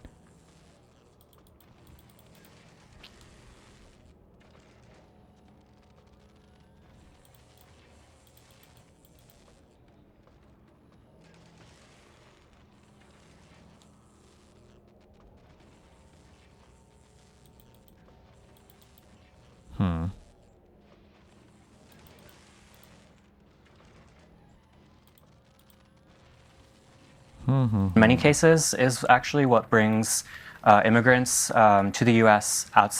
coming out of Latin America. And so they come here because they don't like the imposition of American imperialism in the country that they're in? Yes. Wait, fuck, sorry, hold on. Your family came here from Peru, really in the middle of the heat of the Shining Path. They were Maoist communist guerrillas in Peru. So why did your family come to America? The economic situation in South America and in Peru was in a really bad place. But I think that much of what we could say is responsible for that actually was the imposition of capitalism, and American imperialism in many cases is actually what brings immigrants to the U.S. coming out of Latin America. And so they come here because they don't like the imposition of American imperialism in the country that they're in? Yes, in many countries. So they come here. In many countries, there have been undemocratic coups that have destabilized countries, and that's pushed people out. Oh, well, you would think they would want to go somewhere that wasn't imposing that on them if that were the case. But, you know, it's interesting. Okay.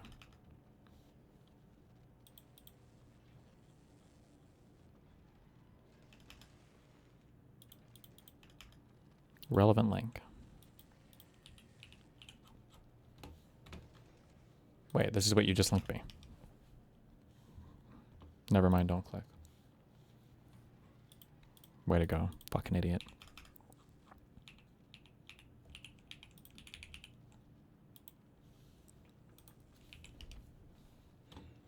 Gotta watch this for a whole minute. Oh my god. Jesus Christ.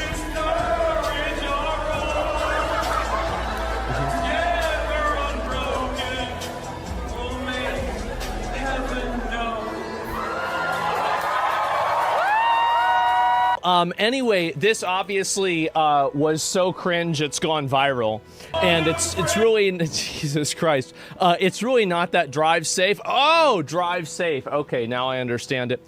What I find to be kind of weird about this is that, like, I mean, how is it that, like, Will and Cutie and Austin are sitting up there clapping along to That's this, right? true. I mean, Pretty fucking like, weird. It's pretty obvious that Hassan supports political violence, and whenever he's singing songs and dancing around about Charlie Kirk being killed, it's kind of weird to see them up there just, like, going along with it, That's right? true. Unless they agree with it, too, which is, like, that's the only thing that I could assume is that they're the ones that are agreeing with this also. Because they make a fuck ton of money being up there as well. That's true. Why would you do this? Why would you want to go on and make this a huge platform? It's a very weird thing. Really, really odd. You're doing a cancel culture, though? Yeah, I kind of am, actually. You're right. Just a heads up, cancel culture was not about how we should never cancel anybody for everything. Cancel culture was about the idea that sometimes people are a little bit overzealous in who they're targeting. That's what the issue was. I think this stuff is disgusting, and I think that the people that are enabling it, and the fact that he has people on his podcast that are doing this with him, and they're singing along to somebody who is promoting terrorism and everything else, the reason why they're singing about the We Are Charlie Kirk and everything else, the reason why they're doing this is because they support killing Charlie Kirk. That's the reason why they're doing it. They're not doing it because they think it's funny. They're not doing it because they want to, like make it a meme or whatever. They're doing it because they want to turn killing Charlie Kirk into a funny thing that isn't weaponized against them. That's clearly what the goal is. The song's just a meme. I agree with you, the song is just a meme, but can you understand the difference between Hassan going and doing this versus somebody else? The difference is that whenever he's doing that, he's doing it because he agrees with it. He wants to see people like this shot. That's the reason why he uses the rhetoric that he does. That's why you have 20-minute clips of him, going through and talking about political violence. And I don't think it's a big deal to laugh at memes or to care about that. It's the same thing I said with George Floyd or 9/11, right? But the problem is that people like this aren't really memeing. Charlie Kirk built the largest political youth organization in the country from nothing. President followed his advice in selecting the current vice president. You can't even get your dog to listen to you. Jesus Christ, the Democrats are campaigning with Hassan Piker as he mocks the assassination of Charlie Kirk. He's not mocking it, he's supporting it. So he supports the assassination of Charlie Kirk. That's the reason why he does all of this. And the reason why he tries to make a meme out of it is so he can distract from the fact that it's his rhetoric and his group of people that are going out and committing all of this violence. So what he's trying to do is he's trying to effectively redirect people's attention to something else and to make a joke out of it so nobody's taking it seriously, right? And that's it. Surprised their sponsors are cool with this? Well, I mean, again, I think that I don't know if they even have sponsors. I have no idea. But whenever you have somebody that's going out there celebrating this, I do think it's really kind of crazy, especially to do it at a live show. But yeah, anyway, we'll look at some of the other ones too. And this is him doing it again too, by the way. This is unfortunately not the first time. Yeah. God, he's so cringe. Jesus. The cringe meets the cringy.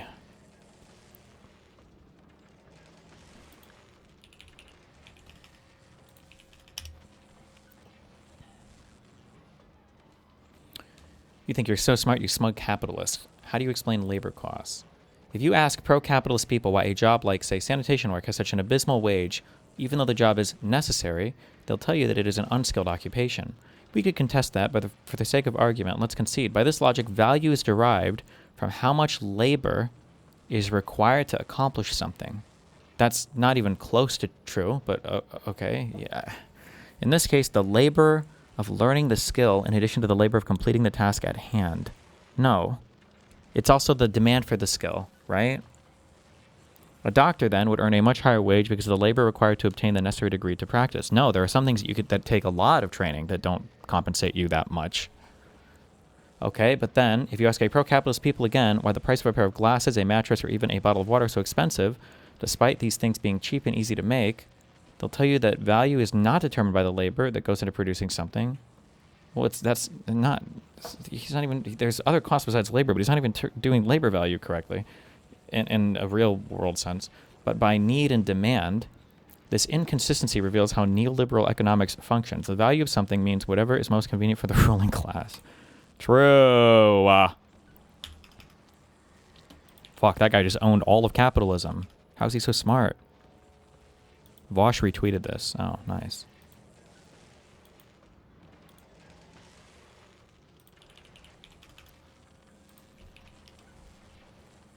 Last 5-6 years, over the last 5-6 years since 2020, another PSYOP has been getting people to debate the idea that defund is a bad slogan.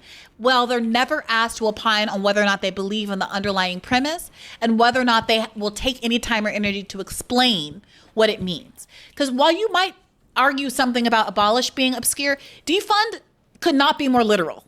It is not a bad slogan, in fact. And when I was even more easy to prove, like even like the data on police budgets and what they've been the whole time, but especially since defund was a slogan. It is literally one of the easiest things to prove and support. Yes. And as Alec Katsanis has been pointing out, author of Propaganda, the what defund is actually very popular in polls. Mm-hmm. And so in order to convince people not to support defund, they have to disaggregate defund from what it actually means, which is why the PSYOP has been get people to debate defund, and people won't notice that people who woke one is crazy. Like, think about it. AOC, Zoran is an exceptional political talent. We saw him make Donald Trump rub his hand affectionately. Right, but also we saw him make From the River to the Sea palatable. Right. We saw him make Israel doesn't have a right to defend itself palatable. Right? He didn't back away from any of that stuff. We saw him use his rhetorical skills to move the Overton window on that. But whenever he's been asked about defund, there has never been even one fraction of a second where he tried to explain what it meant and why he previously believed in it. So what is that's interesting. So I got to put my Hotep hat on real quick. Please. What is the play there? Aside from, the core of anti-blackness at the whole of this 1.1 shit. Because you made a good point that I hadn't engaged with about... Fuck, okay, so if I get a 3 quality here, what do I do with this? Do I just recycle it?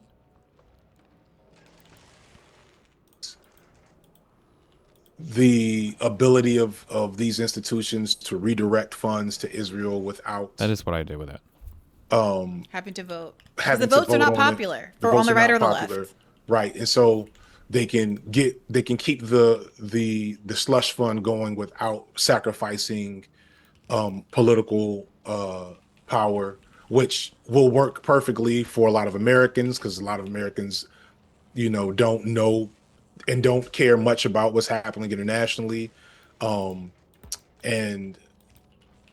so there's that, right? So from the river to the sea thus becomes much less of a threat, much less of a danger. But clearly defund the police still is. And as I sit in the shadow of a cop city here in Atlanta, right? And I know there's one. Are you making the low tier quality modules want to do level 3s? I don't know, because I don't think it's worth it to do all of that, right? Do you? Do you try to make quality from the very beginning? I think you just try to pump out these here. Oh my god. Let me just look at... In Baltimore, they're trying to build one in Buffalo, New York, and I know there's several have been built elsewhere. I can't help but, get a little paranoid as to why this would be such a coordinated discourse from our furthest left figures. Holy shit, I was a genius. What did I do with this? What the fuck? It's just... That's such an but we interesting did, question. But we did just update my children's passports.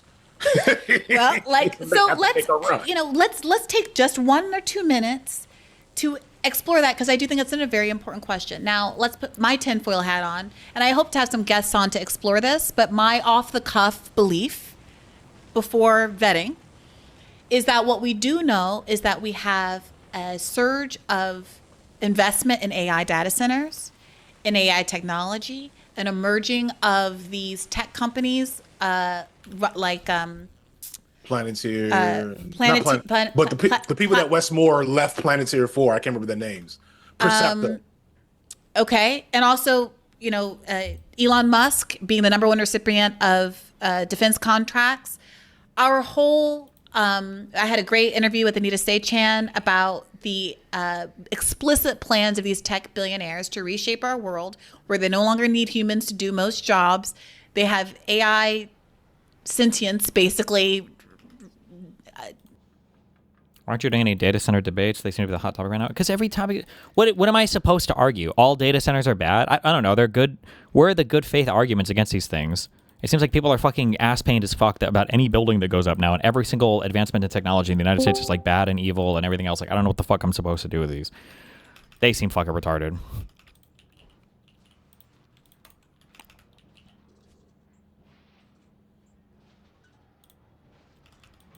TTS break?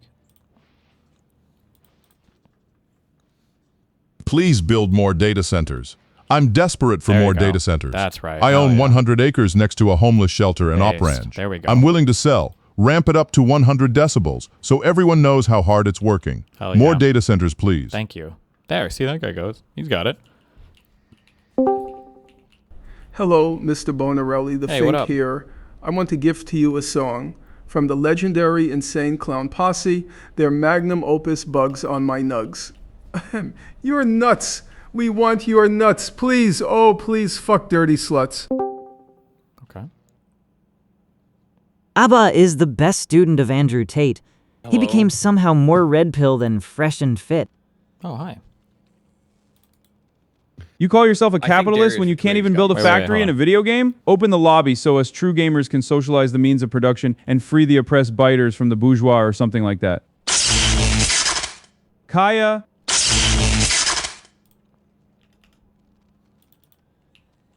Behind every man is an even greater accusation. Okay. What'd you say? I think Darius or Twigs got me sick. Maybe you just... When was the last time we've traveled? I don't know, a while ago. Well, maybe it's just been you traveling. Like, you are not a travel boy anymore now. No. I think one of them were sick. That's what chat's been saying. Oh. Is that true? Mm-hmm. Damn. It was twigs. She was coughing all day. Well, what do you think you have? Are you dying? I just have a really bad sore throat. Hmm. Which is like the worst thing a streamer can. Oh, that's why your mic keeps fucking cutting out. Nice. Okay, good troll. Because I'm talking low. Yeah, because you get a sore throat. That's what I said. Yeah. So you gave the Odyssey a meh out of 10? Yeah, I thought it was meh. Why? I just think Nolan sucks at writing characters. And he heavily relies on story and plot, which can be good. I mean, I think he more than makes up for it, or he makes up for it, but I just think he sucks at writing. Anytime you have to like show emotion on the screen, he just is abysmal at it. He can't do it for some reason. I'm not debating today. My throat hurts too bad. Good. What about Oppenheimer? Yeah, Oppenheimer was even worse. Yeah, of course.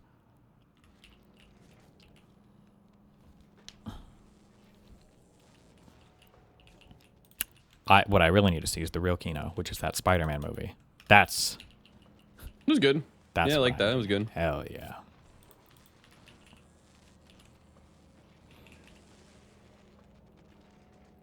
Okay, everything that's less than perfect. So it would be less than legendary. That's what I need here. There we go.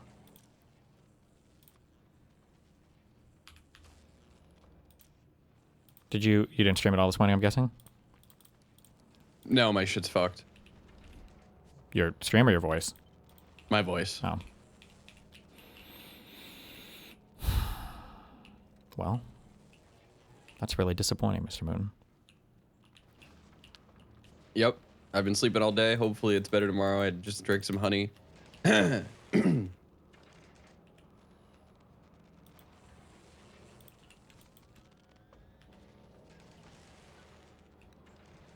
Well.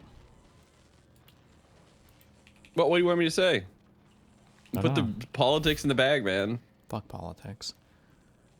Liberalism finished. It was born in... Is liberalism finished? It was born in the Enlightenment era revolutions. It stood for liberty, equality, fraternity, for life, liberty, and the pursuit of happiness. But today, hundreds of years later, is it just out of ideas? Is it time to move on?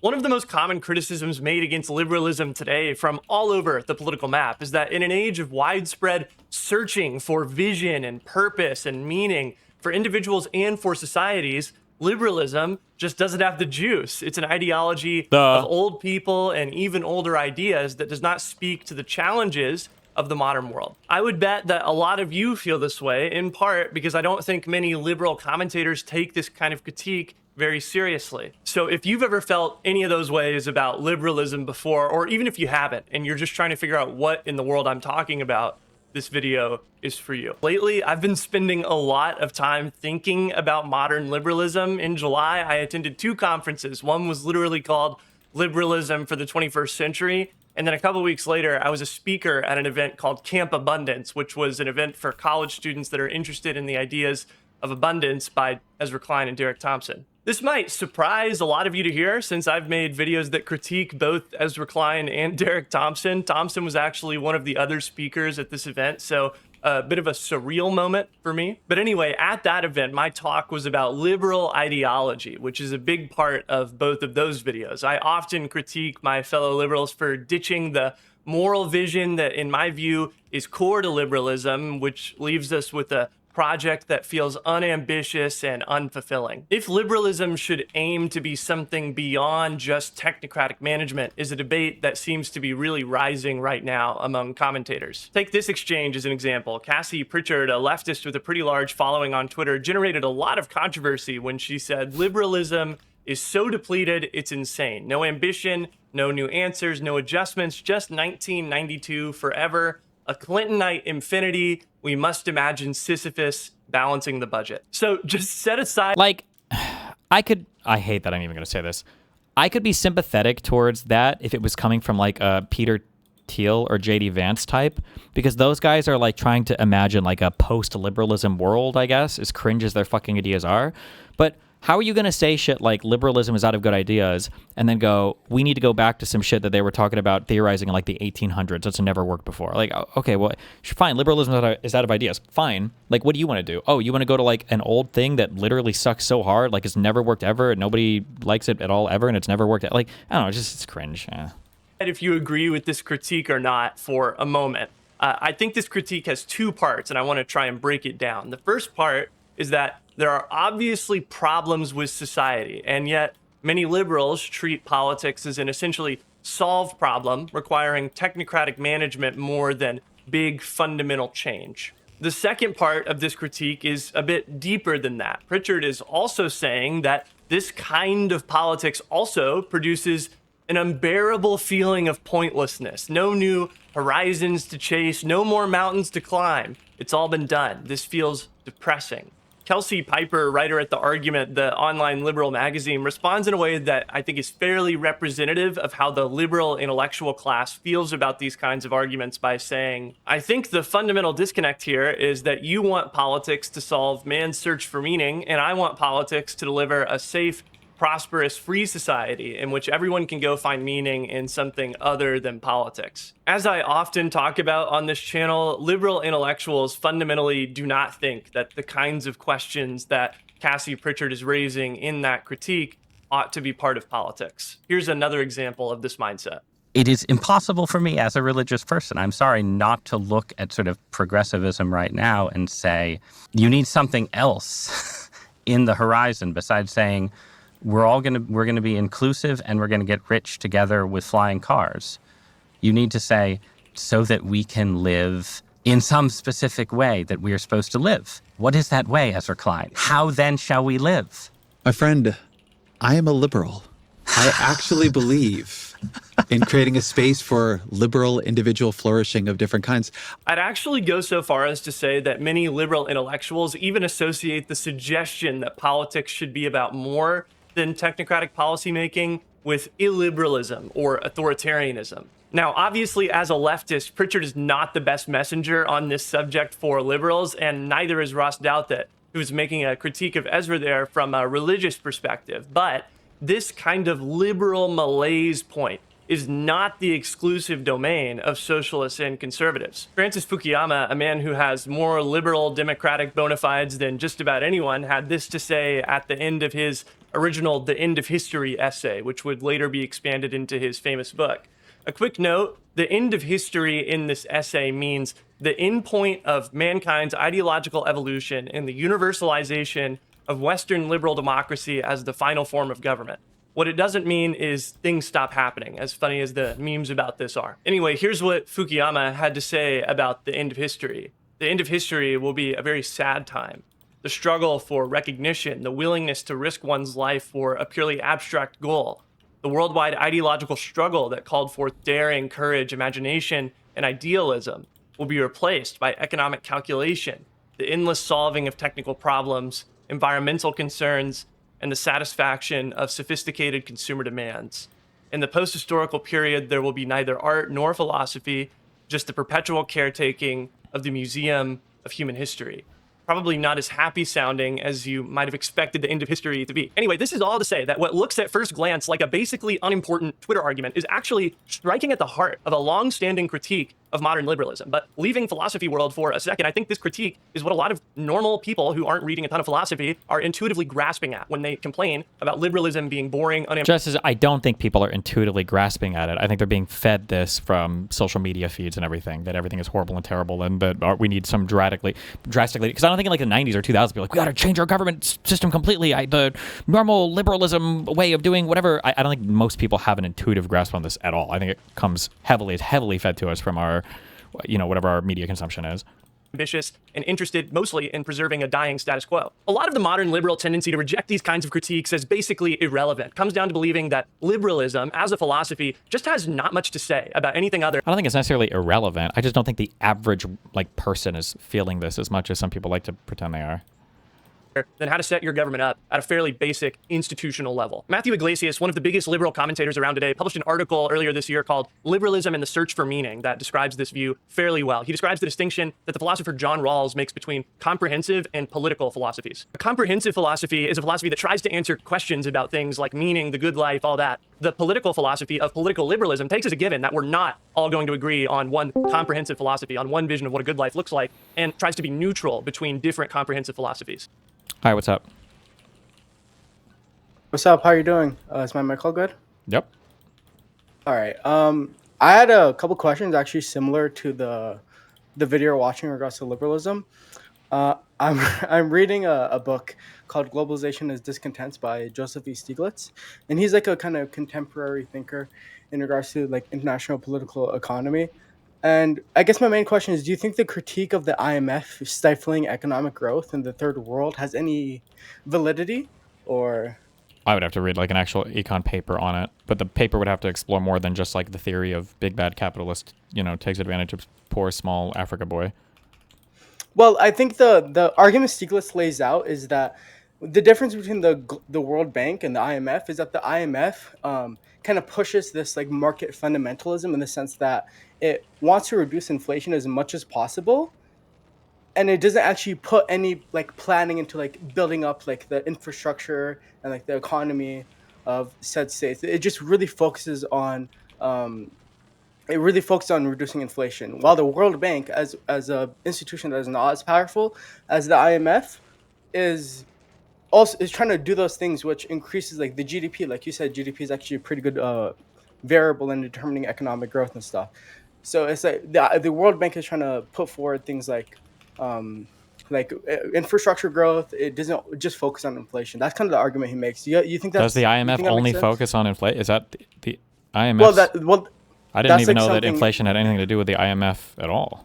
But when the IMF puts out these like packages in order to fix the macroeconomics of any given country in the third world, especially during Clinton's administration, they heavily focus on reducing inflation as one of their sticking points. Like reducing inflation through like monetary policy, or reduce through monetary, through monetary policy. Mm-hmm. Hold on, let me finish my sentence. Are they trying to do it through monetary policy, or are they trying to do it through like a restructuring and a reimagining of a country's entire economic system? Sorry, they're trying to transition away from kind of like the socialist economics that many of these countries have by restructuring the broader economy instead of. Sorry, I don't know why I agree to monetary. Okay, yeah, because inflation can be a problem, but like. Mm-hmm. In post-World War Germany, like inflation was a problem, but not really. It wasn't like inflation. It was caused by a whole bunch of other things. So if you wanted to, quote unquote, fix inflation there, you wouldn't just be fixing the monetary policy. It would be like a whole set of economic things you would have to do, right? So that's why I asked it. Yeah. So I guess what else? What is the issue then with the IMF? That it should have been trying to do something different, or that it ended up failing its mission, or what? The issue with the IMF, Stiglitz lays out in his book, is that the IMF, in their pursuit of kind of liberalization and market liberalization, they heavily focus on reducing inflation and cutting spending. This is where the term like austerity comes in a lot during the book, and it kind of like it focuses really on reducing deficits and reducing inflation. Is kind of the main thing. Okay, I don't know anything about the IMF, because everything you're saying just sounds like government fiscal policy. I don't know how like an external thing would just come in and tell you to do. Well, that's because the IMF gives out these economic packages in which they give a bunch of money, but it has a lot of like strings attached. You know what I mean? Sure. Like they would partner with the World Bank to give out aid packages, and because of these they don't want all the aid just going to like the minister's Bugatti or something. They would put in strings, but as time went on and as the Soviet Union fell, they would increasingly. Well, so then shouldn't. Well, okay, so that makes more sense, right? That obviously if they're lending money to people, there's going to be strings attached. Should there be no strings attached, or is that like a mistake, or? No, that's not what kind of I'm arguing, or that's not what Stiglitz argues. Or there should have been different strings attached, or? There should have been more, like a more whole, like a more focus on kind of like the increasing infrastructure within any given country is kind of the main point. Does that make sense? I guess I would imagine you would want like So, like, if they had conditions for a country to receive support from the IMF, the conditions should have been structured in a way that would have been more beneficial rather than the way they were structured ended up not benefiting countries as much as others would have. Yeah, no, like, yeah, I'll give you an example. I guess I'm a little bit more biased because I'm Ethiopian. The Ethiopian example is that when Meles Zenawi kind of came out of the end of communism in Ethiopia, he went to institutions like the World Bank. He went to institutions like the IMF, and he essentially said that, well, we would appreciate the aid that you give us, but we're still trying to build hospitals, build infrastructure, build things that will lead to the betterment of the lives of our citizens and also increase GDP. While the IMF, when in negotiating with Meles Zenawi, the president of Ethiopia, they would very heavily insist on cutting things like that, cutting deficits, in order to meet the conditions for him to receive aid. Does that make sense? Am I making Wait, then sense? why receive aid? Why not? Shouldn't the guy then just say, like, no, I don't want it then, and we'll wait?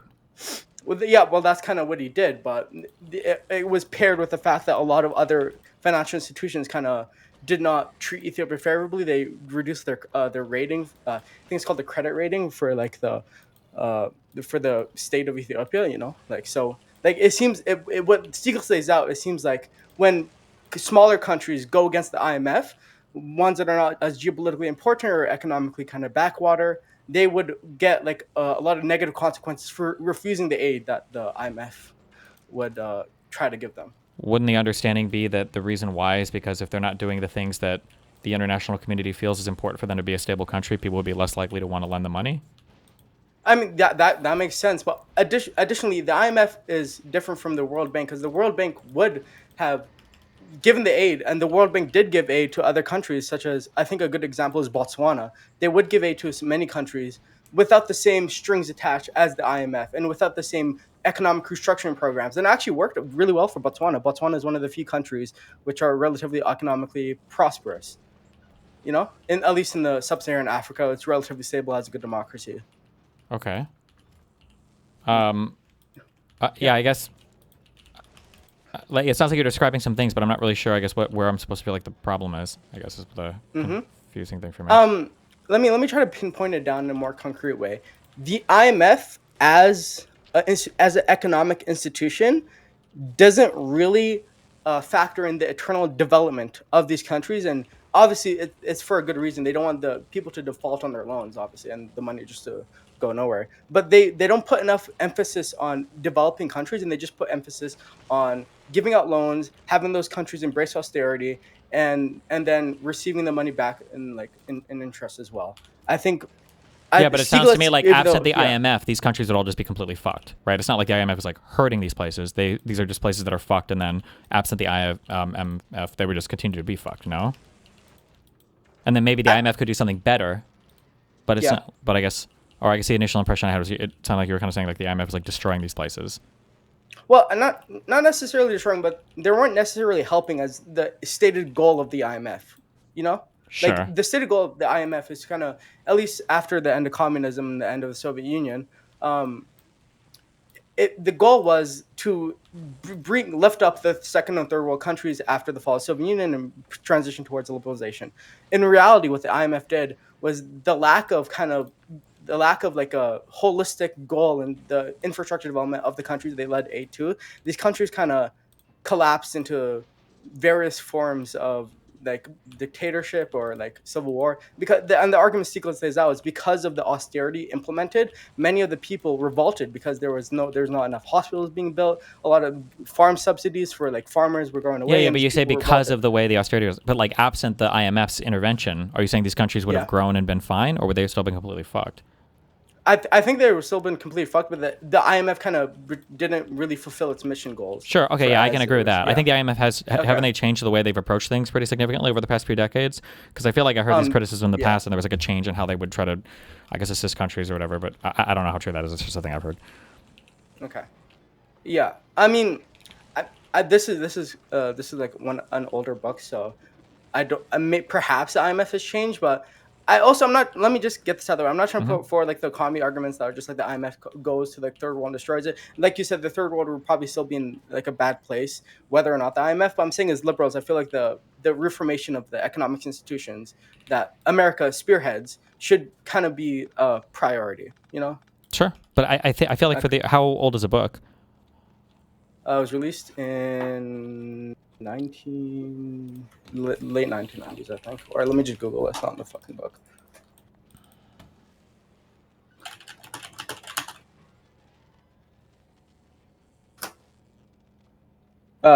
2002. Mm-hmm. According to a 2002 study by Randall W. Stone, I'm just ripping from the wiki here, the academic literature on the IMF shows no consensus on the long-term effects of IMF programs on growth. Some researchers found that IMF loans could reduce or can reduce the chance of a future banking crisis, while other studies have found that they can increase the risk of political crises. I don't know. Did the IMF ever significantly change their approach to countries, or did they not? I feel like I've heard this before, but I'm not sure if I just haven't dug that deep into it. But okay. Yeah. I guess that's it. Do you see any like kind of flaws? Do you think I'm just being too broad in this argument?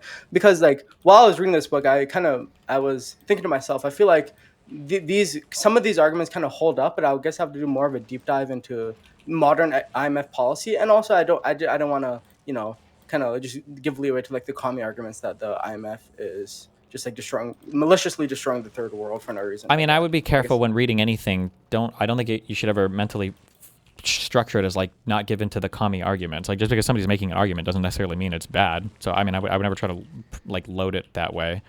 I'm sure there are legitimate criticisms of any large international thing. The IMF not exempt from that. So, but I don't know enough about it to have like a super strong opinion. I'm not fighting you much on it. I just don't know enough about it. Yeah. Okay, that's fair. All right, I guess that's all. Okay. Thank you. I love you. Be careful. Bye-bye. Have a good day. Bye. The way I see it, most prominent defenders of liberalism today are not defending liberalism as a comprehensive doctrine. They're defending political liberalism, which is sort of by definition unable to answer questions about meaning or purpose or the good life. So you can see why when faced with a critique of liberalism that has to do with meaning or something else intangible like that, many liberals just kind of balk at the suggestion that politics has anything to do with this stuff. Liberalism wasn't always this limited, though. In the historical liberal tradition, you can find all sorts of examples of people talking about meaning and the good life. I think the Stanford Encyclopedia of Philosophy article on liberalism describes things accurately whenever it describes political liberalism as more austere than what came before. I would have a problem with people making a pragmatic argument about how a liberal political system is best able to accommodate a wide variety of lifestyles and belief systems in a world where diversity is a fact of life. I agree with this. The danger, though, is in reducing liberalism to a philosophy that has absolutely nothing to say about the issues defining American politics today. As Iglesias himself says in his article, how should the tax code work is just a really normal debate within the confines of liberal politics. The problem anyone really concerned with these issues will have is that at the moment, neither partisan coalition agrees that these issues, talking about stuff like the tax code here, belong at the forefront of public life. Instead, Republicans have devolved into a single-minded scapegoating of immigrants for all of life's problems, while Democrats argue among themselves about whether it's legitimate to talk about anything other than the need to cut billionaires down to size. I agree with Iglesias' analysis of the situation. Politics in America is about things other than the tax code right now. Here's Nobel laureate Darren Acemoglu, who describes how liberals got to this point pretty well on the economist Tyler Cowen's podcast. It's the same with left liberalism. I think it became quite influential throughout much of the Western world and some of the emerging economies as well over the last 70, 80 years. But it did not use that establishment power just in the right way, creating its own weaknesses that made it much more vulnerable to outside attacks. And that's why I think we are now going back, because we are at a sort of an interregnum period in which ideas are battling again. So in some sense, it's just like the early 19th century where you had all these very different ideas and they were trying to get a toehold in the imagination of people. I typically phrase things in a fairly similar way. I think the basic principles of liberal democracy looked for a time to be so accepted that we forgot that it was important to really believe in or have arguments for our core principles. We thought that all the action was in making the marginal policy advances because that's really where all the action was. There's no reason to spend time talking about the fundamentals like who can be an American when nobody's disputing who can be an American. But as Iglesias points out, and as the national conservatives so frequently remind us, we are just not lucky enough to have that kind of consensus on the fundamentals today. Faced with a reality where we're not just talking about the tax code, I think liberals have two options. The first option is to continue insisting that the proper scope of politics only includes things like messing with the tax code, and then try and convince everyone else to lower their horizons and just stop arguing about questions like what is an American and what is the good life. This is the version of liberalism that I think is well and truly out of steam. It's depleted. It's out of ideas. It has no answers to the day's most pressing political questions because it has decided that politics cannot or should not address those questions. The second option is for modern liberals to remember that they have an actual ideology with things to say about meaning, the good life, and who the government should be for. Beliefs that go beyond just pragmatism, efficiency, economic growth, or technocratic management. But what are those beliefs? In the past, I think liberals would have been able to answer this question pretty easily. Liberals believe in a society oriented towards, as Jefferson put it, life, liberty, and the pursuit of happiness. Or as the French put it, liberty, equality, and fraternity. One of the great projects of liberals since 1789 has been trying to find a way to capture the elegance of the French version in a way that doesn't sound so pretentious. Here's JFK making an attempt. We had an interesting convention at Los Angeles, and we ended with a strong democratic platform, which we called the rights of man. The Republican platform has also been presented. I do not know its title, but it has been referred to as the power of positive thinking. It is, I believe, this faith in our fellow citizens, as individuals and as people, that lies at the heart of the liberal faith. For liberalism is not so much a party creed or a set of fixed platform promises, as it is an attitude of mind and heart, a faith in man's ability, through the experiences of his reason and judgment, to increase for himself and his fellow men the amount of justice and freedom and brotherhood which all human life deserves. One of the big problems with modern technocratic liberalism is that it makes liberal ideas seem much more complicated than they really need to be in almost all cases. Everything has to be a careful balance of all these competing forces, and we need to be so careful whenever we're making big declarative statements. It actually does not have to be this complicated. When you're trying to communicate your most deeply held principles and ideals, what you want is clarity, not academic jargon. The greatest thing that the Declaration of Independence gave the liberal tradition was the phrase self-evident. We hold these truths to be self-evident, that all men are created equal, that they are endowed with certain unalienable rights. In other words, we actually aren't required to have a complicated discourse on this in almost any case. Any person with the capacity to use reason can simply look around and come to this conclusion. This is not satisfying for philosophers and academics and a lot of journalists, but it was more than good enough for the American revolutionaries to just say, look around, you are human, you are free, you are equal, and then talk about what this means for practical governance. With that being said, let's return to the original question. Is liberalism depleted? Is it out of ideas? Has it run its course? Now that we understand our fundamental principles, I think we can say no. Regardless of how we define these terms, I think we obviously live in a world where not all people are free, where people are not all equal, and we absolutely do not live in a world with any sort of universal brotherhood. Now that we're talking about fundamental principles, we can actually engage with all those fundamental questions that Iglesias was a little bit frustrated that politics seem to be all about right now. I think this is very freeing. We can talk about the impacts that wealth inequality has on society, not because we're making some calculated, cynical concession to a demand for economic populism, but because our principles demand that we take this problem seriously. We can make an argument for defending birthright citizenship because it aligns with our principles. And maybe most importantly, we can defend liberal democracy as a fundamentally good thing, not just an unhappy settlement. You've probably heard this quote from Churchill before: democracy is the worst form of government except for all those other forms that have been tried. It's a great and catchy quote. I understand why people like it, but I actually kind of hate it now because of how I've seen it being used by some liberal commentators. When Matthew Iglesias or Derek Thompson say that liberalism is the worst idea except for all the others, I understand logically the point that's being made here. I do. I understand that this is part joke, part serious component of the broader pragmatic argument for why we should all accept living under a liberal democratic framework, because it can best accommodate different perspectives. Even more than this, I understand that there's a culture in the liberal commentary space that prizes these kinds of practical seeming arguments above all others. I know all this, but I still just want to say stop. Freedom, equality, democracy, these fundamental principles, they're not just utilitarian. They're fundamentally correct. They allow us to run societies that aren't just economically efficient and relatively peaceful, but societies that are aligned with justice and human flourishing. I don't believe in a government where the people have a say because it's the most efficient. I believe in a government where the people have a say because when the people don't have a say, that's an illegitimate government. Let me show you one of the great modern articulations of liberalism as an ideology committed to high ideals, a speech by Robert F. Kennedy Sr. delivered to an audience of students in South Africa in 1966. We must recognize the full human equality of all of our people before God, before the law, and in the councils of government. We must do a little bit. He kind of looks like him, right? this not because it is economically advantageous, although it is, not because the laws of God command it, although they do, not because people in other lands wish it so. We must do it for the single and fundamental reason that it is the right thing to do.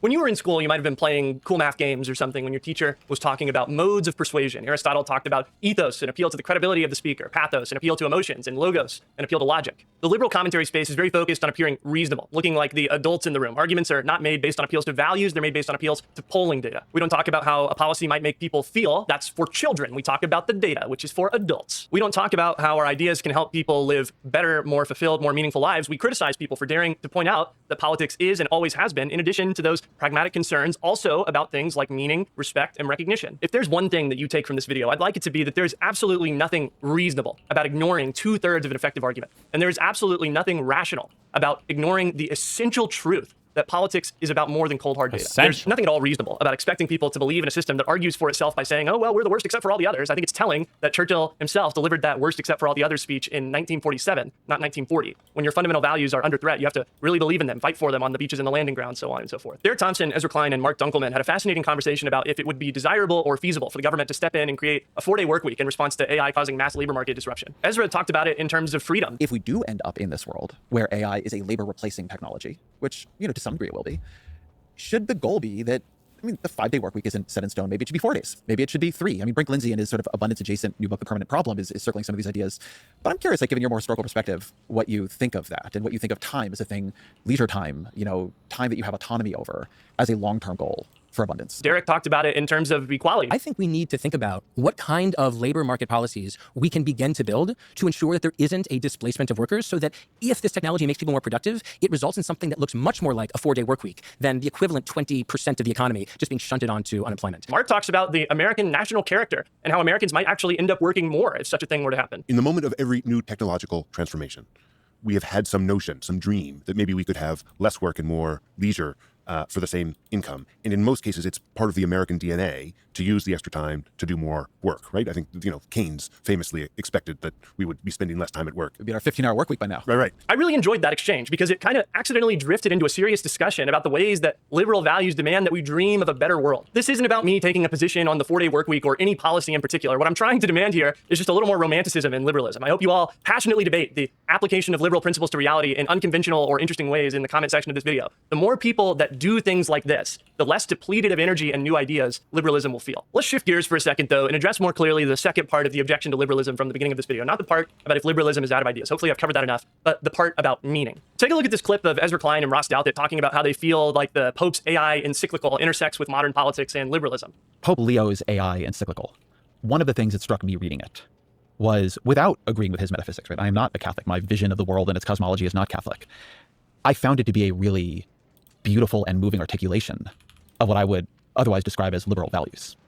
All the way down to ways of practicing politics, approaches to pluralism, approaches to the human being. I think there's a real desire for people who are willing to talk about things like fundamental human dignity, people as ends rather than means. That's liberal, but it's also a moral position. Do you remember what I said about political liberalism at the beginning? The modern defenders of this idea say that it is not the job of politics to answer questions about meaning, the good life, these kinds of controversial questions. In the past, I've called this kind of liberalism consensus liberalism, which adapts a term from John Rawls to emphasize just how important maintaining a cross-ideological consensus on the fundamentals of government is to this set. At core, there's a belief that this kind of politics produces the most stable foundation for a liberal political system. The stakes of politics have to be lowered so that people aren't using the government to oppress each other over different visions of the good life. The advocates of a purely political idea of liberalism see it as an existential threat to liberalism whenever someone says politics and meaning in the same sentence. I want to be clear, there's a really important truth to this argument, one that's informed by all the horrific cases you can imagine of someone trying to use the state to enforce their vision of the world on others. At the same time, though, no ideology can avoid entirely having commitments that aren't acceptable to everyone. No ideology can be entirely neutral between different conceptions of a good life. Now, we can all think of the obvious objections to an ideology that is truly neutral on what the good life is. What if I think a life of piracy would be my highest life goal? Whatever.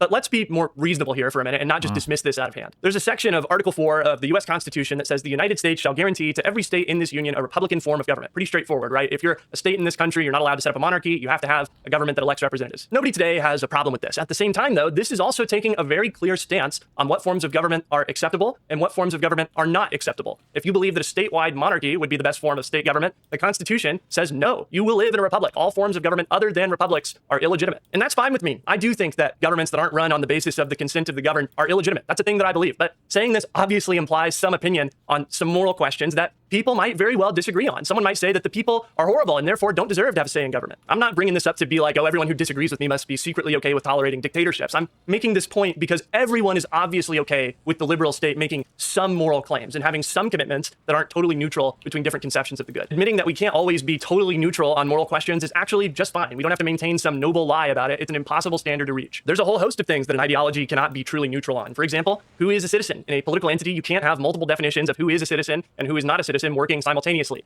You might complicate things by having different tiers of citizenships or different tiers of rights and obligations, or you might say that people in Texas have different rights and obligations than people in Oklahoma. But one person cannot simultaneously be a citizen and not a citizen. And the choices we make here inevitably involve making moral judgments. Does someone deserve to be a citizen if they're born here? Should we listen to the national conservatives, eliminate birthright citizenship and count Americanness by the number of generations you can count your ancestors back in the United States? You can't have both of these at the same time. It's impossible. There's a really great video that the New York Times columnist Jamel Bowie put out a few weeks ago called "It's Time for American Liberals to Have a Little Backbone," where he makes a point very similar to this. I'm very fond of Abraham Lincoln's House Divided speech, in large part because it is so much more hard-nosed than how I think we remember it in the present.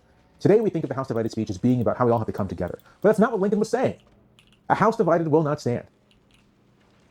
The nation cannot be half slave and half free. It will either become all of one thing or all of the other. Lincoln was saying, we can't compromise. We can't do both things at once. Either we're going to be a slave country or we're going to be a free country. That's the choice. It was an ultimatum. It wasn't a paean to centrism. Whenever the government is intersecting with people's lives, which is often, there's moral judgments occurring. If we are liberals committed to total neutrality between different comprehensive worldviews, can we prevent science teachers from teaching young Earth creationism alongside real science? I don't think that we should be teaching young Earth creationism in public school science class, but lots of people do. Sure, it's not reasonable for them to think this. You might try and limit things by saying that this kind of neutrality only applies to reasonable comprehensive doctrines, but they don't care about my definition of rationality. There's the old joke that the definition of a liberal is someone too broad-minded to take his own side in an argument. Sometimes I feel like the aggressively neutral liberal commentators take this a little too seriously. The same kind of thing applies to meaning. From my perspective, one of the key insights of liberalism is that a meaningful life, a good life, is necessarily freely chosen. This is because there's a lot of things that are good only if they're freely chosen. Working hard of your own free will is good. Being forced to work is awful. If you don't have freedom, there's a whole category of things that are good that you can't access. This framework is what allows liberals to have a coherent perspective on how politics should interact with meaning without becoming totalitarians. Let me explain with a more familiar concept. For a long time now, American liberals have been all right with the concept of positive freedom. That is freedom that isn't just limited to freedoms from government interference. Having the freedom to pursue education isn't worth much if there's no school within 100 miles of you, or it's too expensive for you to attend. So today, liberals rightly say that we are more free, not less free, if we fund public education. It's worth pointing out that even plenty of freedoms that old school, negative rights only liberals appreciate require government force to ensure property rights, not just commercial property, but your own personal property, requires the protection of someone if it's going to be real. Your right to a trial by jury is dependent on the government being able to make people show up for jury duty. Your right to a lawyer is dependent on the government taxing people to pay for a lawyer. Your right to vote is dependent on somebody delivering the ballots. We are fine doing all these things. We're not worried that this is the slippery slope to totalitarianism because we believe in principle that having the government provide education or healthcare or the right to a trial by jury enlarges people's freedom and makes society more equal. That's the principle that we're trying to get at by doing these things. When it comes to meaning, the liberal approach should be to recognize that yes, the meaningful and good life is necessarily freely chosen. The liberal state is never going to be ordering people to be cogs in the machine, but we don't have to pretend that we have no idea what makes for a good life. And we absolutely don't have to pretend that everything that people choose to do is equally good. The founding fathers talked all the time about virtue. Enlightenment era philosophers were big on the idea that people needed to have certain beliefs if a republic was going to succeed. Even from a strictly practical, preserving liberal democracy perspective, you should care about ensuring that enough people in a society believe in liberal democracy. If someone has an addiction and their life is clearly suffering because of that fact, what they need is help, not a solemn, well, that's what they chose to do. In practice, there is no difference between this perspective and the most cold-hearted caricature of a conservative take that people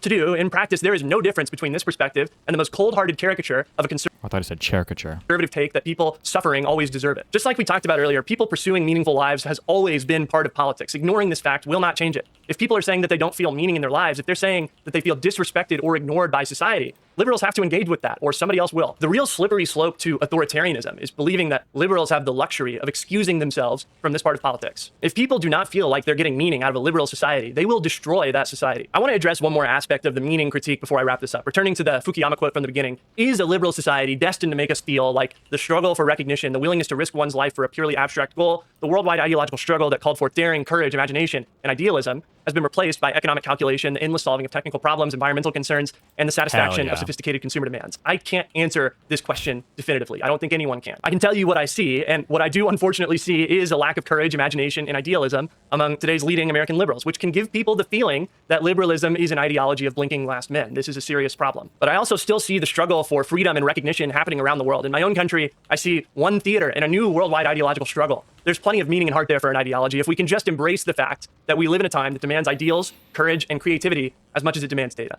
I hope you agree, and let me leave you with this. There is a Chinese curse which says, may he live in interesting times.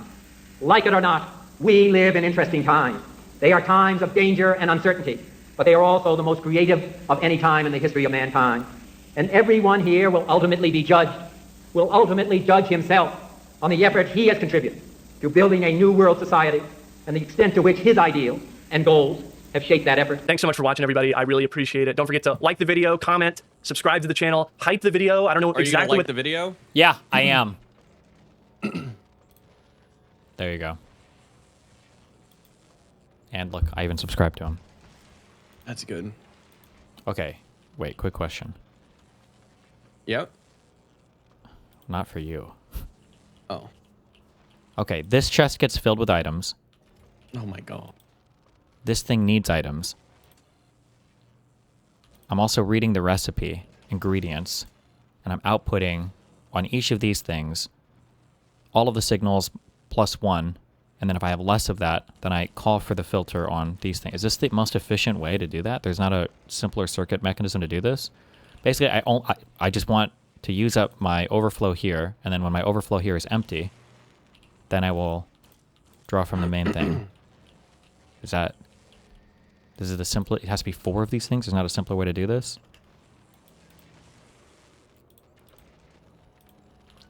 Did you look at the cherry tweets at all? Sure. What about him?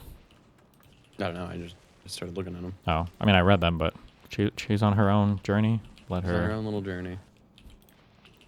I wish her well, I guess. Well. What do you want me to say? Oh, no, you don't? You're a hater. I wish her good luck with God. Okay. That's fair.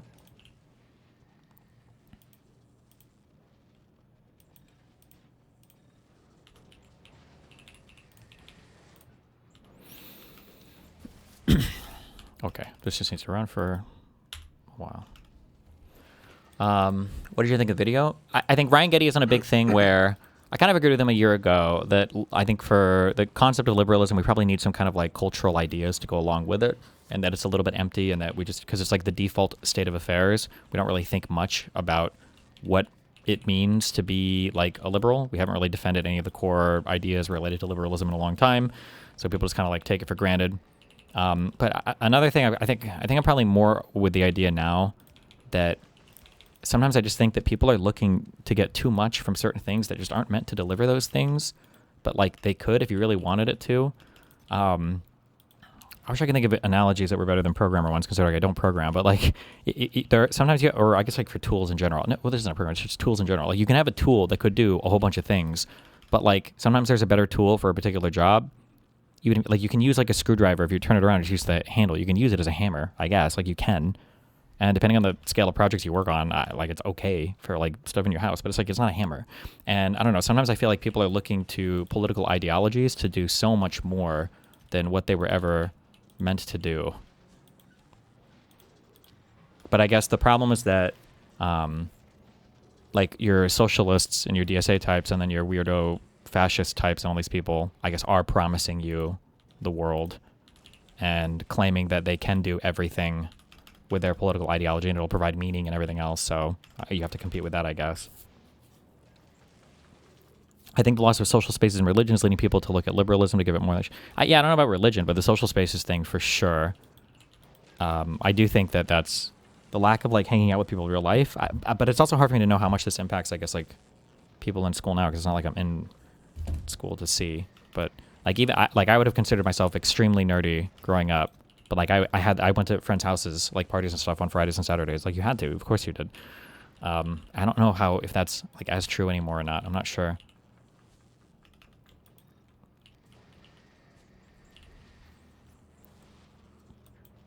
Do you have a solution for the embed drama? Me? Yeah, you. Oh my god. I was told not to talk about the embed drama by your mods anymore because they got mad at me and they said they had a solution and that you were going to weigh in on it. So did they just lie? Oh, well, no, we're talking about it. But I'm just curious, what would your solution be? Oh,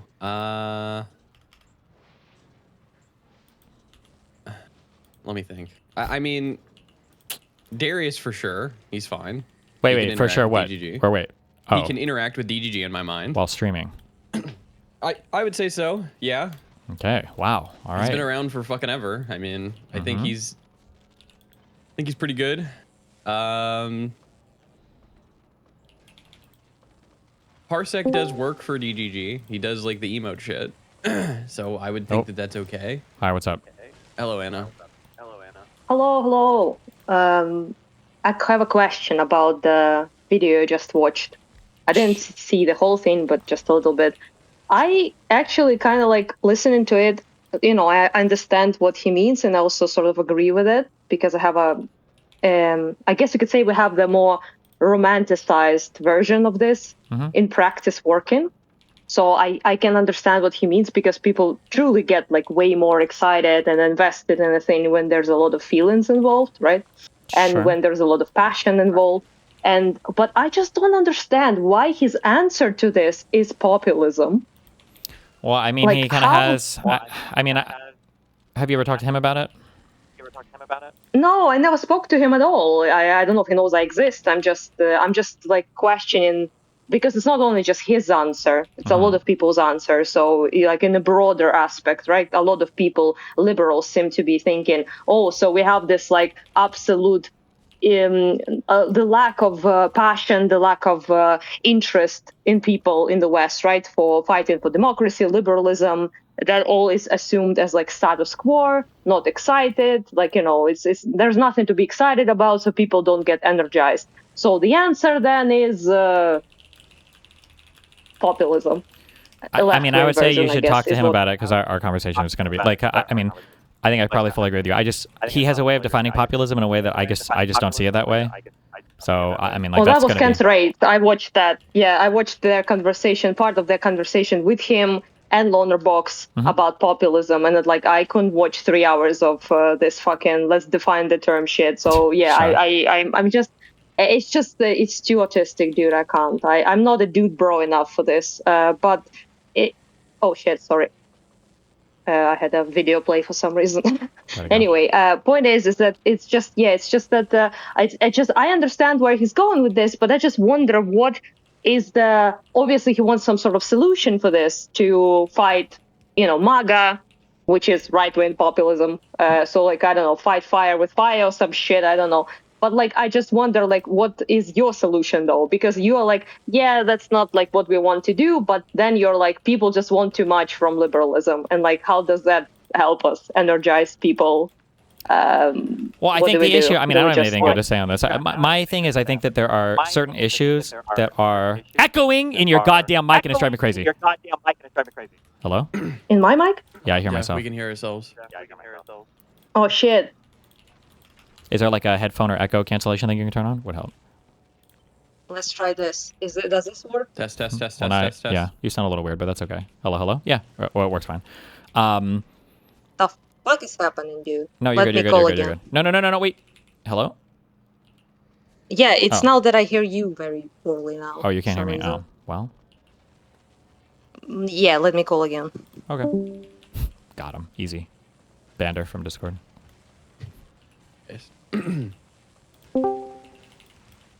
Hello? Hello? Hi. How is this? Sounds okay? Can you hear me? Yep. Cool. Okay. I think that people are kind of like looking for things right now that are like in line with their kind of fun political projects or ideas. And that's the thing that concerns them the most. And I feel like some of the big issues that we have right now in the United States are things that just don't map cleanly onto a certain side politically. So people just aren't as interested in addressing them. So like one thing I would say is that people kind of take it for granted that the internet has like significantly changed the way we navigate the world. And at some point, we probably need to like take a step back and maybe approach how we navigate life with the internet existing now. But that's just not like, it impacts everybody in different ways. And there's not like a nice, like easy, like political win answer from there. Like that's not like a clear, like right or left problem. So I think that it makes it so that a lot of people don't, I just want to deal with it as much. Does that make sense? Yeah, it does. It's just that it doesn't really help us all. You, I guess, not me. I'm not. I have a different word, but it doesn't help you in fending off people from the fucking populism, though. Because no, like, I mean, I agree, it's but like, then it feels like the only thing you can do is like wait for it to fail. Like none of the shit that people want from a populist regime ever comes from a populist regime. And unfortunately, I was hoping after our right-wing populist regime that the country would be like, okay, well, we need to have like real political conversations again and go back to having like real understandings of what we need to do with our country. But it seems like now we're getting actually we're just going to do left-wing populism now, which is fucking annoying. Yeah, it seems so. Yeah. I was just hoping the same. Like I was hoping, like, you know, with the failure of MAGA, people will just sort of start to appreciate the status quo and try to sort of return to it. But it's not happening. Sad news. And I'm just like curious, how do you? Because like if you were talking with someone like, for example, Ryan, right? And he is talking to you about this whole, we need this like energy, we need to fight for the greater things, for the emotional things, for the things that matter, for the things that give people purpose and meaning and blah, blah, blah, and all of that. Mm-hmm. And then you're like, well, yeah, but like my answer is just like, you know, liberalism can't give you meaning. Well, like, I mean, I think the issue is that like a lot of the meaning that we got from liberalism now is kind of like baked in. So like it's hard to take it seriously when people tell you about anything related to it. So like, don't you think it's great that women can vote or that we got like civil rights for black people? Like these things are not super contentious issues at the moment. Now, who knows? Maybe we'll start to slide back on those and then liberals can fight for it. How do you energize people like that? People who are like a little bit spoiled, no offense, by the lives living in that in what democracy, liberalism, and all of that gives you. Because if you like talk about people like that, or things like that with people who don't have those things, they get hella excited about them because obviously they want them, right? But it's like with European Union, the people who fucking love that shit the most are people who are not in it, you know? Wait for the Georgia, Ukraine. People who love European Union the most are not in it, you know? Ukraine, Georgia, shit like that. Like everyone who okay. like Yeah. there is people who are not there, you know? And it's similarly to liberalism in that regard. Like people who don't have the things that you have, for example, in the United States, are the people who like fighting for that, dying for that. But like you already have those things, and now that those things are getting demolished step by step, and nobody's in a panic mood at all, it seems. And the solution is just equally cringe from the other end. So it's just, I don't know, it just puts me in proper depresso. I'm just trying to find someone who can, you know, pick out a solution that isn't left-wing populism, and there is nobody, it seems. Yeah. And your solution is like, well, fuck it, you know. It's gonna fail and pass, and maybe then people will... I mean, like, I guess, like, I mean, more broadly, ideally, you would have, like, better conversations in media that could head off, like, the necessity for a massive collapse and failure first. But it seems like nobody is willing to do that. Like, I think that if you put a bunch of ordinary human beings in front of, like a left-wing populist, and they had to answer real questions from an interviewer, I think that a lot of people's ideas about left-wing populism would immediately be dispelled. But because of our social medias now, and because of how huge our it's not media... asking questions, yeah. Mm-hmm. Yeah, but more importantly than that, it's you don't have to, right? Because of how ubiquitous all the online stuff is, and the fact that I can, you know, inundate you with media that's favorable to me, and I never have to actually go into an adversarial environment whatsoever, that I have the luxury of never having to defend any of my actual beliefs. And I think in an environment like that, you would expect people to just feed you bullshit because there's no downside for doing so. So then I don't know how you're supposed to counter, other than, because I guess, like, in my mind, if you join like the left-wing populist ideas, all you're going to do is run into, in my opinion, the same trap that they're running into now, which is you are a populist, you make populist bids for governance, and then as soon as you get into office, literally nothing fucking works because populists can never fucking get anything done ever, and then you're just like back at square one, and now people are just now looking for the next populist, or you grow up and you like go back to real politics, I guess. Well, problem though is that I don't hear that discussed as much, is that, although, yeah, I do agree, obviously, that they build themselves upon making extraordinary promises, but the biggest issue is that they, whole idea, right, is basically pits the common people against the corrupt elite, against the establishment, right? Mm-hmm. And the whole sort of like frame of it is based on division.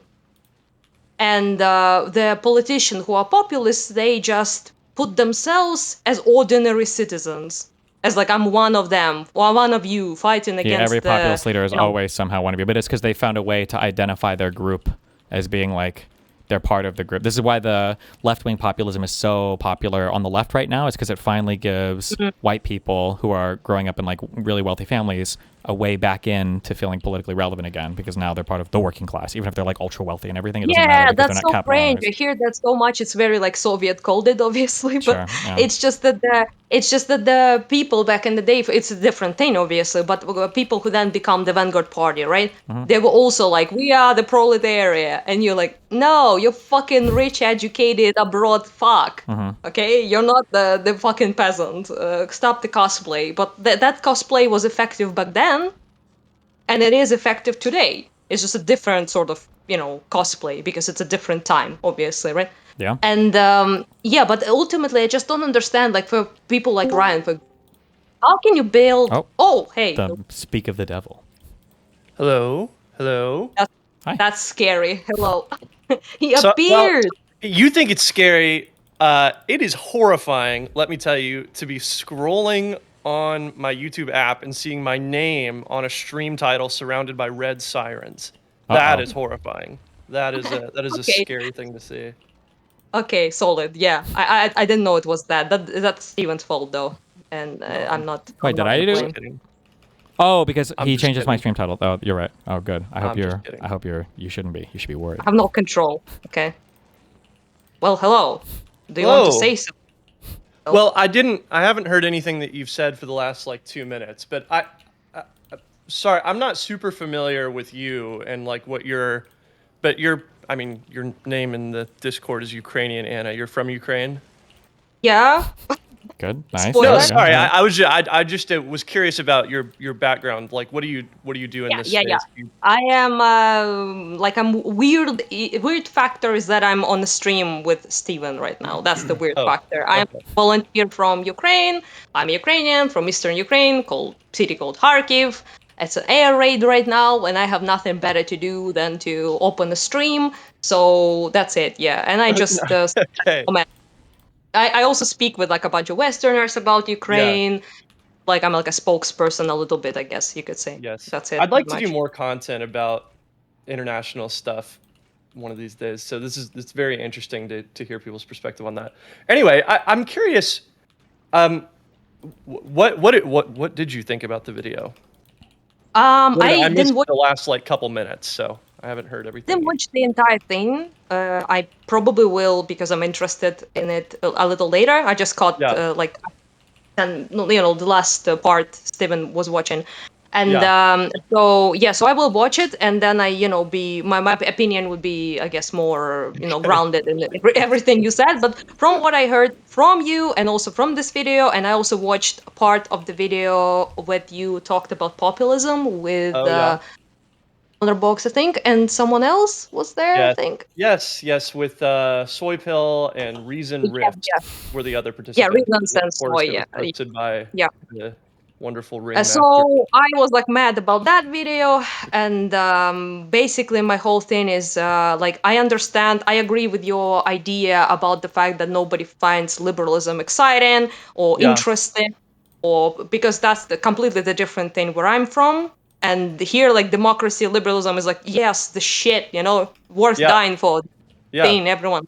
So I agree that the lack of that passion is screwing you over, and I talked with Steven a lot about it. That I feel like people, think about it as the basically the status quo that doesn't really give anything. Like there's no ideology to it, there's no morality to it, there's no anything. So with all of that, I agree. We don't have to talk about that. Yeah. But the point is, though, I just don't understand why the answer so many liberals in the West, especially in America, seem to be thinking that populism is the answer to it.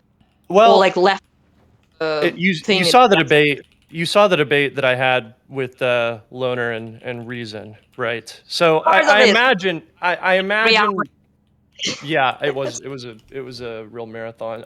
I imagine whenever I go into these conversations, I find that usually the disagreement isn't with what I'm actually asking for more of. It is usually with the definition of populism. And so, maybe I just shouldn't have called the video. I mean, obviously I'm courting a little bit of controversy calling it that and talking about populism in that way. Oh, but if you want the best definition of populism, by the way, I have it for you. I'll send it to you. No. They talked about the 3 hours about the goddamn definition. Let's not do that. No. But I'm just telling find you, I've figured it out. That's all right. Okay, go, Ryan. What do you got? Let me pull this up. How do you feel about the definition of populism being something like an anti-elitist movement that claims that they or their group represent the people, and their political competitors are an immoral or corrupt elite? I mean, yeah, that's pretty close to what I say in the video. Boom. So yeah, I think that's pretty good. But the problem that I often run into whenever I'm talking about this is whenever people have a much thicker definition of populism that includes things specifically like, just like things that are obviously bad. But if you're talking about populism in what you said with your definition is already bad, though. Is the thing. I don't. If that's an accurate description of reality, I think that that's perfectly fine. If it's an accurate description of reality to say that there's a corrupt elite that's oppressing common people, I think that that's a perfectly fine way to talk about politics. So this is like the point that gets me mad, basically. So we can talk about that, and if you want. Point is that the thing about this is that populism is always built upon division. So there are the pure people, so the people who are fighting against the corrupt, self-serving elites, right? And there are elites. And thing is that in itself is a message that is entirely built upon anti-establishment and all government people. That's why you get there. All of them, are not serving. They're all, how the leftists say these days in America, the fucking class that Cenk says that all the time, the donor class, the consultants, whatever the hell you want to call that, right? It's all them. And then there's this us, and then there's them. So my question in that, or the biggest problem right now, as I see it from the very much like far away, right? I think it's like the absolute lack of trust and faith and belief in anything government related. So anything official, anything, news, whatever it is, journalism, everything is the same, both parties are the same, everyone is corrupt. This is the result of the populist brain rot. Because in reality, the Democrats are not anywhere near same to Republicans. So If I could how just- more of that helps is my question. I think maybe I just have like a different perspective on like the ability of political communicators to like choose what people care about. So like obviously there is a serious degree that, people that are talking about politics, the media, can influence what people care about, and influence the way that they're thinking about politics. And it's a feedback loop, right? But I think whenever I hear people say things like what you're saying, I just think, what is actionable there? Like, what are we trying to do? Like what would you suggest that like politicians do or that political commentators do to like change that? Because the way that I see it, we are in kind of a populist moment, whether or not we want to be or not. And so we kind of have to live in the world as it is, not wish that it was different. And so I agree with you. It's very frustrating that we're in a moment where people, care about things other than just like, the data or whatever else. I agree that can be very frustrating, especially for a lot of liberals who were politically formed in an era where that felt like what politics was more. But I think that is just not the era we're in now, and we kind of have to speak to the concerns that people have, or we're really not relevant to modern politics. So first thing I would say is that it's not up to me. Like, I'm not American, so I can't really. Well, yeah, I mean, you're a political commentator. That's like the class is what I'm talking about here. Like the class of like. Okay, wait, real quick. Can I take a stab at this? Okay, I'm curious for Ryan what you're saying. Okay, so this is I'm kind of building off of what Anna says, but one of the reasons why I view populism as being fundamentally bad is because I feel like what populism does is it casts politics as like an essential us versus them game where there is an obvious good side and an obvious bad side, such that it necessitates the total shutdown of any sort of back and forth political discussion, and everything changes over only into political tactics, because you found a way to cast whatever you have said your political opposition is as being wholly bad. It's not that you have disagreements on policy or anything anymore, but you found a way to cast them as just being evil people who are only in it for themselves. And then on your side, because what you're fighting, you're not just fighting people with political disagreements anymore, or even people with political disagreements that you can't divide, or that you can't like overcome. You're fighting actual evil people who are trying to destroy you. Now it necessitates basically the elimination of so maybe any this is just side. the difference. Yeah, go ahead, yeah. That I think is a fairly accurate description of the Trump administration and a lot of the people around the Trump administration. Sure, I would say this 100%. I would say this 100% maps on to the DSA as well. Like if it maps onto MAG, it absolutely maps onto the DSA. I mean, maybe so. No, maybe absolutely. If we disagree on this, I think we who are disagree you on talking about whenever you say the DSA? The official DSA party platform that wants to like abolish the Senate, that views capital as being evil. Like if you're viewing capital as evil, I agree that the national leadership of the DSA is the kind of people that you're talking about. Yeah, sure. I agree. Yeah. I think that whenever people talk about the DSA, though, I think it's important to differentiate between, I think, whenever you see like a poll that says like 60% of Democrats have a positive opinion on the DSA those kind of people versus like the Maoist caucus in the DSA National Political Committee or something. Sure, but I think the obfuscation is part of the strategy, unfortunately. The goal is to have the terms being... I think this is why I think it's so important for people to be able to talk about values and stuff, because if you're unable to talk about values, you're not going to be able to explain very well why those people are bad, in my opinion. Yeah, I don't necessarily disagree. Yeah, you're just going to see them as like further left in a normal way. Like you're not going to be able to explain what's so bad about like Marxism, Leninism, unless you have a good grounding in like your own values. True. Wait, I don't necessarily. Populism be de facto bad? Sure. Yeah, I don't necessarily disagree with what you're saying, but the only issue is, as a result of like populist rhetoric, that conversation that's foregone. Like it doesn't matter. Like the obvious answer is that there are the people, and then there are the corrupt evil elites. Why would we even have a conversation about Marxism or socialism or whatever else? We already know the other guys are the bad guys. This is why they never have to justify any of their... I think this is because liberals have been so unwilling to engage in narrative making for so long. I think this is I think part of the reason why you see those kinds of more harmful narratives dominate is because for the longest time liberals have thought that that's just not like an appropriate thing to do in politics. And so of course the populist narratives that are around right now are going to be less amenable to liberal democracy.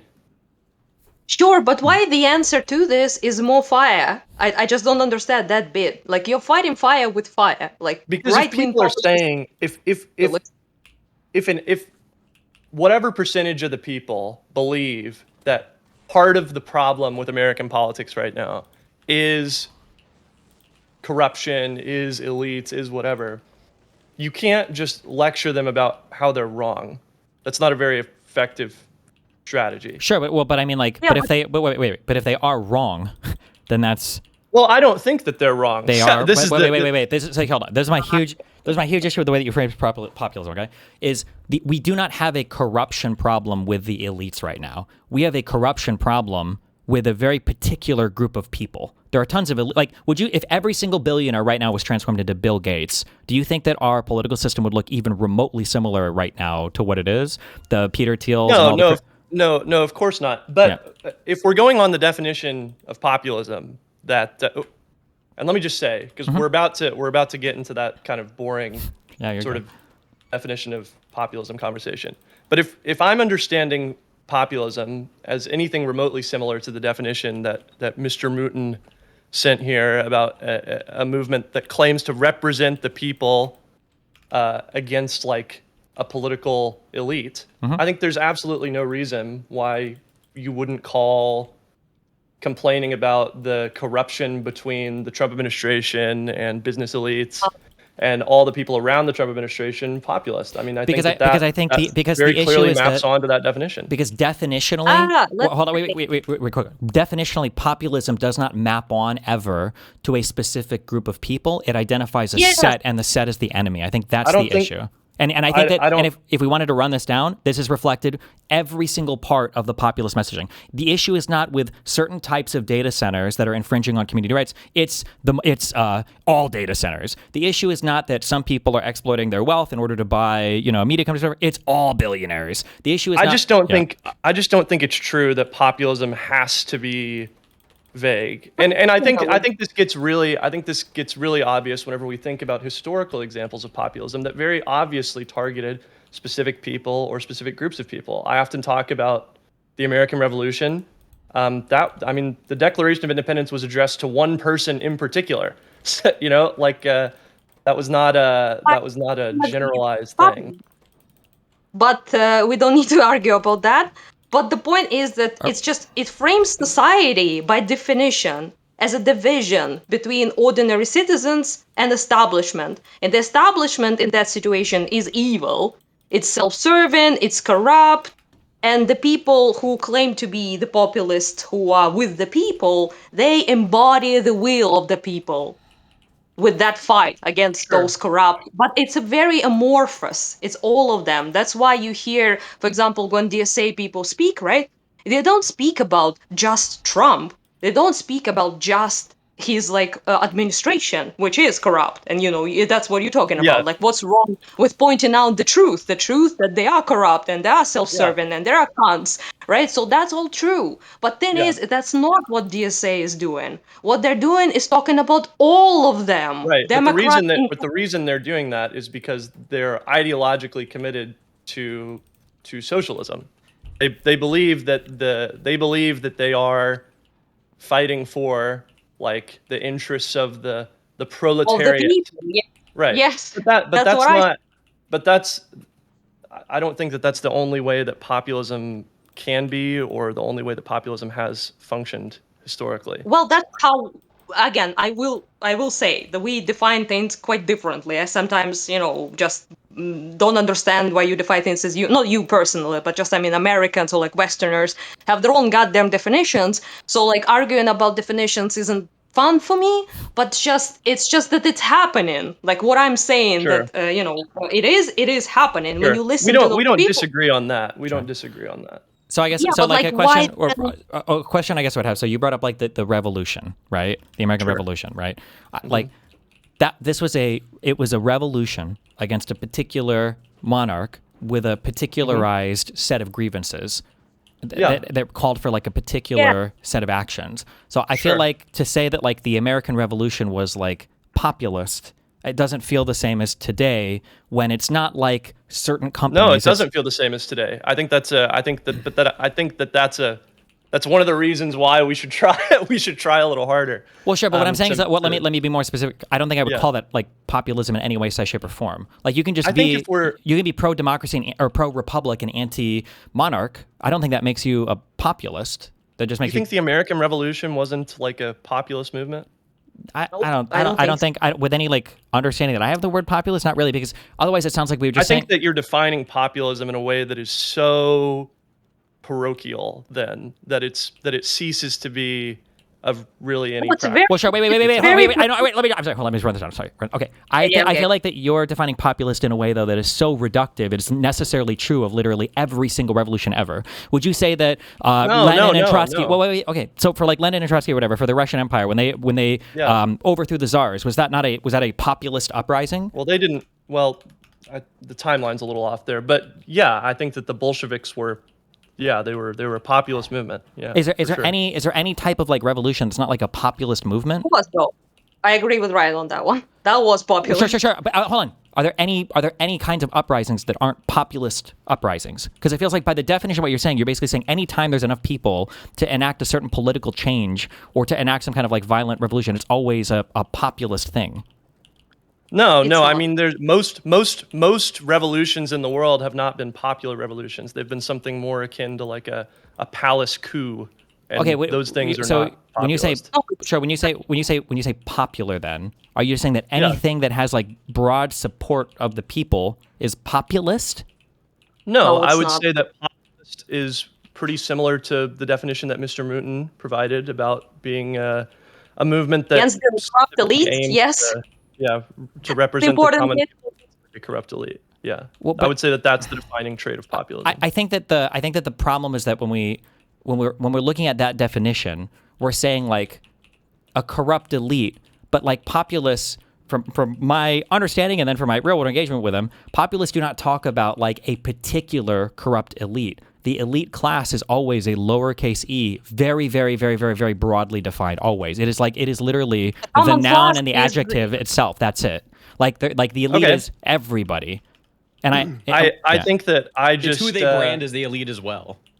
Sure, but I think I would just look. I think I can look at history and I can see examples of when that wasn't the case. Now, I will say, just to sort of shift gears a little bit, because again, I think that when it comes down to brass tacks, I don't think that there's actually much difference in like what I'm practically recommending to what a lot of people like. I don't think there's too much disagreement there. What I think that the problem is the definition, and that's fine. I don't really care whether or not we call it populism. Well, here, wait. Well, let's hold on. I want to tease this out a little bit more because there might be conceptually some kind of difference here that I think is important and worth going through. I think when I'm saying there's like a difference between like an elite versus the elite, Like, I feel like sometimes you're retreating to this concept of like, I understand what you're saying. Okay, I sure. don't Well, think just real quick, that's real quick. a defining characteristic of populism. Sure. Okay, and maybe not, but every time you defend that concept, you're saying like historically. Can you give me a single example of MAGA or DSA right now that are engaged in what you claim historically populism has ever been about? Because I can't think of all of it is overly broad. I'm not trying to do apologia for MAGA. Or No. I'm not saying you're doing apologia. I'm just trying to say like to be better. Sure. Well, but when you say to be populist, it sounds like you're saying in the way that populism is just not understood at all right now. That's what I'm trying to understand. So I'm not claiming you're doing apology or anything. I'm just curious, like, if you look at the way that any populist movement today is operating, are any of them focusing on like a particular thing, or because it always feels like a very, very, very broad? I think that there's a lot. I think that there's a lot of great politicians in the Democratic Party who have done a good job of trying to capture some of this energy and make it more specific. So the example that I gave in my populism, in my video on populism, is Ossoff. I think he does a great job at capturing some of this energy, talking about sort of the Trump administration as a corrupt elite, but not just the Trump administration, also some of the people that surround the Trump administration. I think Tallarico does this to an extent. I think there's a rising tide of some of this among some of the more successful Democratic politicians. And I think that's a good thing. But then I feel like I would But push no, you I here. wouldn't say that MAGA or the DSA. Well, does I would this just say, I would say on because Ossoff's rhetoric, I would just push you and say that, like, Yeah. it's populist then for me to point out that the Trump administration is like clearly and obviously corrupt? I think that is a kind of populism. Yeah, to talk about the Trump administration as representing a corrupt elite that's robbing the people. I think. Well, that's wait. clearly Well, you're using an a different. Hold example on, of wait. That's a different. When you say representing, I mean the Trump admin is corrupt. Like there is no. Yeah. They just are, right? But when you say representing a corrupt elite, you've made it. I think that it's a small word you've added, but I think it makes a huge difference in what we're talking about, because a lot of people would say who identify as populists would say, yeah, well, Trump is that's every rich person in the United States. That's every politician. Period. He does represent all of them, and that's my my populist. Ossoff doesn't just talk about the Trump administration. He does talk about some of the people that surround the Trump administration, and I think some of the other politicians that I would point to as good examples of this also talk about like the corrupt dealings with Trump and the business community. So I do think represent is an accurate word there. They don't just talk about the Trump administration. I guess when I think of represent, I'm thinking of like this person is like metaphorically a stand-in for an entire noun, like an entire. Well, maybe I shouldn't have used that word, but do you see what I'm getting at here, or is it totally unclear? Well, I think I see what you're getting at, but the issue is if that's not the word you would use, then because yeah, Trump doesn't have to represent. I shouldn't have used the word if it's not not. But doing but I can't tell if there's. That's what I'm trying to. I don't know if there's like a conceptual difference between what we're understanding here, or if it is literally just like some kind I really of like jargon. I really don't think so. I think that the major problem that a lot of people have is just that they define populism in a way that I do not. But I'm not super attached to the idea of using the word populism. Ryan, I'm not super attached to it. The problem I personally have is that when you speak about this, it always sounds like you're talking, it's pointing out the corruption of someone who is legitimately could be perceived as elite, which would, obviously Trump would be, is populism. Yeah. So every time, and it's just not it. It's not it. It's just I don't know. We're gonna fight about the definition again, but that's like the problem I have with it. And I think reality in America right now shows that that's not it.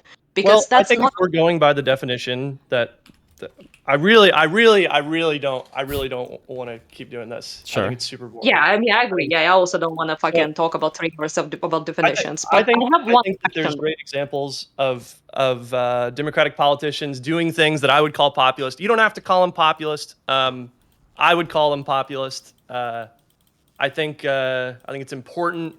I think it's important for people to brought up, right? As an example. Yeah. Sorry, I missed the first part of what you said there. Ossoff is the guy you brought up as a good example, right? Of someone who you...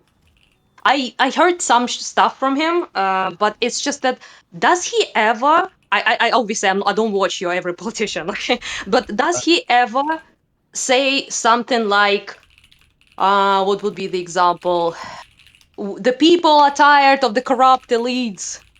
We have to put an end to this and, you know, have the government that represents the people. Does he do those kind of speeches at all? I mean, I Or think does he that's speak about Trump and the corruption of his particular administration? That is true. well. Does he say that? I think the way that I would describe Ossoff and his sort of style is he talks about the Trump administration for sure, and I think it's correct and a good strategy to. I don't understand the idea that populism has to be a vague thing. So you know, I just sort of want to point out that I sort of disagree at a foundational level that if something's not vague, that makes it not populist. But I'll engage with this as it is. So I think that Ossoff talks about the Trump administration, but he also talks about the way that the corruption of the Trump administration represents how American politics in general has been corrupted. So it's framed through the lens of the Trump administration, but it's pretty obvious to me that he's talking about broader systems. And he himself talks about the broader systems of American politics that in his view have become corrupted. I guess so. I don't know if that's quite what you're saying. Wait here, real quick. So I guess when I'm thinking of all right, fuck me. Never mind. I just lost it. Sorry, you're gone. Well, I need to listen to what he says then, because like from what I heard, it was very much pointed, and he never brought up the fucking broader like consultant class, or the elites are not working for you; they're working for themselves. What do you think about like Epstein class? Can you still repeat that? Sorry, I did cut off. What do you think about Epstein class? He was one of the big popularizers.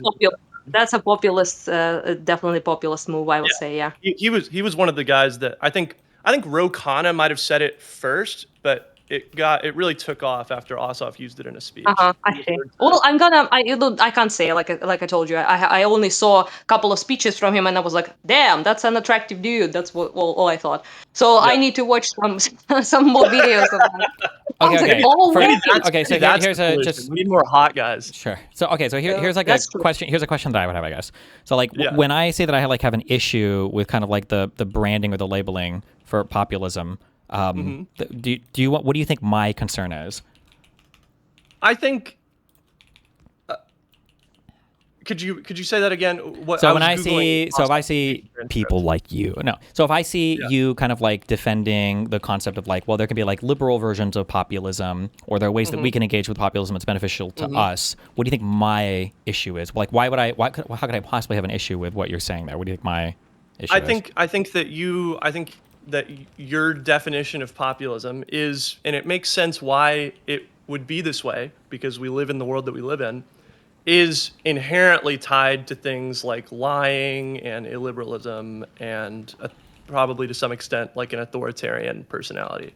I think that's probably your problem with it. And I think that's probably a lot of people's problems with it. Do you think wait, hold on, wait. Okay. Do you think that's my only issue? Is just that like because I have my personal definition, or do you think that's my or I guess what I'm getting at, I guess, is one of my big issues is that like I feel like if you were to make the same arguments to say that like Nazism doesn't have to, or like the essentialized race that we can talk about for a Nazi, it could be like the American race, and that we can have everything that Nazis talked about, but like we can just broaden up what like the race of an American is, or something like that, some argument akin to that, and then say there were a bunch of like Nazis in the country that were happy to see that some people were more amenable to these Nazi arguments. The issue that I have, I guess, is that I understand that you have historical examples of populism, and then I understand you have ways that you would want to wield populism, but every single modern iteration that I see of anything that is even remotely populist heavily bends towards this like all or nothing direction in a way that I find both corrosive to our current political discourse and incompatible with like liberal democracy, because it only identifies these broad evil groups of people, and then it precludes any kind of like conversation about politics. It's just all. This is why I tried to give some good examples in the video. You know, I think both Ossoff and Tallarico both engage in what I would call populist rhetoric, and I think that I don't see them as a threat to liberal democracy. In fact, I think that their style of politics is probably going to be crucial to saving liberal democracy. But I guess just one final, hold on, I'm just trying to run this down real quick, hold on. What I don't see is that I feel like every single thing they've said, nothing here necessitates like a huge us versus them thing, or like a huge like identifying classes of people thing. Like when you say that I they're think engaged, talking about the Epstein class fits that category. definitionally no, because they're literally referring to Epstein like a particular guy and then the people that were involved in covering up. It could, but insofar as it does broaden it to include a greater group of people, I would say these are like deals with the devil that you're making. That maybe you have to be bigoted sometimes, maybe you have to give up on some policies that you want sometimes in order to like win some amount of the population. But like these are bad actions that we're taking ideally towards some like consequentialist positive end, not like something that should be celebrated or seen as like a welcome part of our political system. Well, yeah. I mean, I just disagree with the idea. Like I said before, I sort of disagree foundationally with the idea that populism has to be vague in the way that y'all seem to think it has to be. Well- So that's sort of a foundational disagreement that's going to kind of Sure. Then I guess my only question then I guess, and I don't know if I've heard you address this before, my only question would be, what in your mind, what is the difference between just like populist versus like a popular thing? Well, it's what it's the difference between it's whether or not you're talking about it in the sense of representing the common people as opposed to a corrupt elite. There's plenty of things that are popular that aren't populist. What's like a popular thing that isn't populist? Gosh, I don't know. Most things. Puppies, not. Well, that's not a policy populist. though, because I feel like because how many people are recommending political ideas that aren't? Like, I feel like everybody tries to appeal to the popularity of.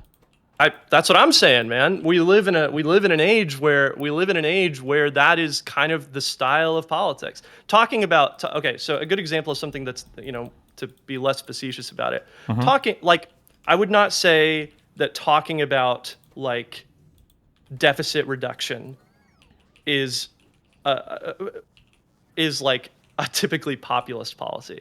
Now you might be able to frame it as populist. Yeah, because I would say it definitely is. Because how do people in the United States political system, how do they always talk about the debt and the deficit? Well, I think this is sort of getting to the problem. Populism is not like a thick ideology. It's a communication style more than, or you sometimes see it referred to as like a thin ideology in the political science literature, but it's not like a thick ideology. You can make a populist appeal to just about anything if you twist it enough. Now, I think some things are more amenable to populism than others. So, for instance, I think like it's going to be pretty hard to have like a person who comes out and says, let's restrict the vote to only people who own property and have that be like a populist thing. Now, you could in theory imagine someone who would campaign on that in like a populist way, but I think that doesn't lend itself to a populist style as well as like, I don't know, like the opposite, expanding the vote. Sure, I think I don't necessarily disagree with you there, but then I should have qualified a little bit harder. Sorry. The qualification would have been in a democratic system. I feel like every single thing is essentially going to be populist because you're always making appeals to the people to win elections.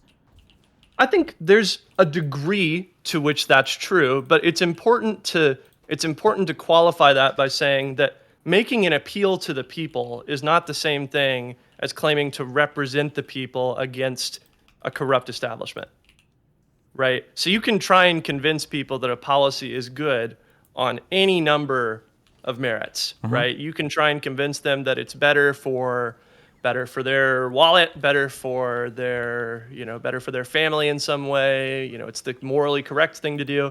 But if you don't say, and this is representing your interests against the interest of a corrupt established elite, I wouldn't call that populist. That's just trying to convince people that a policy is good.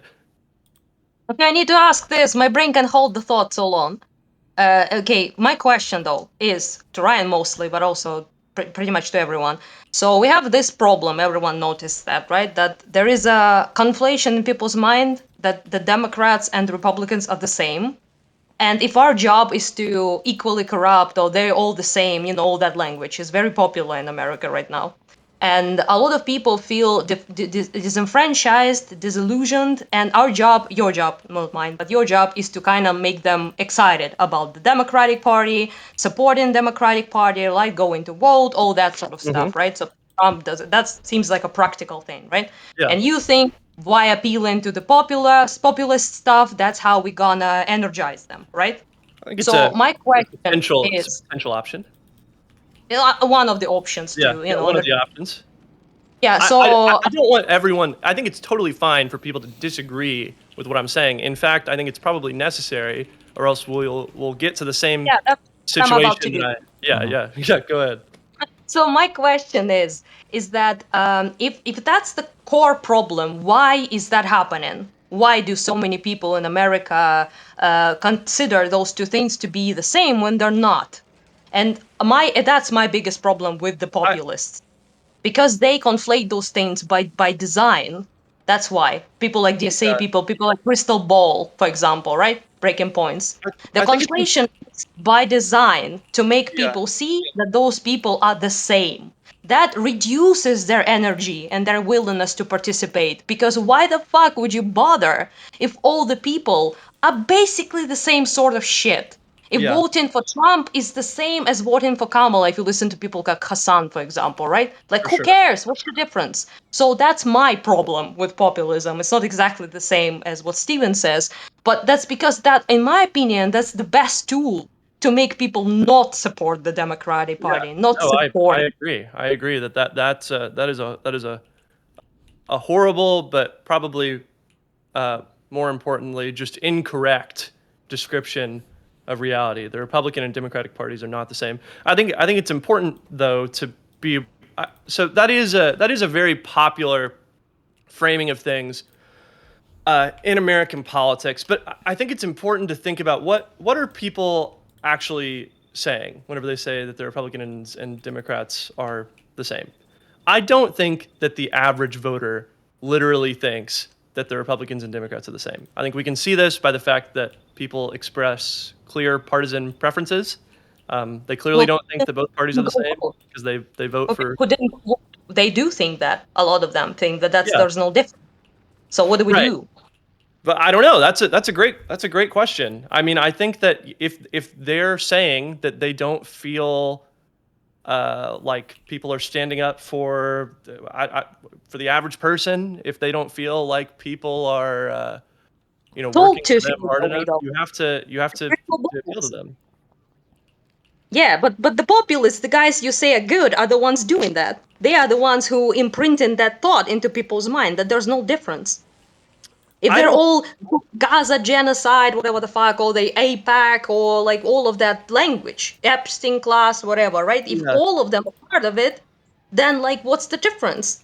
And that seems to be the prominent feeling I catch from people. And how does populism solve it? It doesn't. It creates it, though, is my problem. I just don't think that saying that the Republicans and Democrats are the same is a necessary component of populism. Okay, fine. I give up. It's gonna be the definition battle again, and it's just. Well, but this is what I'm. This is what I'm saying, right? Like, if you disagree with the definition of populism, that's fine. That's also that's not really the point of the video. The point of the video and the kind of I'm not. I think the video, from what I've seen, the video seems good. It's just that I'm not concerned about it. I told Steven immediately that I think that's a correct shit you said there. Like, it's just that your prescription is what I'm worried about. So what do we do about it is what I'm worried about. What do you think we should do to sort of give liberalism a little more energy? I'm too Eastern European to answer questions like that without cringing. So I don't like giving advice to people about their own country. But to me, the problem is. What do you think liberalism? I don't think that's the populism is your answer. Is my big problem. Like what exactly you should do instead of it, I can't say exactly. I don't live there. It's not my. But like the problem is that when your big problem is that fake news, the internet, the absolute calamity that is going on in journalism in America right now, the disinformation, the malicious foreign actors that are also participating in destroying people's trust and people's participation. There's a lot of factors, obviously, right? But the problem is that when you elevate people and elevate the verbiage, the language of people who say that all the people are the same and we are fighting against the corrupt elites, against the donor class, against the consultants, against all of that populist shit, right? And you just You just brought that problem that people already have of not seeing that those parties are not the same, not even remotely the same. And it's not that Democrats are perfect, but in comparison to fucking MAGA, they might as well be. Yeah, you But just it's shouldn't just. say those things because they're not But how do you stop them from saying that? That's quite literally populism, and that's how the people examples. engage in populism in your country. That's how people call themselves populism, engage with it. Well, People are this is why I tried to give some examples of people who I thought were doing this in a good way. Yeah, but how do you make the lads who are doing it and the ladies? Sorry, Crystal Ball, but like, how do we make her not do that? She is a popular. You can't force her to stop doing what she wants to do. There's nothing you Exactly. can do to stop her from doing Like- what she wants to do. Like, what? They're not doing it the way you're saying, though. They're not doing it by Right. criticizing. They're not also the examples that I'm holding up as like good examples. Yeah, I mean, I guess, but I think there's a conflation there in people's mind when you say, listen, this is my definition of populism, and like, this is how I see it could be used for the forces of good, basically, right? This is how I see it could be used practically and to make things better. But like, how do your audience, for example, listening to you, then they go, oh, let me check out that fucking populism, and then they check it out and it's crystal ball. So what do? Well, I don't think that's gonna be the result for my. I mean, it's a little bit comedic, but I'm not saying they're like your fans are fans of Crystal Ball, obviously, right? But a cursed woman, Jesus Christ. But I mean, like, point is, I can see the audience overlap in my YouTube studio. I think I'm okay on that front. like, how do you like not? If you're like, I understand that what you're saying is not the same as what she's saying. You know, I'm not saying that. Obviously, it's not the same. But so you have different aim, though. Your aim is to use that to make Democrats and liberalism stronger. Right. And her goal is the opposite of that. Sure, right. So, But that's why populism is not like an ideology in the sense of like liberalism or socialism or nationalism even. You know, it's nationalism. centrist populist. That's true. I agree with you on that. It's you know it's not a political ideology exactly, but it's just that how do we differentiate those two things if we're using your like definition, so not to argue about definitions, right? If we are like, okay, fine, Ryan has his own vision and he thinks that will work, so how do you then separate those two things when the people who call themselves populist in your country are doing what I'm saying populism is? So I think that we can call them what they are ideologically. So in many cases they are socialists. In many cases they are something close to a kind of neo-fascist ideology, I think. And I think that is why they are bad. That is the defining characteristic of why they are bad. And so I think we should criticize them on that basis. We should call them, you know, communists, Marxist-Leninists, fascists. I think that's why they're bad. So that's what I would criticize them for. yeah, I certainly would agree that's why they're bad, but I also think that populism is quite literally a prerequisite for fascist and communist movements. So I don't know. I'm just saying that I think it's a prerequisite for a lot of popular political movements. I mean, I find it sort of incredible whenever people sorry, that sounds too mean, but whenever people talk about the American Revolution not being populist. I mean, I think it's just, it seems to me that whenever you learn about that period, whenever you see like John Adams, who, by the way, was not a populist at all, you know, he there was a very funny moment actually in that debate with Lonerbox where he brought this up and talked about like John Adams' opinion on populism. But anyway, but he also said, you know, without the pen of Thomas Paine, the sword of Washington would have been raised in vain, right? And Thomas Paine, the great pamphleteer of the American Revolution, was an unadulterated populist. I mean, calling your pamphlet to start a revolution common sense, and then talking about how in the sight of God, one honest man is worth more than all. None of this is populism to me. Like I like, again, I don't want to bug down on definitions again. I understand, like, you know, you're not gonna budge on that. I'm not gonna budge either. But it's just call common sense the pamphlet a populist work. No, I would not. I mean, I didn't. I didn't. It's yeah. It's just anyway, dude. It's not gonna move anywhere. So let's not do that. We don't Well, want vulnerable. I think I would Yeah. just encourage people to really read that and think about whether or not it's populist. I think it. Do It's mind pretty though that my populism, the way I see things, is very much instructed by how populism was used mostly in my part of the world. So I will obviously admit that. So I'm more educated on that, on the historical events and the revolutions and all that business that happened here. And also I acknowledge that your perspective is obviously more informed by the Western type of stuff. So yeah, what pops in my mind is probably not the same that pops in your mind. So I don't think we should I just talk think about. I think any definition of populism that doesn't include Thomas Paine's common sense is a pretty impoverished definition of populism, is what I would say. Well, yeah, well, yours includes fucking everything, so I don't know. Well, no, it doesn't. Might as It's very specific. It includes what Mr. Mooten said about political movements that aim to represent the interests of the common people against the interests of a corrupt elite. I think that's exactly what common sense did, and I think that's why it's populist. Well, I don't want to make this a stupid one. Never mind. Keep on. Yeah, let's not. It's gonna be definition fight. I don't want to. I'm curious though, if we agree that liberalism has this problem where it doesn't feel Well, wait, hold interesting, on. it feels. I just want to answer this because it just you keep saying that common sense was populist, but it wasn't Yes. about like the elite against like the common man, right? Absolutely, it was. Thomas Paine, Adams, Washington, these were like elitely educated people. They were well educated. They were in the highest Thomas echelons of Paine? society. My guess is if he could write well enough to do a pamphlet. I'm shooting in the dark there. Was he not? Was that a common man, the common farmer, or whatever? I mean, among the founders, yeah, he was pretty common. Okay, when you say Whenever he among the died- founders, I mean like in general, compared to the average colonist, would Thomas Paine have been considered like just a Well, working? no, he wrote a very successful pamphlet, but before that, he was a total failure in everything he did in life. He came to the colonies because he was poor and a failure and got fired from like every So job. you got to go to the colonies, though. Well, stop.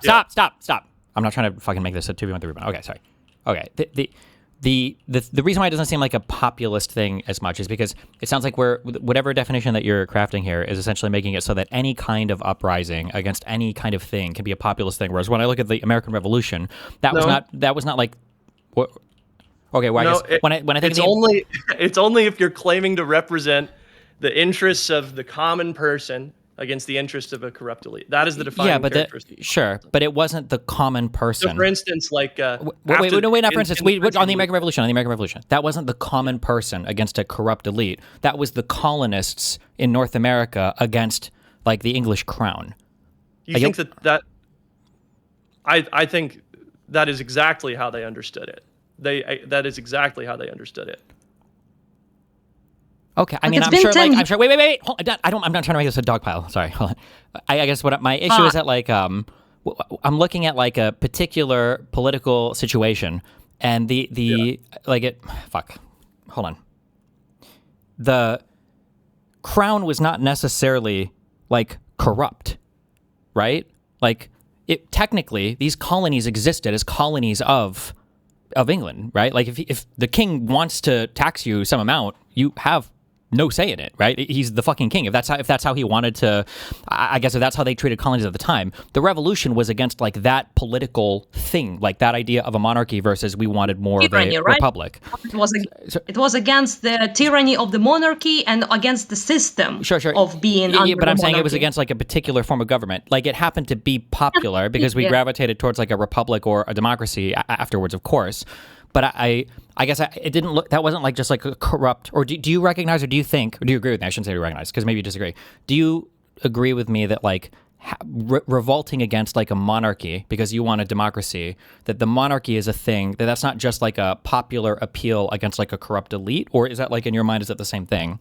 I think that is how they understood it at the time. That the monarchy was. Well, yeah, but I'm saying in right fact now, corrupt, and not even just like the monarchy. It was the monarchy, but it was also the fact that the monarchy. So I mean, corruption was absolutely part of the situation. But I don't want to get into the historical rundown of the American Revolution because I probably, I just don't think it's going to be super productive. But I do think that that corruption and specifically the fact that the crown would do things like they would suspend the local governments in the colonies and they would bring in their other people who were, not loyal to the people on the ground. They were loyal to the crown. They made money for the interests of the crown. I think I would read through Common Sense and I would read through some of the grievances in the Declaration of Independence. I mean, I think that is exactly how they understood it. But did the average British citizen, I guess, vibe with the American citizens and wanted to all go join the Americans, or did they also try to revolt against the crown after, immediately after the Revolutionary War or whatever, or? Well, because it felt more like the colonists versus the crown, and they wanted to basically revolt and break away and create their own state. Right, but why did they want to do that? Was it just a philosophical commitment to the ideal of a republic? Well, I mean, there's going to be some philosophical commitment to democracy, but it probably boils down to a material enriching that I'm getting screwed over by the crown. They're literally, of course, Well, these things probably run in tandem with each other. The work that famously turned the average American colonist in favor of a war for independence, because at this time it was still an open question whether or not there could be reconciliation with the mother country. The work that famously turned the average American against the idea of reconciliation was Common Sense, and it explicitly frames things as the oppressed colonist who's having their rights and money and dignity stripped away by the crown and the mother country, and he frames it as a corrupt and ridiculous state of affairs that has to be ended. Yeah, but they're talking about ending absolute monarchy and change it to something completely new. So to create a completely... Why did they want to do that? They wanted to get rid of the monarchy because... Faction monarchy, that's not populism. Right, but... Okay, we're going to do this. The reason they wanted to get rid of the monarchy, and you can... Thomas Paine's Rights of Man, his later book, where he was responding to Edmund Burke's work on the French Revolution, explains this a little better, actually. But wait, do you consider French Revolution populist?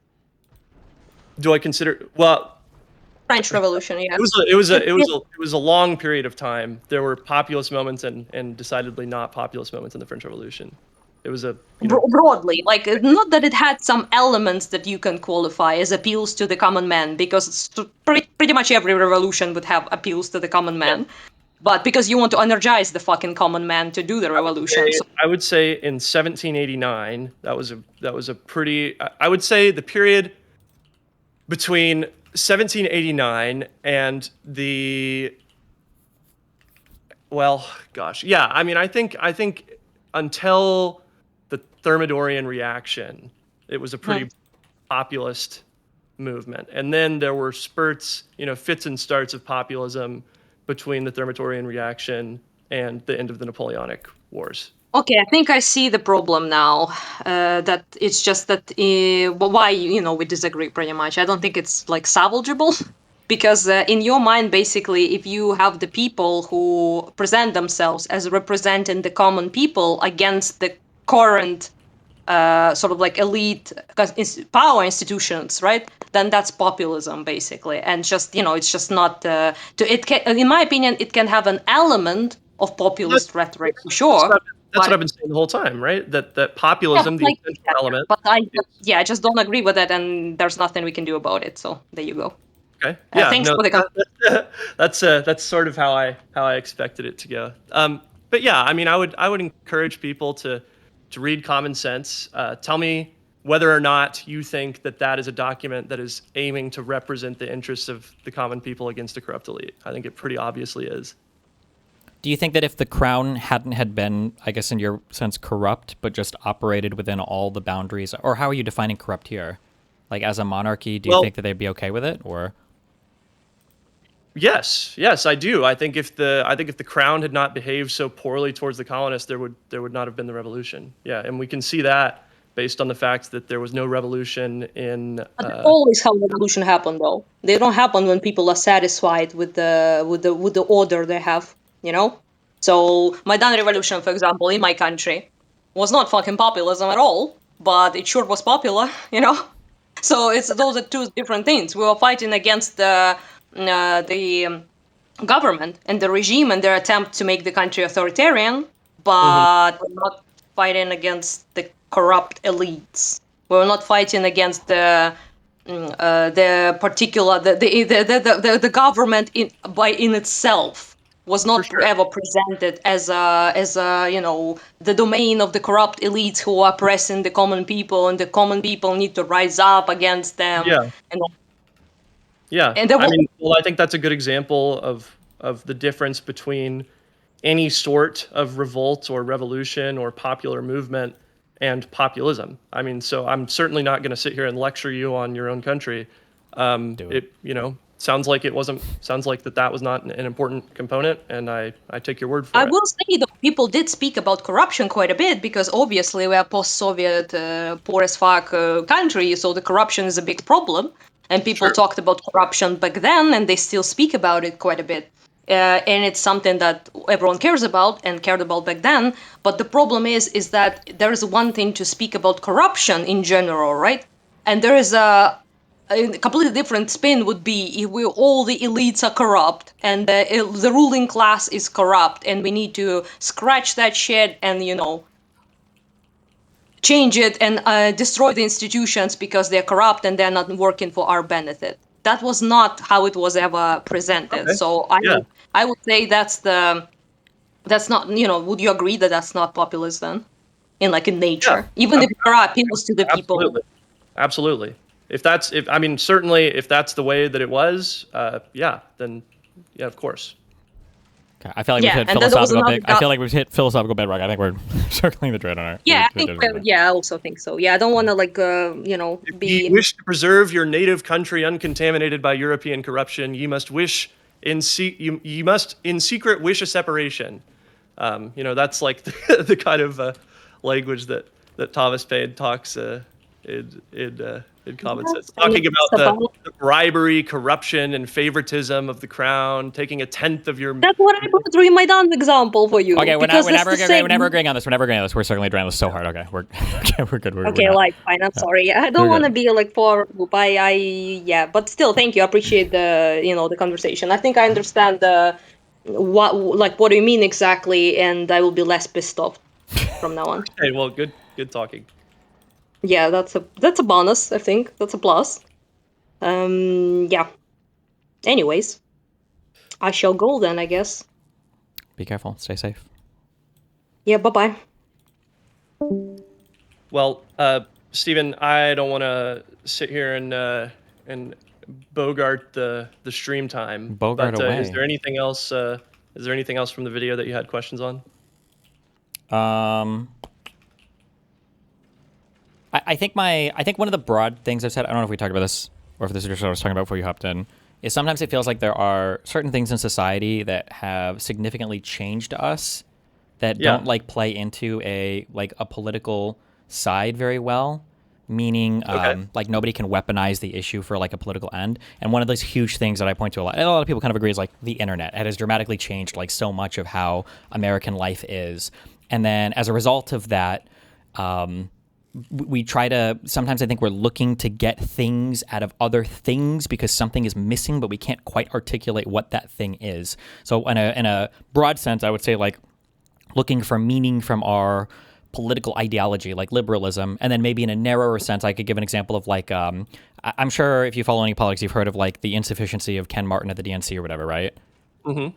This is the first time in my human life I have ever heard that we need to be getting some kind of big leadership from the DNC. I don't even know how many Americans even know what it is, but I feel like it's the same type of problem where it's something is failing, so people are kind of looking at everything, and so it must be the DNC is what's failing us. It must be Ken Martin. It's well, is it really? And then that's kind of how I feel the liberalism type thing, right? Yeah. I think personally, that the DNC Ken Martin stuff is a lot of DNC insider baseball that's playing out in the public realm. There was a lot of bad blood from that DNC race like who ended up getting the spot. Like the pod save guys were super boosters for Wickler. Wickler, probably, yeah. Yeah. And so some of the stuff with Ken Martin, I think, is a whole load of DNC insider baseball that's playing out in the public domain. So I agree with you. The DNC chair has never been really anything more than a figurehead or maybe chief fundraiser is probably what their job description is. In the modern era, anyway.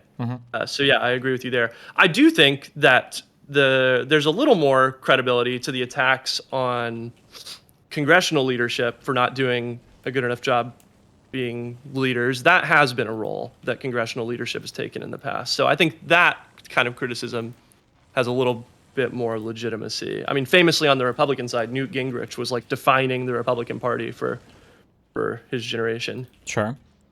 So I think there's a little bit of criticism there that's valid.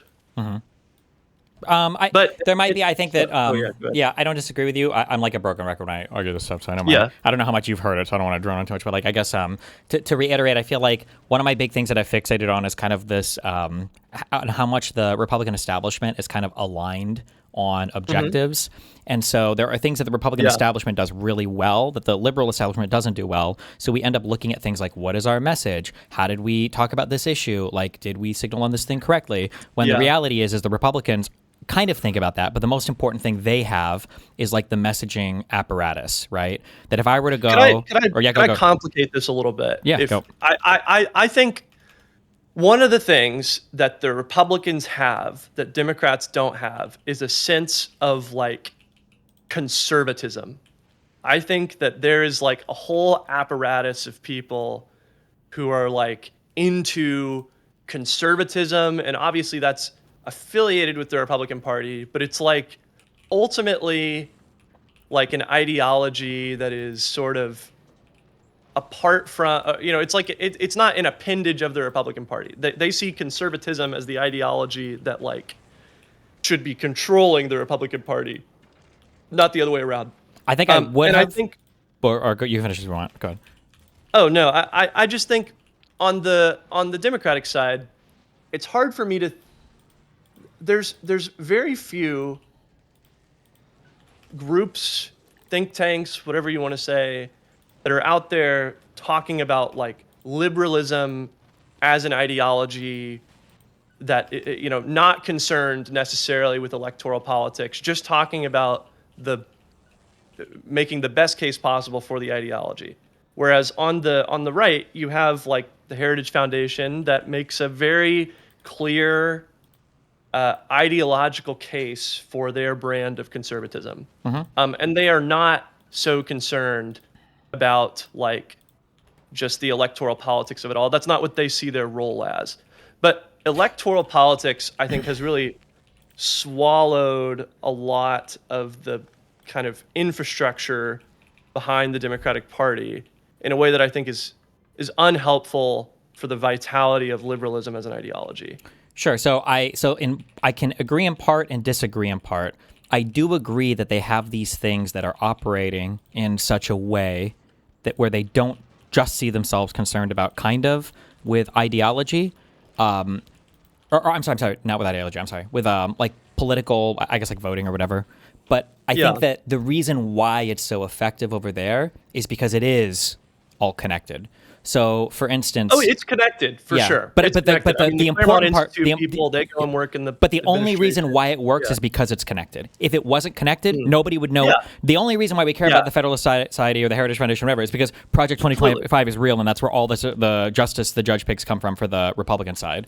Absolutely, so they have these ways of kind of like establishing, of connecting all these different parts that are working very effectively, but they all work like a single organ system or whatever, like a body. Whereas on the Democratic side, everything is far more discreetly done, and sometimes, well, not sometimes, almost always are in like active hostility with one another.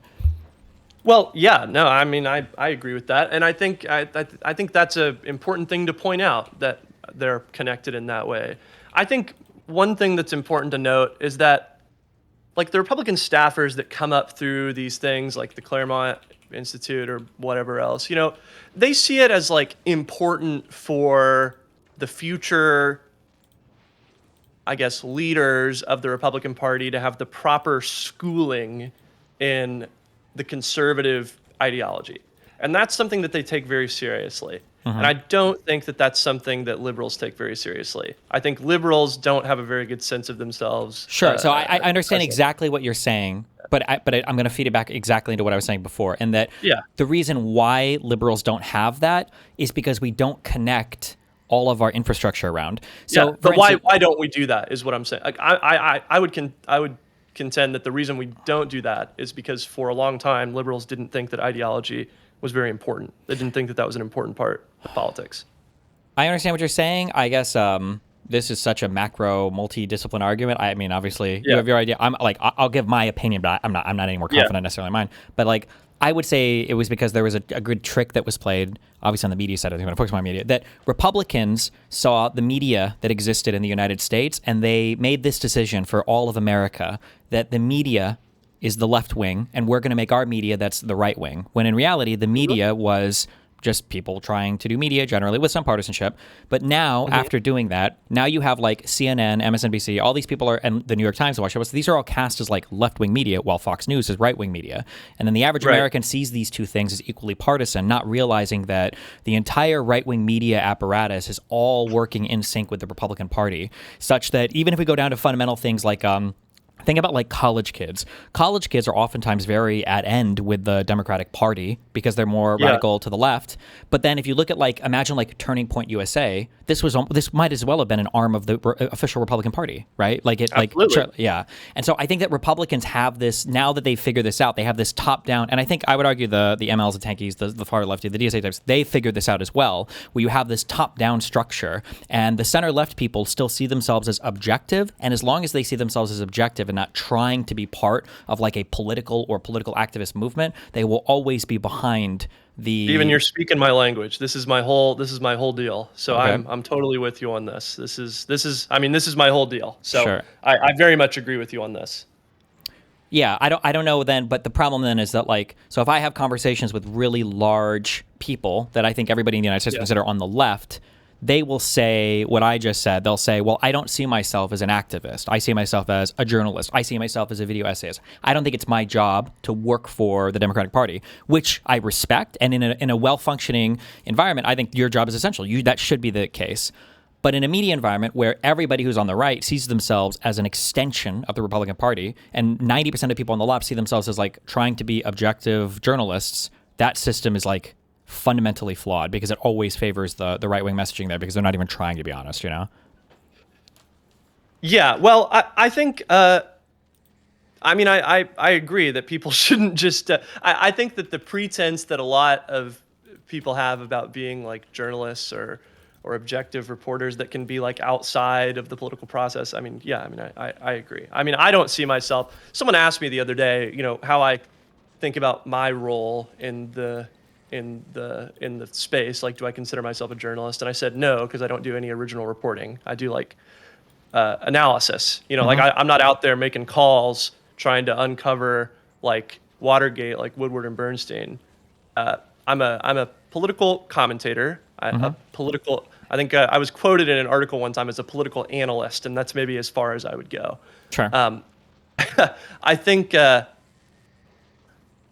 But I see my role, I see my sort of mission with my platform as trying to advance a more well thought out ideological form of liberalism. I see that as my role. And I sort of welcome people that are willing to engage and disagree with my worldview on it, as long as we agree that it's important for liberalism to have an ideology, that it can't just be like the background radiation of politics that no one has to pay attention to.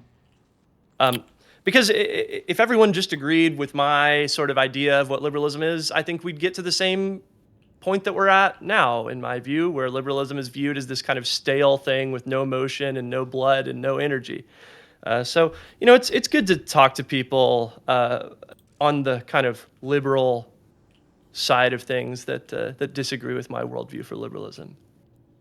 I'm happy to do it as long. But I think the crucial thing is, like what you said, recognizing that liberalism is not just you have to actually fight for it. To, I guess, paraphrase what you said. I don't remember exactly what it is that you You said. have to, yeah, you need to actively defend. Yeah, This is a big you need issue to when defend- I you debated need like to all defend the the ideals. anti-woke people back in 2016 and onwards, was that like people would talk about like consent around the Me Too era, or like affirmative action, and then that became DEI or wokeism in general. And then when somebody would ask, like sometimes people would get really fundamental with these questions, like, well, women and men aren't the same. Women, don't get drafted. Why should they have the right to vote? I started to realize very quickly, like, nobody actually had any answer to any of these questions. Nobody actually knew. I don't know, why should the races and women have equal rights, and like, should we even allow everybody to vote the same? Like nobody seemed to know the answer to any of these questions, which was kind of scary. Yeah. Well, John Stuart Mill. This is an old problem. John Stuart Mill, in his famous book On Liberty, which I don't know, lots of people who were in college might have had to read part of that.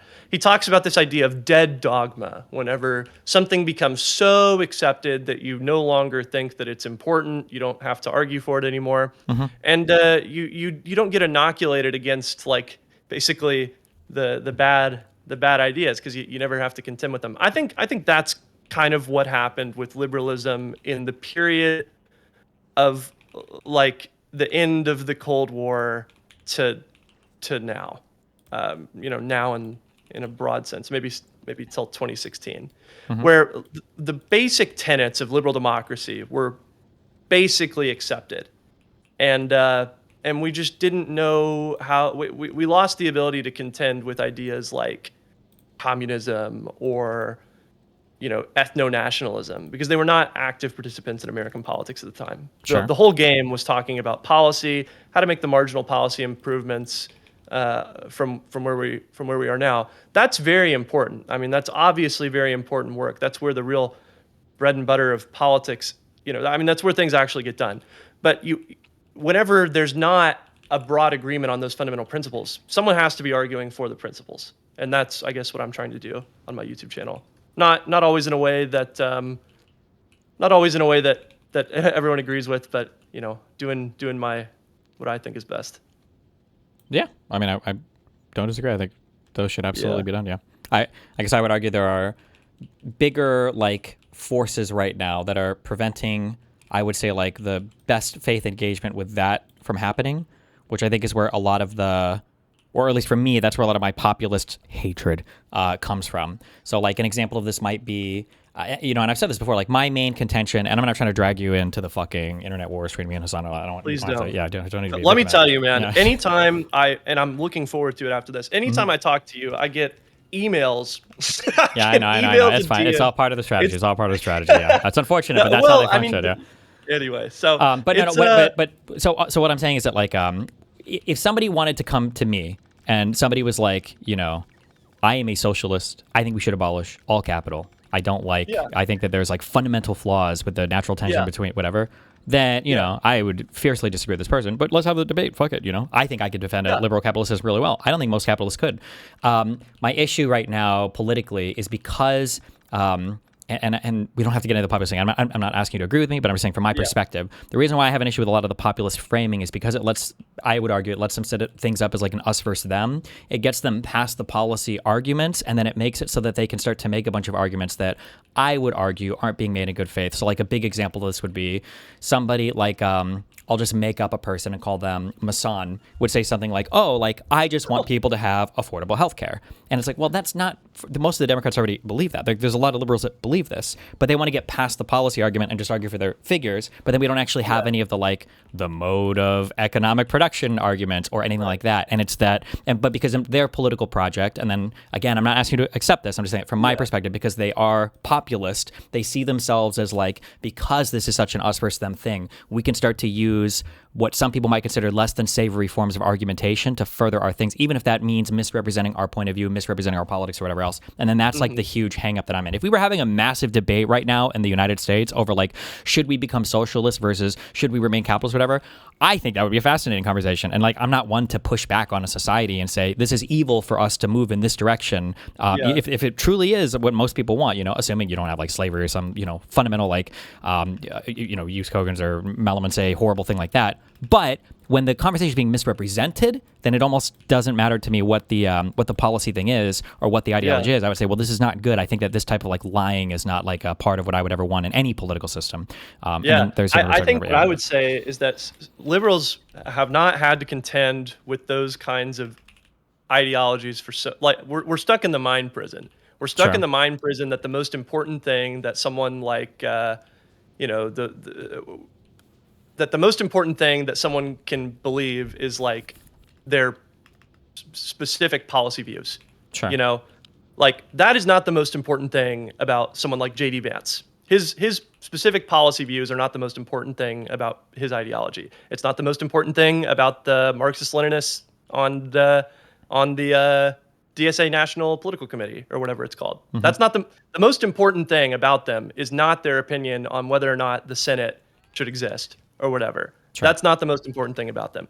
But we've been stuck in the mind prison of like never having to engage with ideologies and ideas for so long that I think a lot of liberals just don't have the practice or the ability or even maybe the ability to even recognize that that's like an important part of what they should be doing is like pushing back on the ideas. So, yeah. I mean, I think what I'm trying to do is just encourage people to do that a little more. But yeah, I mean, I agree that it reminds me of the that fucking government show. Fuck that, I never watch it. Not House of Cards.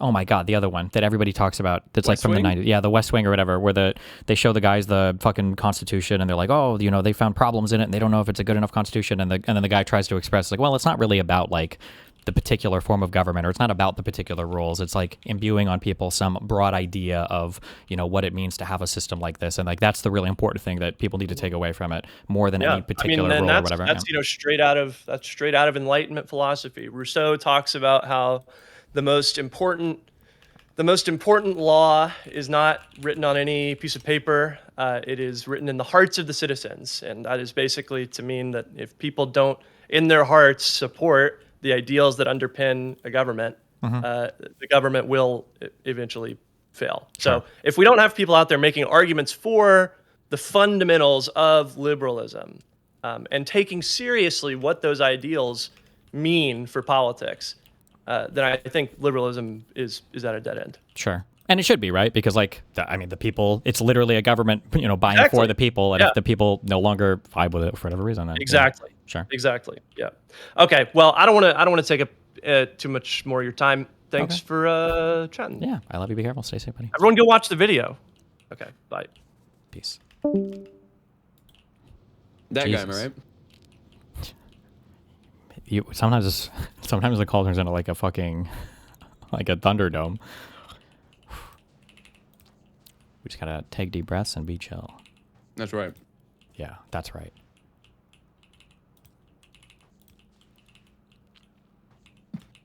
Did you stream? You didn't stream today, right? It's Saturday anyway, right? It's Saturday, yeah. I'm eating a dumpling now. Ooh, what kind of dumpling? It's fine. I don't know, some frozen Costco dumpling.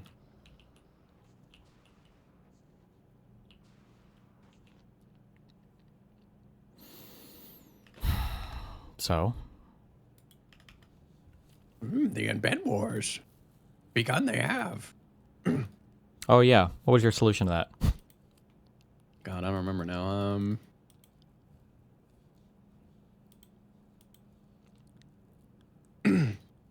Hold on 1 second, I got a team fight real quick.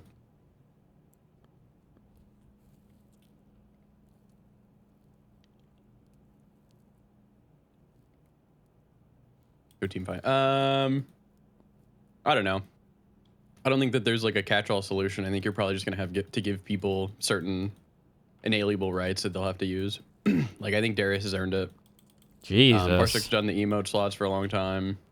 I don't know. I feel like that standard is gonna like lead to fucking unrelenting ass pain though. No, impossible. If you have there aren't like different. What about like different embed chats like per embed? Is that impossible? Is that just like a tech thing? Would that be a bad idea or? I could bring offline chat back. Wow, Robbie Two Gloves. Thanks for the 10 tier 1 subs, buddy. I love you.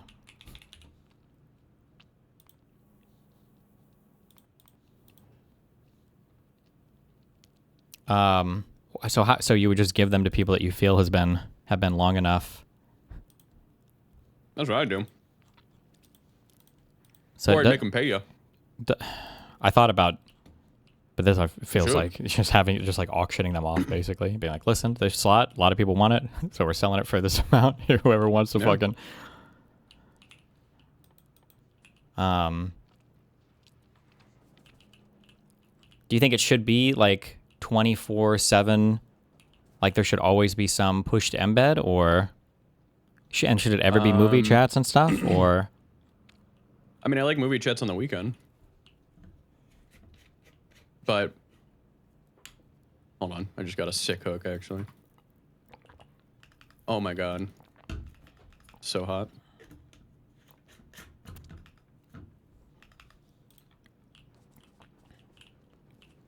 I don't know. Where's Persec at?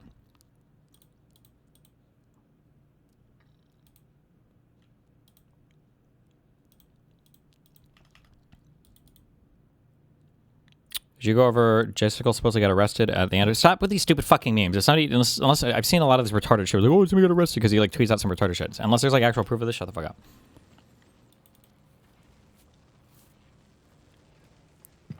Fuck. Is Jessica not here? You mean Parsec? He's here. He said he's here. Wait, what did I just say? Did I say Gisticsec? What the fuck? You said just tickle. Oh. He's here now. Parsec. What? Rolls. Oh, there you go. Okay, well, what do you think we should do? Person who definitely doesn't have a biased interest. Well, here's the thing, is I've been telling everybody that this was a conversation that you were having kind of offline. And I was telling them, hey, you guys should just wait for Destiny to say something about it. So that's what I said yesterday, and also the day before that. And now you're dragging me on stream saying, hey, man, what should we do about it? Well, hold on. I'm sorry. Wait. Stop. Hold on. I'm sorry. I didn't know that this was so hard to understand. My bad. I'm not saying that you are going to be the sole determining thing and that we're doing. I'm trying to get feedback because it's legitimately, there's a lot of different people who are like in contention, or different groups that are in contention of like how it should be. So I'm just curious what your ideas are. You're not the final deciding voice on it. I was just curious what you thought about it. Yeah. Okay. Well, if you have a question about offline chat, I can answer that question about offline chat, but I'm not going to be able to like just give you a solution because it's not really going to be up to me. Whenever it comes to like offline chat, though, my input is that like the people who are in your chat right now are definitely like majority, not even the people who are in your offline chat for the most part. And honestly, like the people who are talking right now in your chat are not the people who really care. I think that the people don't know what they want, to be quite honest. People never really know what they want. People will always say, hey, I want this, but then they'll just complain about that anyway. I think that people should watch whatever the fuck they want to watch. And well, so the issue is not watching stuff. The issue is like yeah. who's allowed to like hijack DGG chat, basically, right? That's like the big. It's who's allowed to read DGG chat, which means hijacking it for the stream, right? Yeah, sure, but like there's people who technically hijack DGG chat unintentionally. Like when Darius streams, DGG chat is hijacked, even if he isn't going to read it. Sure, but that's a way. Well, wait, what do you mean when you say hijacked? When I if Darius is say live hijacked, and you are I mean not the live, whole Darius is top embed. No, sorry, he asked me. When I say I'm sorry, when I'm thinking of hijacked, I'm thinking of like the streamer is reading and responding to that chat, and people are typing in that chat with the goal of like the streamer saying. But I understand what you're saying. Okay. Like XQC, you would argue sometimes like hijacks chat, even though he's not like reading. That is what right? I'm saying. Okay. Yes. Like the chat will talk about just that, and it is hijacked. But here's the thing, is that there's like a specific group of people, there's probably like 10 or 20 people total that are extremely fucking loud about not wanting like any embeds at night or not wanting anything happening at all in DGG chat after hours whenever you're not live. But the reality is that anytime that Darius goes live, people watch Darius. Anytime that I go live, people watch me. Anytime that there's anything fucking happening anywhere, there's always going to be people watching this shit. When there's movies, people watch movies. But like the thing is that there's like a small group of people that are incredibly fucking loud about offline chat and wanting like to purify it or keep the sanctity of offline chat. And I understand it, but at that point, like this isn't the place for that, I don't think anymore.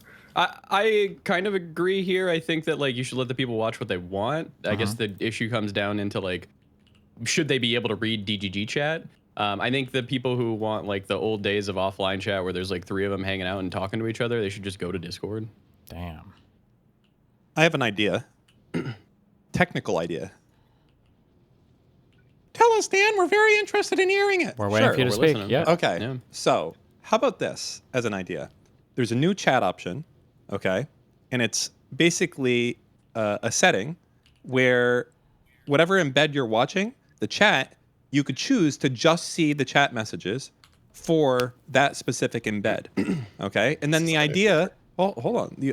The idea would be that there is no more hosting. It is simply, hold on, you're not hearing, I understand this, that there's that specific function, but there isn't the one to segment it off. So the idea is that whatever is embedded as the first thing would be whichever one had the most viewers. So right now, the kick embed has the most viewers, so it would be the default. It would be the default thing that's when you go to the website, even if it's not /hosted, right? I don't think you exactly want that though, because I think Steve should have some level of like curating who his community is watching. Well, yeah, that you could be on a list. That's fine. So he has like a list of like if you're in one of these 20 channels, whoever's number 1 will be number 1. But so if you come. I think the issue really stems from this. It's not like who can /host themselves. The problem is that no one's talking about hosting. People are talking about who can read the chat while they stream. Yeah. Well, I think I have a different view. I think people are upset because there's movie streamers that get fucking unbelievably ass mad when the entire chat isn't forced to watch movies with them. Like, no, I think that might happen, but I think what people are more mad at is, for some people, there's a huge divergence in the community actually between like movies and like stream things. But the issue is like if some people are allowed to read chat and respond to it, and then others aren't, and we enforce that like pretty brutally, people start to feel like there's like a double standard, and then they have a bad, that's just not having some consistent way by which we decide who's allowed to read and respond to chat while they're streaming. That's an issue that we haven't decided on. I just feel like the chat segmentation and the default, the defaults change everything, right? Like the default activity for everyone until you click off, people adapt to that. That's really, that's all that matters. So if everyone knows that if you're on an embed, that the default experience is that other people won't see that chat unless you click into that embed itself, and that the main DGG chat, or not the main DGG chat, but like a second embed will have its own chat, I think that's a good solution, technical solution. Like this all stems, as I said, I've seen it for a long time. I don't know why you guys are acting like you don't do it. The case, people get upset because it's movie night. What the fuck? Go offline. It's like, bro, you can stream. You don't need me to go stream movies. Like you can stream a movie right now, but they get really upset because they want to force everyone to Dan's be not understanding what's happening. I don't think this is the issue at all. Okay. Yeah. Okay. I mean, it kind of, in Dan's defense, it kind of is. I mean, there are definitely like movie chatters and like movies, like a large contention with the people who are embedded as streamers in DGG is that like when other things are going on, like people can stream over it. It is a little. Well, yeah, but I feel like the problem is like the big one of reading DGG. I feel like the issue is that I could be wrong. I'm not in these chats as much, but I feel like the issue is not so much that like movie chatters want everybody watching the movie. It's that the people that aren't watching the movie want to talk about something different. So then what happens is they start getting mad at the movie chatters, and then the movie chatters, in response to that, tell them you should just watch the movie, whatever. Happen. You don't think that's... Nobody gets mad at the movie chatters at all. It is genuinely the movie streamers and the chatters who absolutely get ass mad that their thing is not the priority. That is how it works. It should just be dynamic. Literally, like whatever's the main content should be, I mean, you can have things that are whitelisted. Parsec, I can hear you, Dan, through your fucking mic, man.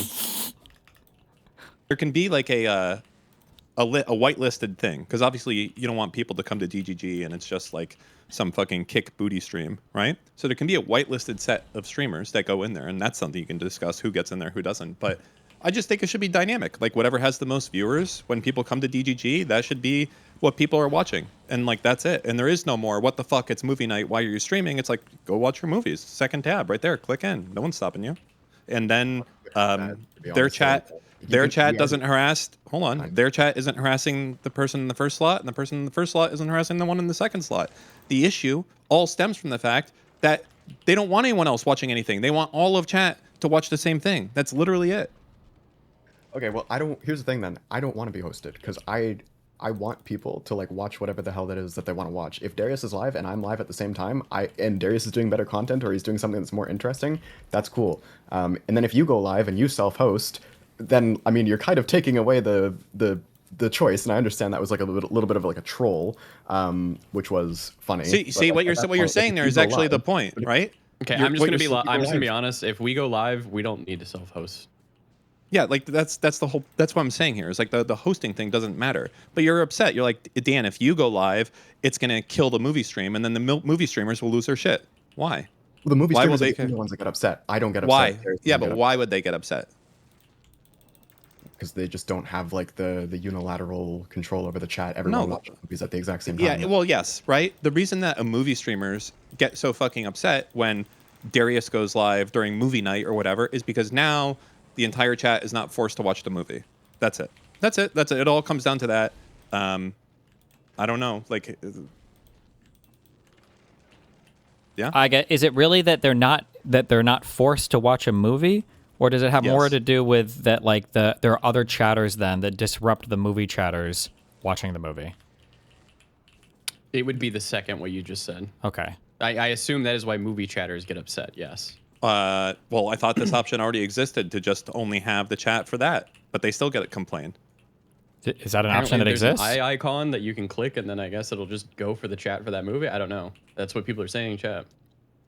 Yeah, highlight messages from users watching the same stream. No. It can't be. You can't have people in the same chat room, like just ignoring half the chat. That's always like a fucking nightmare. Well, the idea is that you could add a new setting to the chat, and I don't think this would be very difficult. But basically, there would be a new setting, and it's like either show all chat or only show people watching my chat, and it would hide all messages unless they are in your embed that watching the same one as you, and that solves the issue, I think.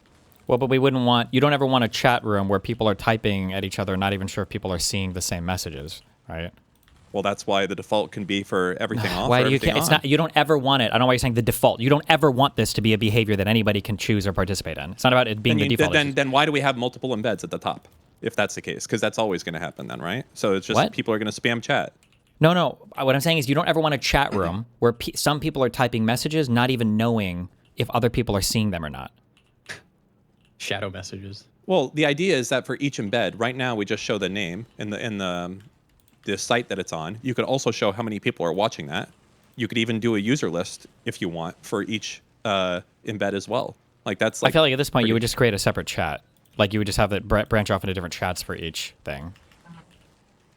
I think it would make more sense. I think that like the movie streamers, I think they have a place and everything, but I think it should be if we want it to be stringent that no one can stream over them, etc., then they can't also have like 10 hours a day on the weekends. They should have like 2 or 1 to 2 movies, one in the morning, one at night, and then it's just the movie. And then everybody will know like, oh, we come in at the movie time. Sure, then I guess the question is, can people ever agree on like a schedule for that and time zones and stuff? Or is that going to be like an... Okay, I'll throw a nuke into it. Fuck it. Okay, yeah, go. I'm throwing the nuke down. The nuke down. Here's the nuke. Here's the question. This is the question people want answered. Why is it that I'm allowed to interact with DGG chat in this instance, but then someone like DRT0 is not? This is the question. This is like what people want the answer to. Well, this is what we're trying to figure out right now, right? The answer I got earlier is it seemed like some people just had like special permissions, but I don't think that's very satisfying. I think that would only lead to intense ass pain. So I think that probably shouldn't be the standard. Right? Bing, what are your thoughts? You say Bing or Dan? Bing. That's why... Dan. Well, as I understand it, I thought there's you said Bing, my revenue bad. tied to this, so I'm not the final arbiter here. Nobody... Why do you... I don't know, man. Why do they keep saying that? Mootin? Dude, it's just why about are they doing giving this? Your take. Sorry, no I'm just one's kidding. It's asking okay. you to make the No, whole it's okay. Stop. decision. Don't get mad. Stop. Okay. Stop, Moot. Well, you're freaking out for no reason. I don't really give a shit if everyone talks to fucking DGG chat personally. I don't know why it even fucking matters. I feel like it's an old What do you mean rule why it that doesn't matter? Because RTBA it got boosts mad. the engagement on their stream a ton. Yes. Oh, so we want that to be Wait, the case. actually, then. no, it doesn't. It doesn't anymore. I've thought this through actually. If you let people talk to DGG chat, people will talk to DGG chat like no one will come to the kick stream. Okay, the but whole point of gives you like not jumping off interacting with DGG. Wait. The whole point of like telling people, hey, you're not going to interact with DGG chat it doesn't really make any sense whenever you're trying to like control for engagement in another stream, because if they want to watch these people, then what they're going to do if they want to interact with the streamer is just go to their kick chat, like what Darius asks his chatters to do, because he can't interact with DGG chat, and then those people go into Darius's chat, and then he gets paid. So if you're trying to prevent this behavior, or like if you're trying to prevent this from happening, you will go to that person's kick chat if they can't interact with DGG. Well, but why does they get paid? Why does Darius ask people to go to his kick chat? Because he can't interact with DGG. Well, but also probably because he wants to go. He wants to bring people over from DGG because they're natively chatting in DGG chat, right? So like I think that so I think that when you go into chat and you see a bunch of people chatting about a thing, like it makes you want to go and watch whatever thing is being chatted about, right? Like if I go into DGG chat and there's like a million people that are typing about XQC, I'm going to open the XQC embed.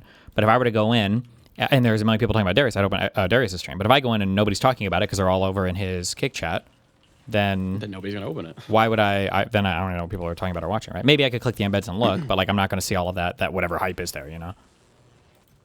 Okay, well, the idea is that like especially whenever it comes to kick streamers, your viewership is not the thing that gets you paid. It's not about. I know. I understand. KCIP. Yep, you can spend that. Okay, that's not at all what I was asking. Yes. What I'm saying is that there's a reason why Darius has to tell people to go to his kick chat. The reason why is because natively people prefer to chat in DGG chat, and it's where I think that's where more people will see the chatter activity happening, and then they'll be interested in whatever's going on, and then they'll get picked up into that stream like that. That's what I'm saying. Or if you think that's not true at all, if you think for engagement, then you're controlling for like where people are chatting, which isn't really engagement in the same way that like. What do you mean they don't? We talk about it, right? They don't. It's viewership more than it is engagement. My point is like if you want to control for the engagement, and if you want to prevent people from like making money off of the backs of DGG chat, the best way you can possibly do that is none of this has the chat. No one's brought up the money thing. No, we've been over this.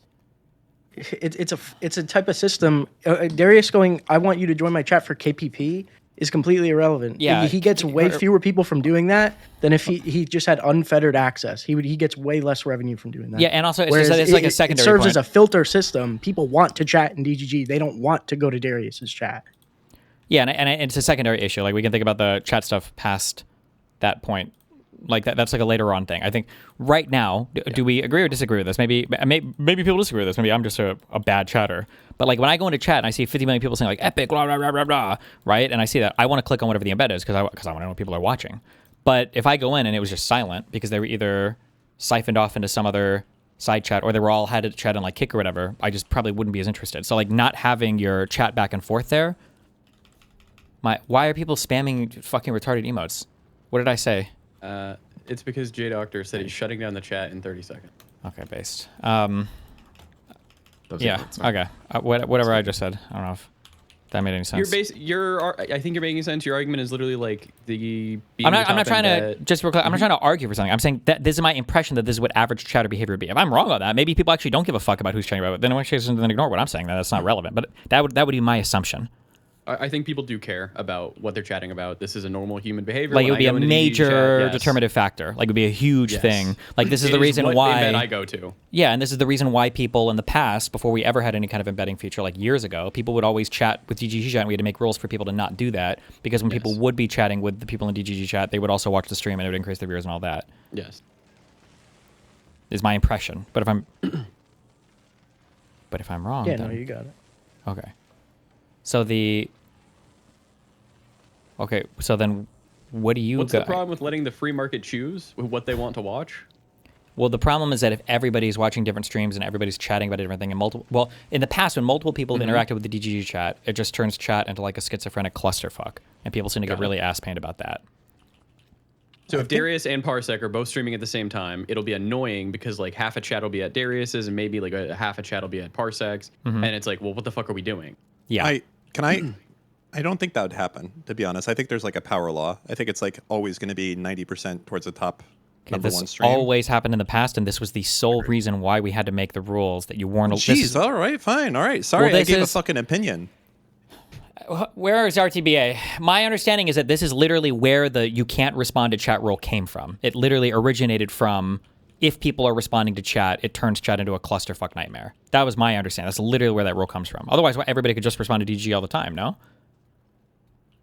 I mean, I don't even know if we had the fucking embed tabs back then. Like it might like Sure, even without embed tabs though, that doesn't change anything, right? In terms of what I'm saying. Sure.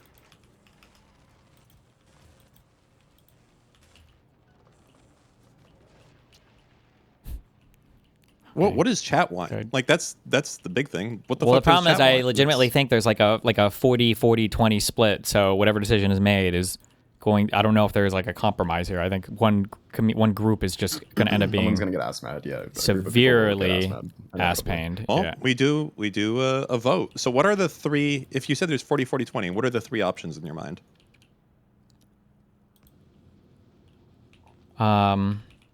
Well, it would be everybody can, nobody can, or only certain people can. Oh, yeah. And when we say can, we mean respond to DGG chat. Correct. I can put that as a poll. We can see where we're landing right now. Well, but the issue is that the people that are frequenting movies chats and then offline chat are not the same people that are going to be here right now while I'm live. So they might have significantly divergent opinions from the people that are most impacted from this. We'll take a vote now and take one later when you're not online. I do just want to say, I think DGG chat is like 10,000 times more active in the morning now than because of AE than it used to be. So I guess my thing there is like, yeah, there are some people who used to be in offline chat, etc., being fucked over. But I think more people like what's happening now, at least in the mornings. I don't watch the night streams because it's bedtime. Yep, that's true. But then the only issue is, I don't know if you or Persic brought this up, is it's like a little tyranny of the majority thing to where do we just have like the popular thing? Because if that was the case, then movie chat would have literally dominated everything a long time ago because people just want to watch movies. Forever. Like it got to the point to where I was getting ass pain because I would start streaming, people like, oh, I want to watch more movie. And there'd be like people that are watching movies that don't even watch the stream. They're just like literally pure movie viewers and that's it. Yeah.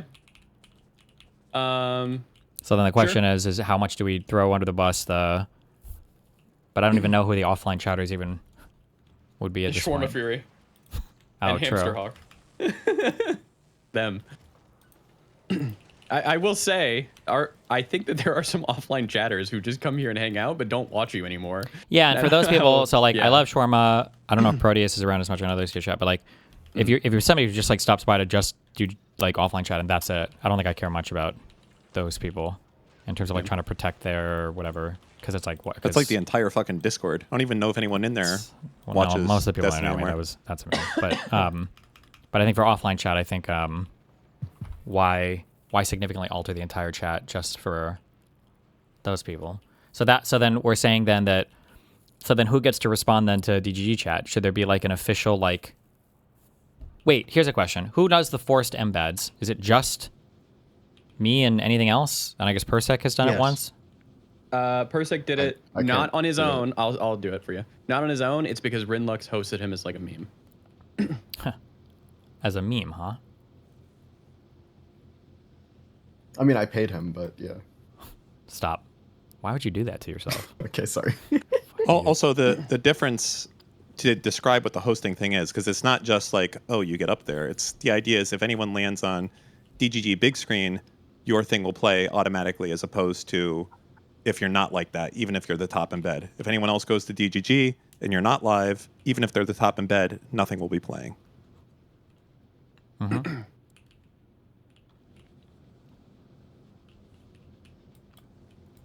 So, where were we at? And then any stream that you're Here's an on, idea. Steve, gets slash hosted by a mod if they see it. That is a policy. So like if you go on Darius's stream, people will usually slash host it because you're on it, so they want to like have cheerleader, etc. So do we have like an official list of people who get hosted? Should we have an official list of people who like get hosted? Oh, should we or do we? Should we? We don't. We don't. Well, it's just We you don't have and an official list. you It's guys you and me, and- right? It's us and you, yeah. That's it. And if you don't want, I mean, we can also not slash host in the morning. I don't think it would affect things Sure. a ton, but should we?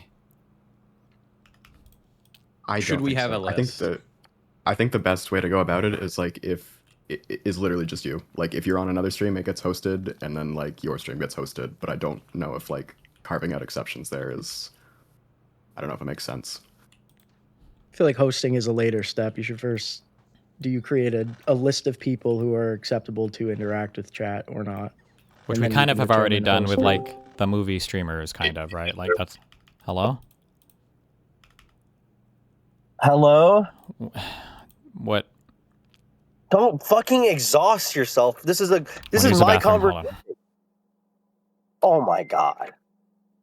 Darius, can you just fucking be chill for goddamn 2 minutes?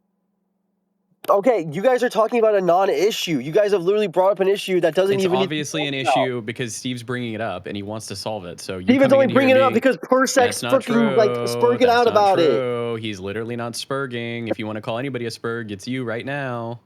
Nope. Me being a spurg, dude. The only time this was ever an issue was like literally like 2 days ago when people were like, "Oh, my time slot, my time slot." There's no fucking time slot. The only time slot that You exists right realize? now is Wait, oh Mr. Moon and my god, Dan. Darius, And you're then fucking Destiny. retarded. You got baited by your chat. You know you got baited by your chat, right? We've already Oh, discussed you're this. unironically I saying didn't it. say I'm this. not getting baited in my chat. What? Your chat baited you. No, chat's not baiting me. You're actually talking about time slots. I don't think anybody Oh brought my up God, time slots, dude. man. It's Mooks' Darius. chat, by the way. Okay, how many times is okay? Here, okay. For a sec, this is where we're at. I don't know how many You times can I have joke to say about it. something I don't so know, much. Darius, But when I you don't know how joke many about times it to so say much, I it doesn't don't seem care. like a I joke don't care. anymore. I don't care. Darius, I don't know how many times I have to say it. You get rage baited by your chat about this, but my actual position I'm not is even that getting I rage actually don't baited. I'm care. I'm not I don't care. enraged. You can stream. You can stream while I'm streaming. Anyone can stream while I'm We streaming. I know, don't we want know the host. that. This is my position. So why are you talking to me about fucking time slot I know, bullshit? no, Your because chat you rage joked about baited it. you, No, and you're mad at me about it. because you've Why are you done mad this at thing me? so because you did this thing, it caused people to go ahead and like make this meme. Because if it was just like, oh, we're just all streaming, like the time slot thing was never like a thing until you started doing it. And you were doing it as a joke, I get that. But it's like other people aren't joking, and then when it gets joked about so much, it becomes not a joke, and it makes people think it's an issue. Wait, just like whenever you talk about me raping Merc on your stream all the time, is that the same thing or is that different? Is that an issue? Is that something you'd like to bring up? Wait, you Well, can I don't talk. You know. Is can. the Wait, embed thing an issue? you understand? Wait, is my the time position? slot thing an issue? I don't know, man. Is the time obviously because it's on stream? Wait, is you talking about me and Merc on stream? If you brought it up to me, yes, it would be. What the fuck? Interesting. Okay, that's all. It's a meme. It's a non-issue. I don't think you actually care. I don't actually care. Why are we even talking about it? Why is the this talked point. about? Why do we need to figure out what we ought to do with DGG chat? I think everything's fine. It's not fine though. There's currently an issue where like DRT0 wants to stream and he can't read DGG chat, and Parsec can. How do you explain? Isn't Parsec giving it because he's like an emo editor or some bullshit? That's the reason that I've said it so far. That would be my thinking behind it, but I don't think anybody's actually thought this through. Actually, I agree, but I also think that no one should be allowed to read DDG chat except for you and Dan because you guys are like, you guys are like with the store. Bounce on it harder. No, because these guys are like they're partnered with the store. They're like in a business thing with Steven. You're not in a business thing with Steven. I mean, Yeah, I so do am think I. that. I'm also in a business thing. Are you? Are you right now? Are you right now? Yeah, but like he's Yes like, or no? okay, sorry. Are you What? right now or in the future? Yes, right now. You're lying, and I don't know why. Do you want me to send you my invoice? I can send you an invoice and I can send you a spreadsheet right now. Well, no, getting an invoice is a little bit different than they're like Mr. Moot and Dan's merch are on the shop.destiny.dg. Like they're like the whole like show they do is in partnered with Destiny. That's what it is. And it was literally Destiny's old show. It's still different than like the emo editor guy and then like or like someone who has like a perms or like a mod. Like should Grinlux be able to fucking self-host if he goes live now? Or like fucking Stream, Arison? What? None of these people stream. These aren't like good analogs. Yeah, but if they started their stream, I don't think they should be able to do that. Oh, I think they should have the same rules as I have. Probably. But also, I don't think reading DGG chat in general is a problem. I mean, I get there could be like people that are attention seek, and people might start like jumping off bridges or something like for content and read DGG chat. But like, Fuck, I need more like active chat. My understanding is in the past this was like a huge issue. Am I to understand that this is just literally not an issue at all anymore? This was probably like one of the biggest issues that people had in the past with chat, was whether or not you were allowed to. And I'm almost positive that you yourself were like banned and unbanned, and that people were so fucking mad over who. So is it not an issue anymore? Now nobody cares anymore? Yeah, but there's like a selection of people that are always going to hate it when people are getting attention versus chat just like, I'm not kidding. Engaging like movie. Those people are gone because of, I think, how it was going. Well, but we hard banned all of that. Like, people got in huge trouble then for ever reading and responding to chat while they were streaming. Like, when I say huge trouble, I mean like they'd be banned and then their streams would never be embedded. Yeah. But what I'm just saying is, like, at the bare minimum, because of AE, maybe this happened before, etc. But I think offline chat and the 10 really vocal people just fucked off for the most part. Okay, so what do we think right now? Is there an issue right now then that needs like some clarity on, that we need clarity on? Currently, here, I'll give you an actual example. Currently, Parsec can stream to DGG chat and read the chat. Okay. DRT0 cannot do this. Why? Is this in our rules? Why not? So currently, the thing that the mods have been saying is because Parsec is in a business agreement with you for the TTS stuff. That is why. Yeah, and but they're not planning on giving that to was he everybody. not reading off? Was Parsec not reading off messages in the past? Parsec? No. I streamed to my own stream for months prior to this with no interaction. Oh, damn. See, I didn't even know that. See how important chat is?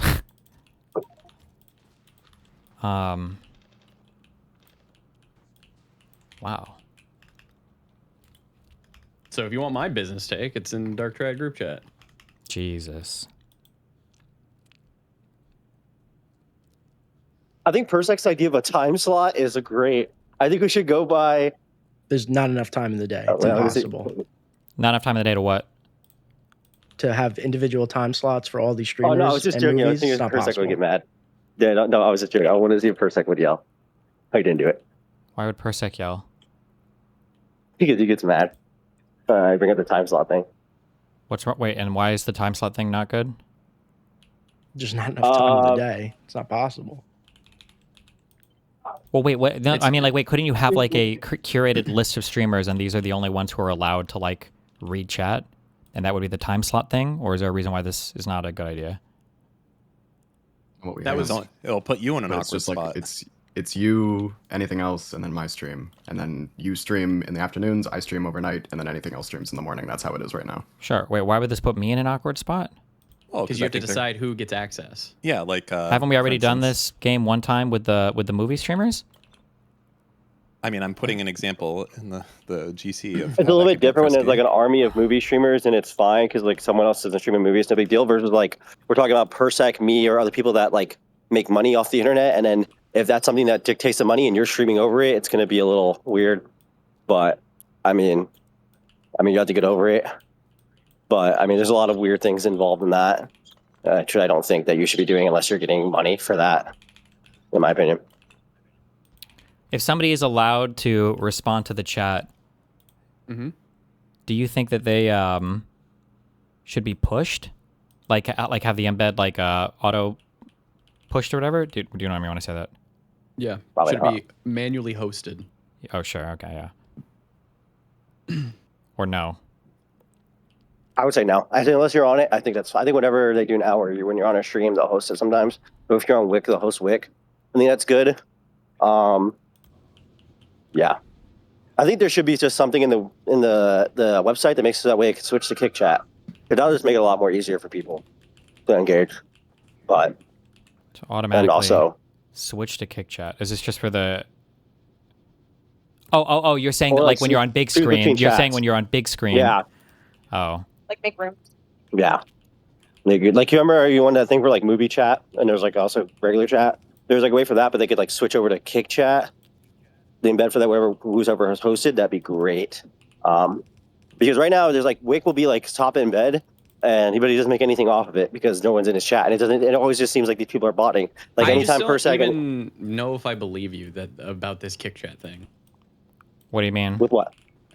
This would be like an offline convo if KickChat actually affects your KPBI. I'm almost positive it significantly does. You think that Yes, like sir. people typing does affect it? Yeah, I think so. Okay. I would be interested to try this for a day then. Maybe one day I'll try and have everybody go to fucking KickChat and just type there. I mean, we're about to change our own business model now. Okay, I'm just trying to think of what I need to decide. So, okay, so sorry. Okay, so should there be a list of people who are allowed to respond to DGG chat? It seems like the answer to that is yes. Yes, I think it should be limited. Otherwise, it's going to be a clusterfuck. Okay. So there should be a list of people who are approved to respond to chat. Then the next question would be, do any of these people get like a push to their stream from the big screen thing? Yes or no? Like, should they or should No. they not? I think it should just stay as you and you, AE, and whatever well, stream you But you hop saying onto. you and AE, that is pushing us. Sure.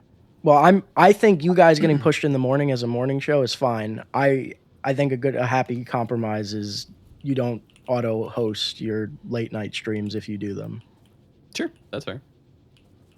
I can also, I mean, every time I host Steve in the morning, so I think that there is a big. I'm fine benefit. with that, but I don't want to have because I don't think it'll make that much of a difference. But I don't want people fucking losing their marbles if I start streaming and a movie is going on.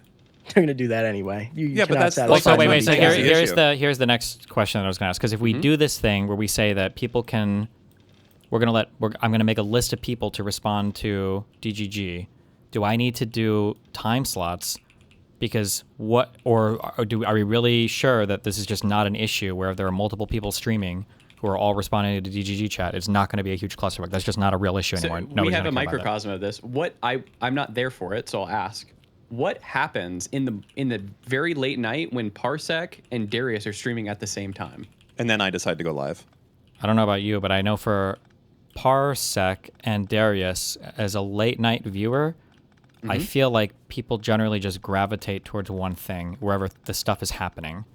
And then, like, I'm chatting, I'm speaking as a chatter right now. I don't even know if Parsec is live until, like, Darius goes offline, and then I'll check and see what other people are chatting about, and then I'll click. But I feel like basically... So you don't feel like You've this is been an stuck issue in my right time now. slot lately. Okay, You've good been one. stuck in my time slot. Good one. It's fat. Either one yields, or if they both persist, they split. One obviously gets a bigger chunk, but I feel they like do people split. already kind of naturally gravitate towards like a waiting for. Parsec, feel free to chime in also. As I feel like do you wait for like big Darius stuff to finish and then you go like online afterwards, or do you just stream over it? You don't care, or? Yeah, typically, because even if he's not like necessarily using the chat, like I understand how many people are watching Darius, and I don't like. For the most part, I try not to go live, but like the thing is like if it's like a time of day where I'm like already gonna be going live anyways, and it's like it's like midnight around and then he's still live, like I'm gonna boot up my stream, and then like if people are gonna watch me, they're gonna watch me. If they're gonna stay there, they're gonna stay there. But I'm not gonna like wait until like somebody who cannot interact with the chat is going to go offline, especially if he's like streaming past the time that I go live every single day, and I have been live every single day at this time for like. Yeah, so then having now. the Like- chat responsibility basically makes you OP. Like you can basically boot other people off, right? Or am I misunderstanding that? Yeah. I don't know No, if that's you facts. necessarily say that you'd boot them. Like it'd be like booting them off in like the same way that like movies starting would boot them off. Sure. I feel like hold on, wait. I don't know if I like this comparison between like movie chatters not being able to respond to the chat, because what does a movie chatter even have to? They're throwing Omega lols out and talking about, the movie. Sure, but like doesn't chat talk about the movie anyway? Like it's not like the streamer has to talk for the chat to talk about the movie. That's correct, yeah. Yeah, but like, so when I was a movie streamer, if I ever wanted to just like overpower another embed, I would just do like an epic reference, so chat would spam lulls, and then if everyone sees all the lulls in the chat, they're like, oh, there's a lot of lulls here. I wonder what's so funny. So I'll go over to the other embed, and then I'll be able to take over there. And that's pretty much just like a little bit of chat manipulation you could do there. Just as Do we a still ex-movie have streamer. Bing? Do we still have like an approved movie chatter thing? Like, is that whole schedule stuff? Is that still like Yeah. a thing? Okay. Yep. Whew, jeez, guys. So Embed wars are a real thing, but just gonna say, if you do go and make an approved list, and then if DRT0 is on that approved list, it can get a little wonky because he's also a movie streamer. Well, that would be pretty easy, right? We would just say not when you're streaming movies. What do you mean? Well, like if you're streaming movies, you can't respond to the chat if you're an approved like streamer guy or whatever, right? How does that make sense? Oh, you mean like If you're on the stream. approved Sorry. respond- No. I understand what you mean. I thought you just meant like in chat, like you can't respond in chat. I understand what you're saying. Yeah. Do you give a fuck about time slots? So, for instance, if Parsec is streaming, can Darius just be like, I'm going to start stream? Well, so that's the thing that I don't understand, because right now, the thing is Parsec and Darius don't overlap as much, right? Because I think Parsec is he streams till like fucking 6 a.m. But like if we got another streamer that popped up and then started like overlapping hardcore, I don't know. It feels like the potential for drama down the road, but maybe... There is. That's just like why you have to limit the numbers, unfortunately. Like I hate to be like the guy who's sitting here biased about it. No, like, shut up, don't worry about it. But it's not about just... But it has to be exclusive, Yep. right? It's not just Or about you're gonna limiting fuck it. it's not just about limiting the numbers though. It's also about like the time slots too, right? Because like because you could theoretically have 20 people doing this, but if they're not overlapping on stream time, it doesn't matter, It's right? no issue. The issue is when the overlap on stream time happens, then it gets really awkward. It could, but like again, in my case, like I said, I don't have an issue with it. So find people that don't have an issue with it. I don't know what else. I mean, to do. I guess here's an issue. How do you feel about like the Wait, hold on. streamers? streaming Wait, just over real the quick. time Let me slot? just test that real quick. You said you don't have an issue with it. No. Okay, let's say hypothetically I made tomorrow a new person joins and it's food shops and they decide to stream over you and they have 3 times your viewers every single time, and now every time you try to stream, the chat is mainly in their direction. You wouldn't have an issue with that. No, because I would just need to up my content. It's that simple. Okay. If I'm not doing content that's like worth watching, people aren't gonna watch it, right? All right, Mr. I think you would stop streaming. Damn. I wouldn't, and I haven't in the past. I always stream through everything. I've streamed through movies. I've streamed through Darius going live. I've streamed through Dan going live. It doesn't matter. Like I don't. He give does a it for the shit. love of the game. He's admitting that he's snarking the time slot. Okay. I mean, I Listen. could be wrong. No, okay, that's fine. You're a stronger man than me. I mean, we functionally just have Parsec and Darius doing it right now, and there's already not enough time in the day. I don't see how you add more people and make a schedule. It's just not possible. Well, I mean, we don't I have guess- anybody in the... Oh, no, I guess we have A in the morning. I start at like 7 a.m.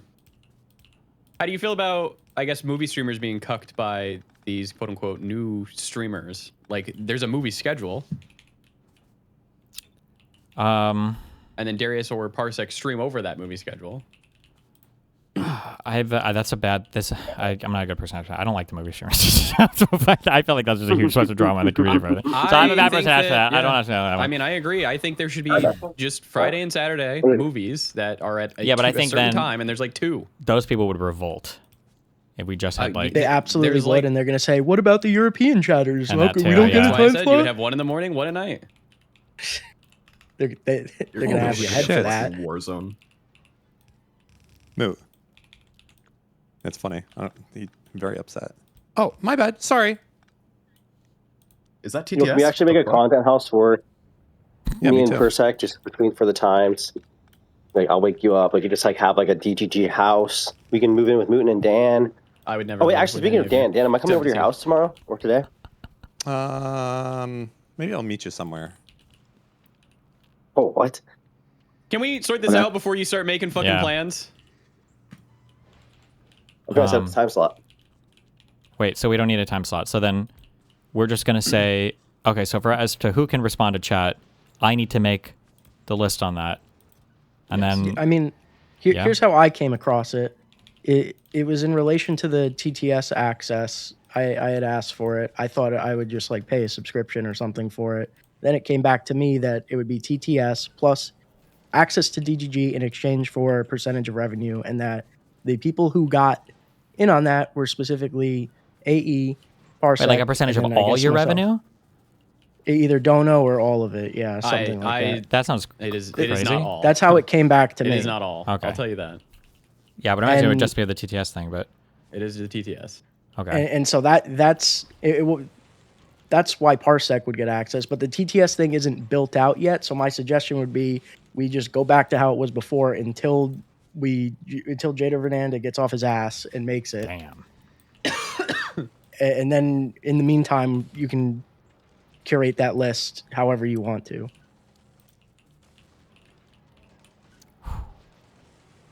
Okay. It's a big responsibility. All right, I'll think about it. Yeah. Okay. Okay. Do we have any other final thoughts or contributions to this? Well, I mean, I got a thought. What? How are you going to decide who gets access or not? Because I feel like people are going to get real mad over your decision. That's oof. I mean, I'll have to think about it, huh? That's just not going to business. backfire on you. Okay. Yeah, that's just business. Uh-huh. I mean, I'll bite Well, the we bullet would've- here. I think that the movie schedule, I think it would be better if there were like one in the morning and one at night on Friday and Saturday, so people could actually watch movies. The fucking 6 hours of movies, I think, is a bit retarded at times. Are there people doing? Is that a thing? Do people do like 6 hours of movies or whatever? I'm pretty sure the Yes, schedule, they yeah. fill it all the time. And they still want more time.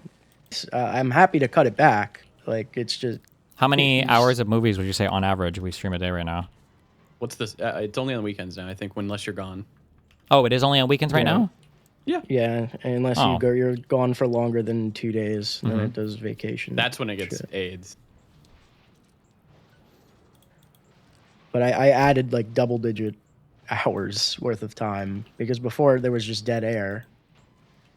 It's during like the 2 a.m. to 6 a.m. period. Mm-hmm. It's completely fine as long as any orbiter can stream over it, though. I mean, I kind of agree, but it is also nice to have like a movie where everybody's watching. Mm-hmm. But it would, in my opinion, just need to be like one golden movie, then. Like one movie a Are week. you saying would no be, more like, the Jader's quote- Choice movies? I'm just kidding. Well, no, Jader's Choice is always KINO. But what I'm saying is, like, it'd be nice if there was one movie where like there were nobody streaming over it. Yeah, I understand what you mean. That should be for new releases only. What? Like, that should be for new releases or big movies like the Odyssey, like when they did the Obsession. That's like fine. But I think if you're like coming in a chat, you're like, oh, let's all do like fucking Star Wars trilogy fucking thing, dude. Like, all right, probably not that. Or fucking Marvel Avengers. Let's not do that. But probably for like new releases, I think that's good. And topical things that you're talking about. Well, but they don't want to on stream, I think just that's watch fine. like new releases. I imagine they probably Yeah. want to watch. Sometimes people want to watch. Well, like, probably I don't something know, that's Whiplash topical for the altogether. stream thing, I guess. But I think like just randomly be like, okay, guys, we're all gonna watch fucking The Godfather trilogy. No fucking stops. No fucking. I'm just saying it'd be stream over nice it. if on Saturday at X time everybody knew that there is one movie that's going to Yeah, I know happen what you're at saying, this yeah. time. Yeah.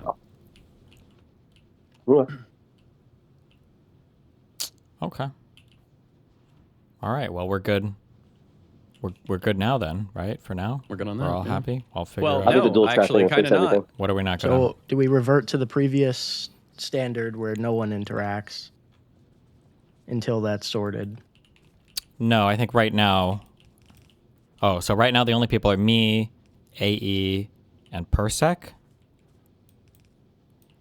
I did a little just because I thought I was privy to that TTS potential deal or whatever, but I can just revert back. I don't mind. Okay. Well, I feel like if you have the TTS thing, you almost certainly because doesn't that play in chat? Well, I haven't, like, I'm waiting for it to get implemented, but Oh. Parsec started, just jumped into it. So I was Wait, like, so if I just add a TTS donation thing to my No, stream, no, no, I no, no, get no, to no. It's about the one rechat? that's integrated with chat. Is what he's talking about. I'm Isn't assuming. it the one that JDR sent me the link to? Does that even work? Did he send you a link to the DGG one? Does that even Anybody can go Yeah. and listen to your TTSs. Well, yeah, they That can, is but how- like yeah. in order for it to play there, you have to. Yeah. I just plug it into my browser source and it works. It works all the time. Yeah, but then people just donate to me for that, and then I would just be eating all your donations. Yeah, I know, which is what's happening. Yeah, but he would be willing to give that up in order for him to be able to read DGG chat. That's that'd be crazy. Don't we have it set up right now? I don't think it's automated yet, but can't you? Isn't it that you're supposed to invoice us or whatever for whatever the donations are? We don't do it right now. We're waiting for the whole TTS thing. Right now, they just pay on your website, and then I mean, because the of only DG, I'm reason reading why these DGG guys are chat. waiting though is because okay, but I am invoicing. I have an invoice set up, and I have like a fucking spreadsheet for every single thing. Okay, I feel like that's important for people to know, right? Otherwise, some people are going to be mega ass pained if they find out. And I don't want to get like $500 million of invoice at the end of the year for a bunch of people who are like, oh shit, I know we can invoice this, so here you go. I'm not. Yeah. We're not. If anybody donates during your stream during AE right now and they do the TTS, that's all your shit. We don't care. Jesus Christ. That's good business. That's. Wait, so we're invoicing? Who's invoicing that money? Well, I don't even know if you're using any of this. You're not even using it, Darius. I know I use it. I have it on my stream. Is that true? Yeah, no one does it. And I don't like say like, oh, this is on there. Yeah, but it's on there. It's a browser source. I said, if JDR sent it to me, I was like, yeah, I'll add it, sure. And then someone used it once, and I was like, oh, that's cool. Okay.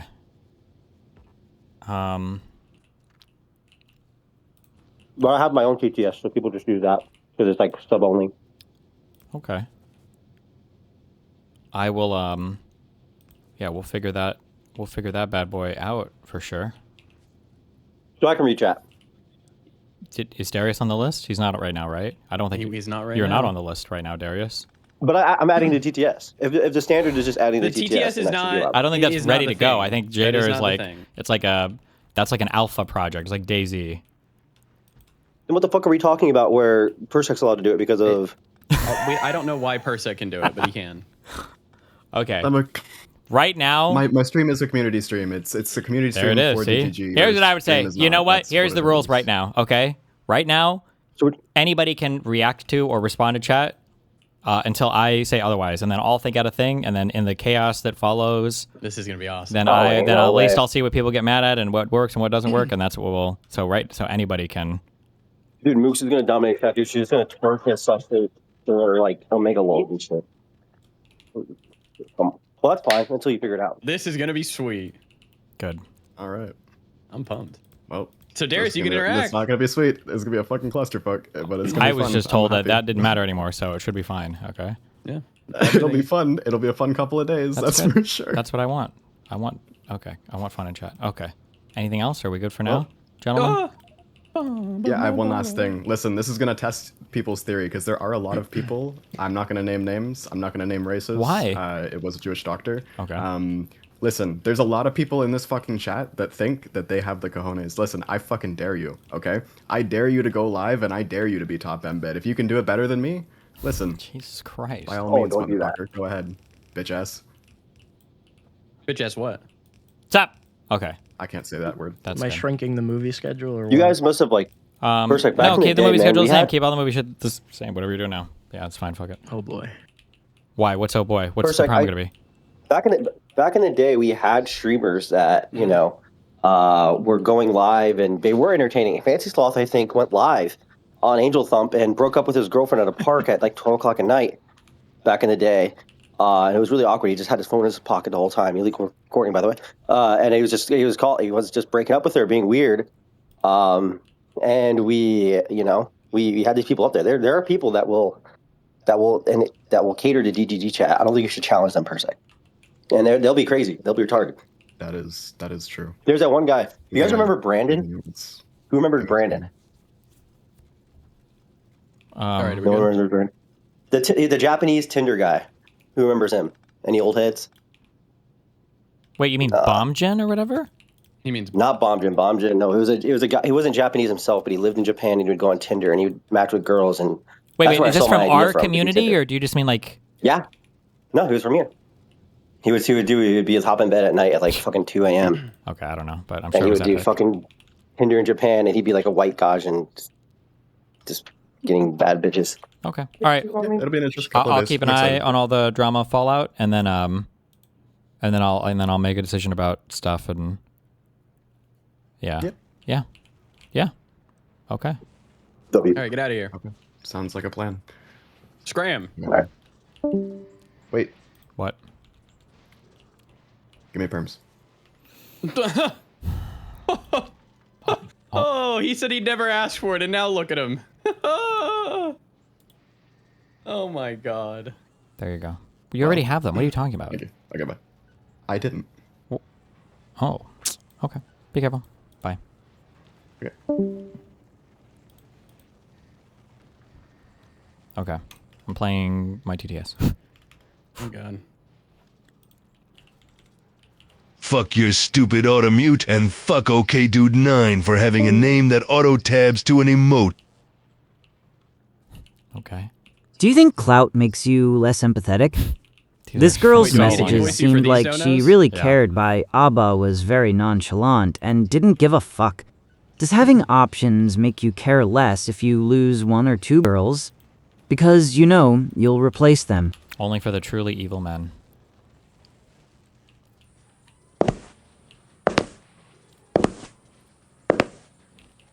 Liberal, campus, proud.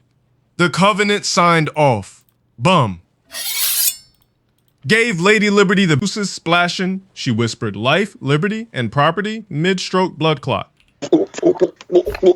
Meanwhile, the commies still splitting one hot dog 14 ways in a group chat. Read the theory. Eat the crumb. Oh. Natural rights. Undefeated. Get that ass. Banned. I could name 10 things us girls need before we ever need a man. 1 new vape, 2 lines of coke, free drinks from the bar. 4 more lines of coke, 5 guys fried, 6 hits of my blunt, 7 more lines of coke, 8 pairs of shoes, 9 BB belts, and 10 drunk cigarettes. Girls don't need men, Barbie don't need Ken. Us girls are doing fine on our own, so if you're a man, leave us alone. Getting girls rich, yes, that's a part of my plan. And I could name 10 things us girls need before we ever need a man. Ever need a man. Wow. You're not Oi leaving, there are in DGG chat! Probably. You can't even post emotes or the big brother will get you. True. Careful. I heard the most retarded take from you, Ilya's murder and assault, was just the mountain doing mountain things. Tywin held a deep-seated resentment that Elia Martell was chosen over Cersei by Aerys II, and Tywin knows what the mountain will do. Okay, good point. Oh, you fucking wanker! Can you believe that those Is Yankees he screaming more than are normal, allowed to or- buy the Yeah, he shooting is. sticks? At least we didn't turn our schools into shooting galleries. UkrainianAna is the true hero of DGG, and I should appoint her to be the head of my online presence. Is that Forsen?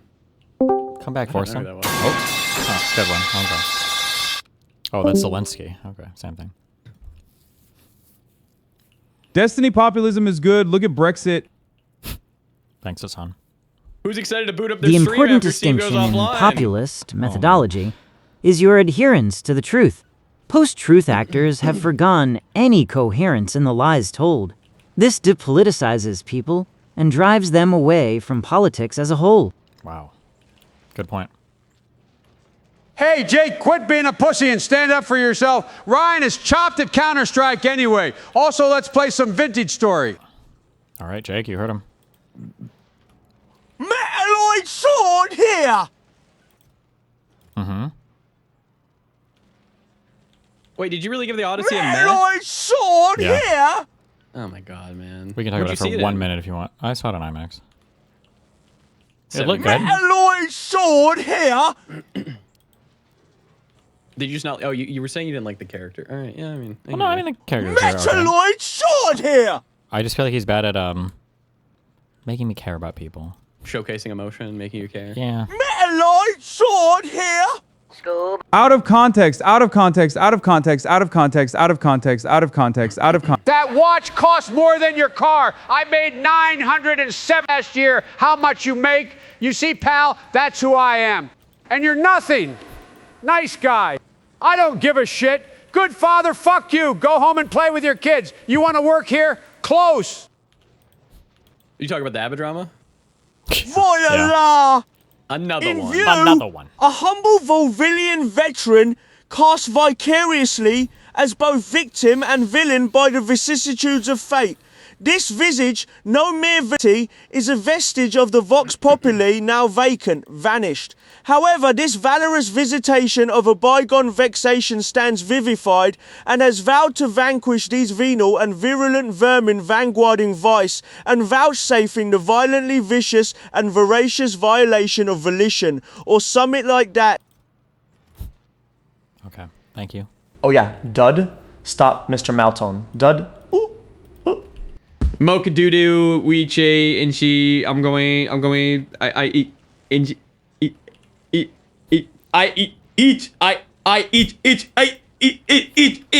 E-win. Yeah, Destiny. I'm watching you intently, making your sexy little factories with your hair all messy for me, your cute little headphones on. I've got lotion on my shit, man. I'm a freak, man. Thank you, EDP. Hey, what's up? Hey, Dan. Shut up. Who the fuck is Destiny? Average offline chatter. Good one. Wait, I have a thing. Yeah, what? But hold on. I'm sick, so I'm corn popping. I gotta remember what it was. Oh, unironically, we gotta get Abba to donate his sperm to the government, because if we're ever gonna go down, we need him to repopulate the Earth. He's just doing banger after banger, man. Yeah, I don't know. That guy's moving kind of weird. The strongest sperm. Something like that. Jesus. All right, well, I love you guys. Have fun. Stay Are you safe. gonna see the Spider-Man movie? At some point I will. Yeah. All right. Bye. Wait. Yep. Is there another prompt thing or no? Let me look. Prompt golf. Who's Gosh, go. If you donate TDS at the end when I'm ending stream, you know I'm ending stream and it gets skipped. That's your fault. You're fucking retarded for trying to squeeze it in when you know that I'm. So fuck you. Okay, I'll play this too. First riding with Voosh in Germany. It would be such a good time. Yeah. Thank you. Gosh, I wish that I could go brothel shopping with Hassan in Germany. That would be such a good time. Good one. Okay. Sorry, what were we saying? I can't find it. What were you looking for? Prompt golf. Prompt golf?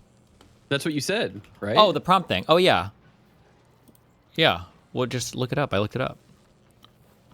What is it? The game. Didn't you play it? We have to prompt the thing? Yes, but I'm saying I can't find the website, man.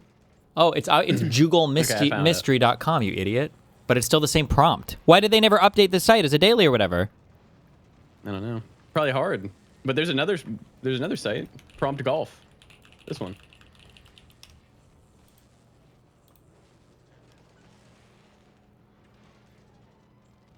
Prompt golf.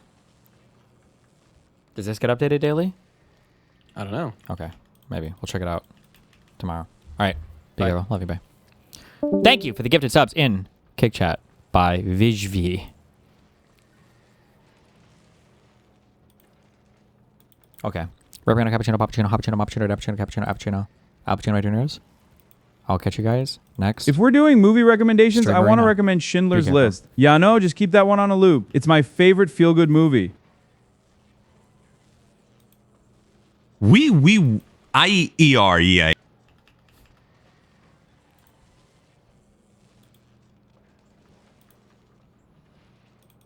Okay. Be careful. Bye.